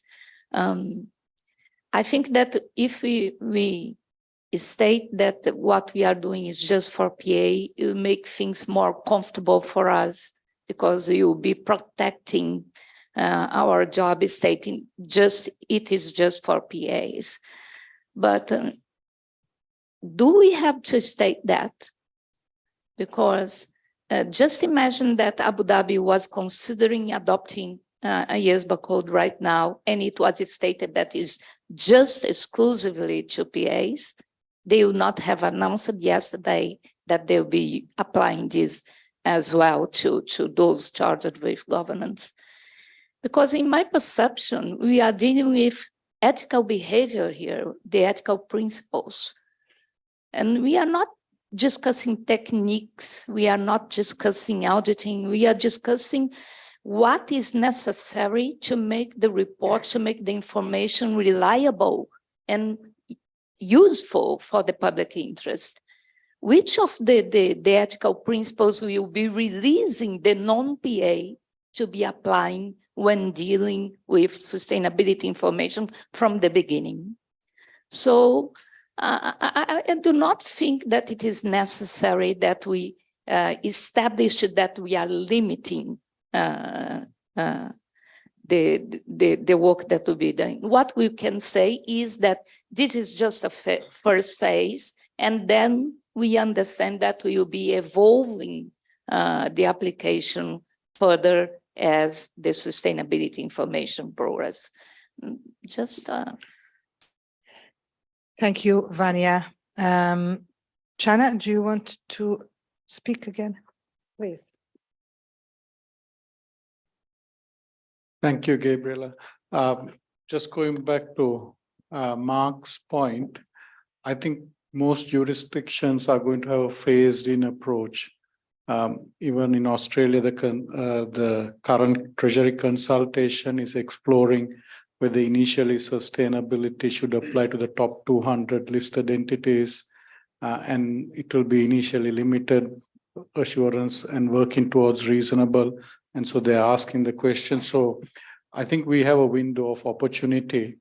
I'm also mindful of the staff resources.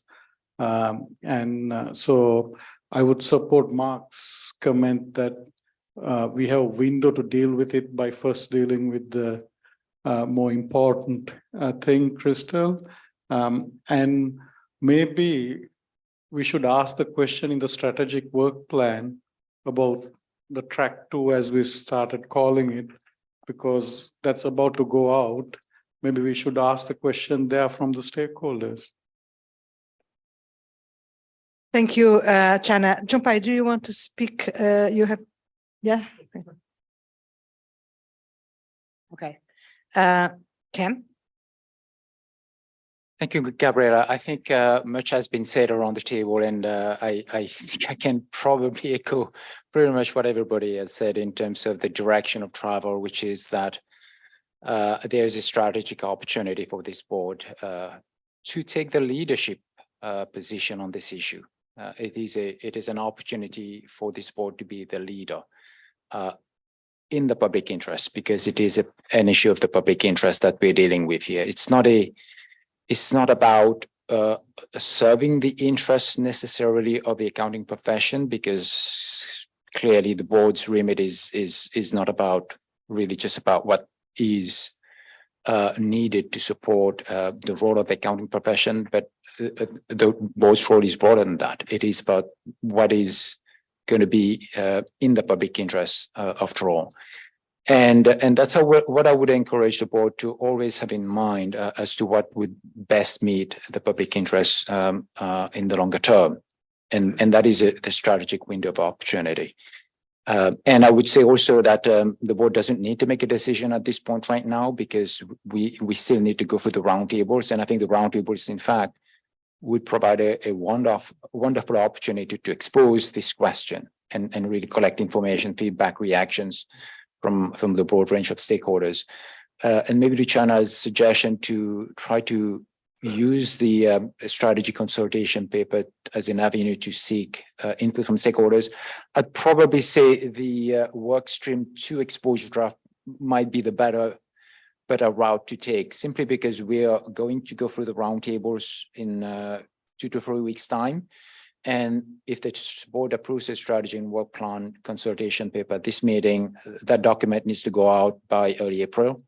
And we wouldn't have had a chance to have collected the roundtable input. So that I'd much rather that the board has the benefit of having heard from the roundtables and then consider whether there's any additional issues, factors, etc.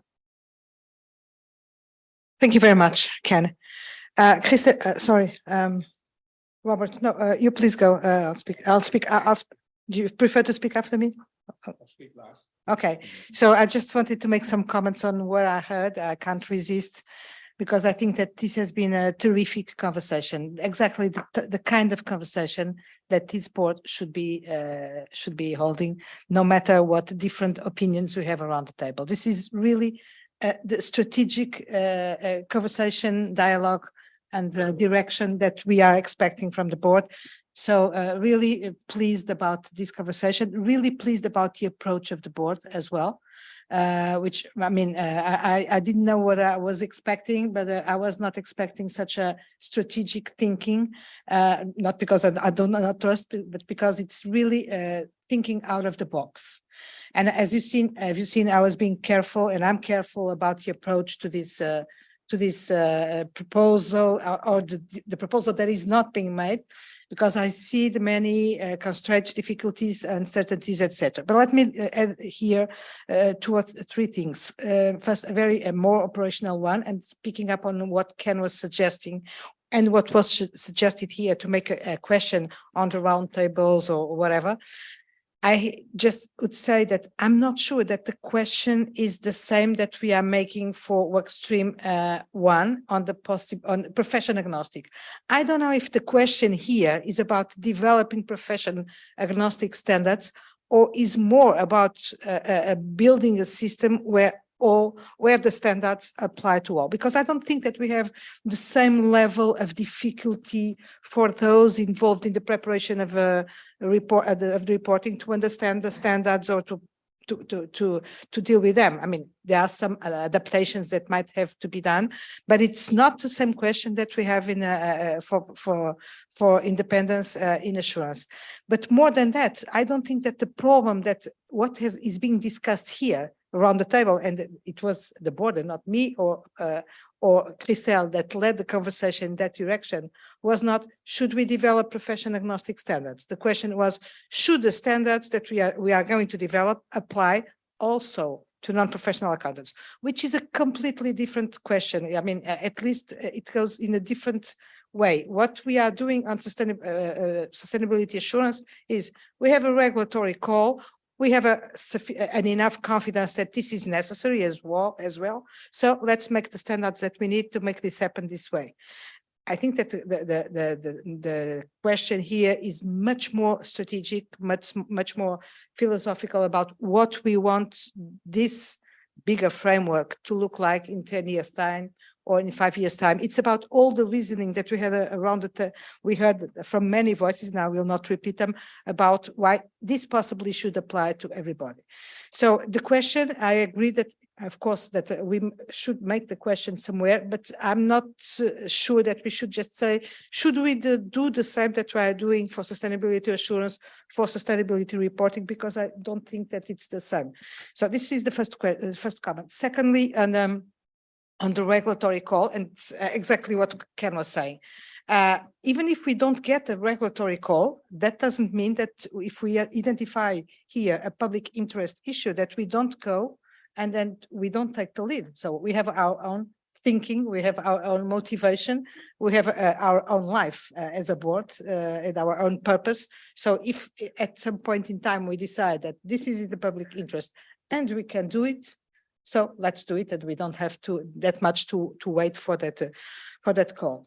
Now, the consistency the consistency and the reasoning of this proposal. I think it should be left very clear whatever decision is made, but it seems that the board is leaning towards an agreement around we should do something, but it's probably not the time because we don't have the resources, we don't have time, and we don't have enough knowledge. But let's not, like Jens was saying, let's not drop it, and let's not give the perception, Paul, that we are just saying, oh no, we are not doing that because we don't have resources.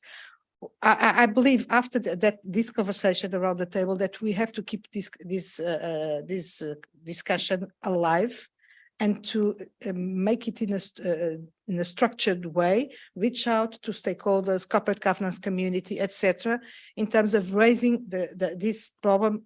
This is the first line of defense. This is where the problem always starts. This is, I would say, 90% of the times an ethical problem, much more than a technical problem or an operational problem.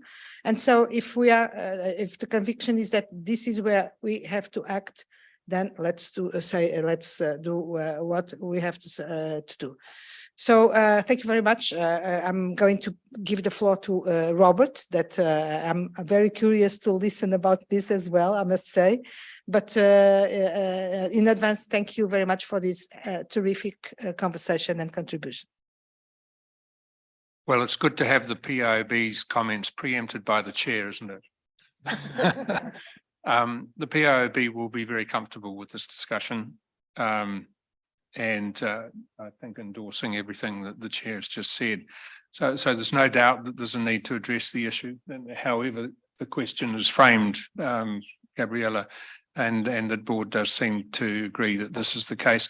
I was going to say in my prepared comments before the discussion that the board doesn't need to wait for a global regulatory call, and there was an impression coming out of the paper that that was sort of the starting point for the discussion, but it's very clear from the discussion itself that the board doesn't see it that way, and the point about taking a leadership role in the public interest without necessarily waiting for the regulators is a very strong point. And of course, you are in constant discussion with regulators, and the POB is always encouraging both standard setting boards to raise issues with regulators on an ongoing basis. And indeed, we can have a discussion about this at the POB meeting with the chair in April, and I'm sure that will help as well to take this forward. So don't need to wait for the regulators to lead. There's a lot of emerging evidence to respond to. There are identified risks. There's an outcome that the board wants to achieve, and as the chair said, this is the first line of defence, and so it's very important. So this approach that's being taken at the moment to go on the glide path, as Mark has described it, and as Chana has endorsed, buy some time, use the window, that may be considered an adequate approach at this stage, particularly given the pressure on resources and the urgency of the other work. That's very clear. But I certainly agree that in communicating the decision around this, step away a bit from the starting premise of the paper and communicate that this is a live issue. The board is monitoring the developments, looking at academic research. I'm sure there is academic research in this area, continue interacting with regulators using the roundtables, and then responding to the evidence as it emerges. So just to close that, so that's I think all I want to say about that, Gabriella, but just a closing word on the topic as a whole, and just responding to your invitation earlier, following the earlier discussion. The definition issues are difficult, and I've heard similar discussions before around this board table, for example, in the technology project, where there's been deep dives into terminological issues and thinking about the unintended consequences of amending and changing definitions in specific areas and the potential impact on the core code. So it's very important to do that. But it does seem that these types of discussions do give guidance to the task force. And Christelle, you've confirmed to me during the break that yes, you do have sufficient guidance from the board, from the discussion, from the detailed discussion today to proceed. And Mark, I think that's the case as well with workstream 1. So again, just for transparency purposes and just to reiterate this, it's just important for the task force to do the thinking, come back, but being clear about the reasoning and using the PIF where possible. And just finally to reiterate again this need for coordination with the IAASB.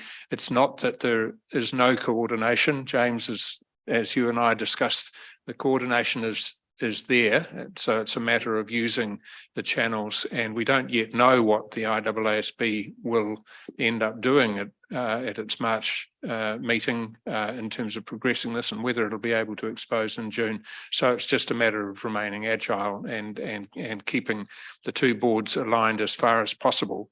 But making clear, as I said earlier, that you're all going towards the same endpoint. So if I can just thank the board for the opportunity to observe the discussion on this very important topic. I think a lot of progress has been made, and well done. Thank you.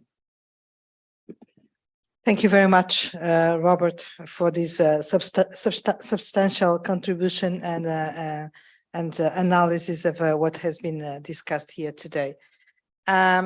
I think that unless Christelle, you want to add something to the. I'm happy. That's good. I wish we could hear that conclusion every time. So we'll do the best that we can for that. So I'm happy too. That's what I have to say. Thank you very much. And for the reasons why I'm happy, I've shared them already. Thank you to all of you.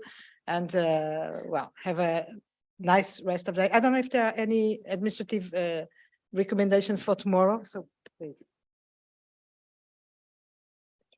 Sorry. Thank you, Gabriela. Two items for the board to bear in mind. Number one is the panel session tomorrow morning. It will be held in the same room where we held the opening session. There will be two representatives from ADAP with Gabriela and Jens for the panel session. It's going to be from 9 to 10 a.m. And thereafter we can begin the board agenda for Wednesday. In terms of the social activity after the board meeting tomorrow, it's going to be held at the Jubail Park, where the board will have an opportunity to plant some mangroves and do the mural, etc. Just a few points to bear in mind. First of all, let me convey the board's appreciation to ADA for its kindness and generosity in hosting our social activity tomorrow. There will be about 10 or so ADA representatives, staff who will be joining us. And therefore, I would encourage all of us to make an effort to get to know them, engage with them, and socialize, certainly. In terms of the meeting point, we will be meeting in the lobby in the lobby of the Grand Hyatt Hotel at 2:45. In terms of the attire for the social activity, our recommendation is that you wear comfortable clothing, lightweight shorts if you have them, with t-shirts or blouse, and shoes such as sneakers. You'll have an opportunity to go back to the hotel after the lunch to change into the proper attire. If you prefer to change your clothing at the meeting place, where we're gonna have the activity, there will be restrooms available where you can change into suitable attire. For those who did not bring comfortable clothing, we will be able to go barefoot into the water. It's not going to be very deep, ankle high, and there'll be some staff members who will take the lead in that regard. So they will be testing the water, make sure there isn't anything tricky. You will be going into the water, yes. Don't worry. to plant the mangroves. Yes. Well, staff, yeah, there will be staff to, yeah. Sorry, you won't be diving in. But it's going to be ankle deep, or at least no higher than your sort of calf, hopefully. Yes.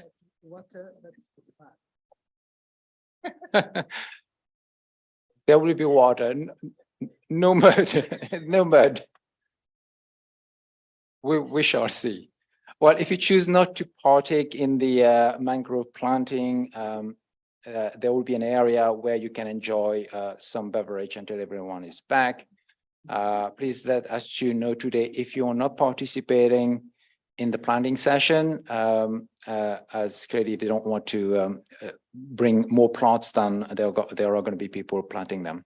So that is in effect the outline for the activity tomorrow. I would encourage all our board participants, board members, TAs, official service staff to please make an effort to be there, because it's an activity that's hosted by ADA, and there will be their representatives, staffs, etc. there.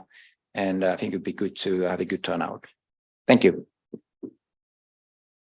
So basically, we are requested to join. Thank you very much. I think we are for today. I think that we are ready. Have a nice rest of day and be ready for tomorrow.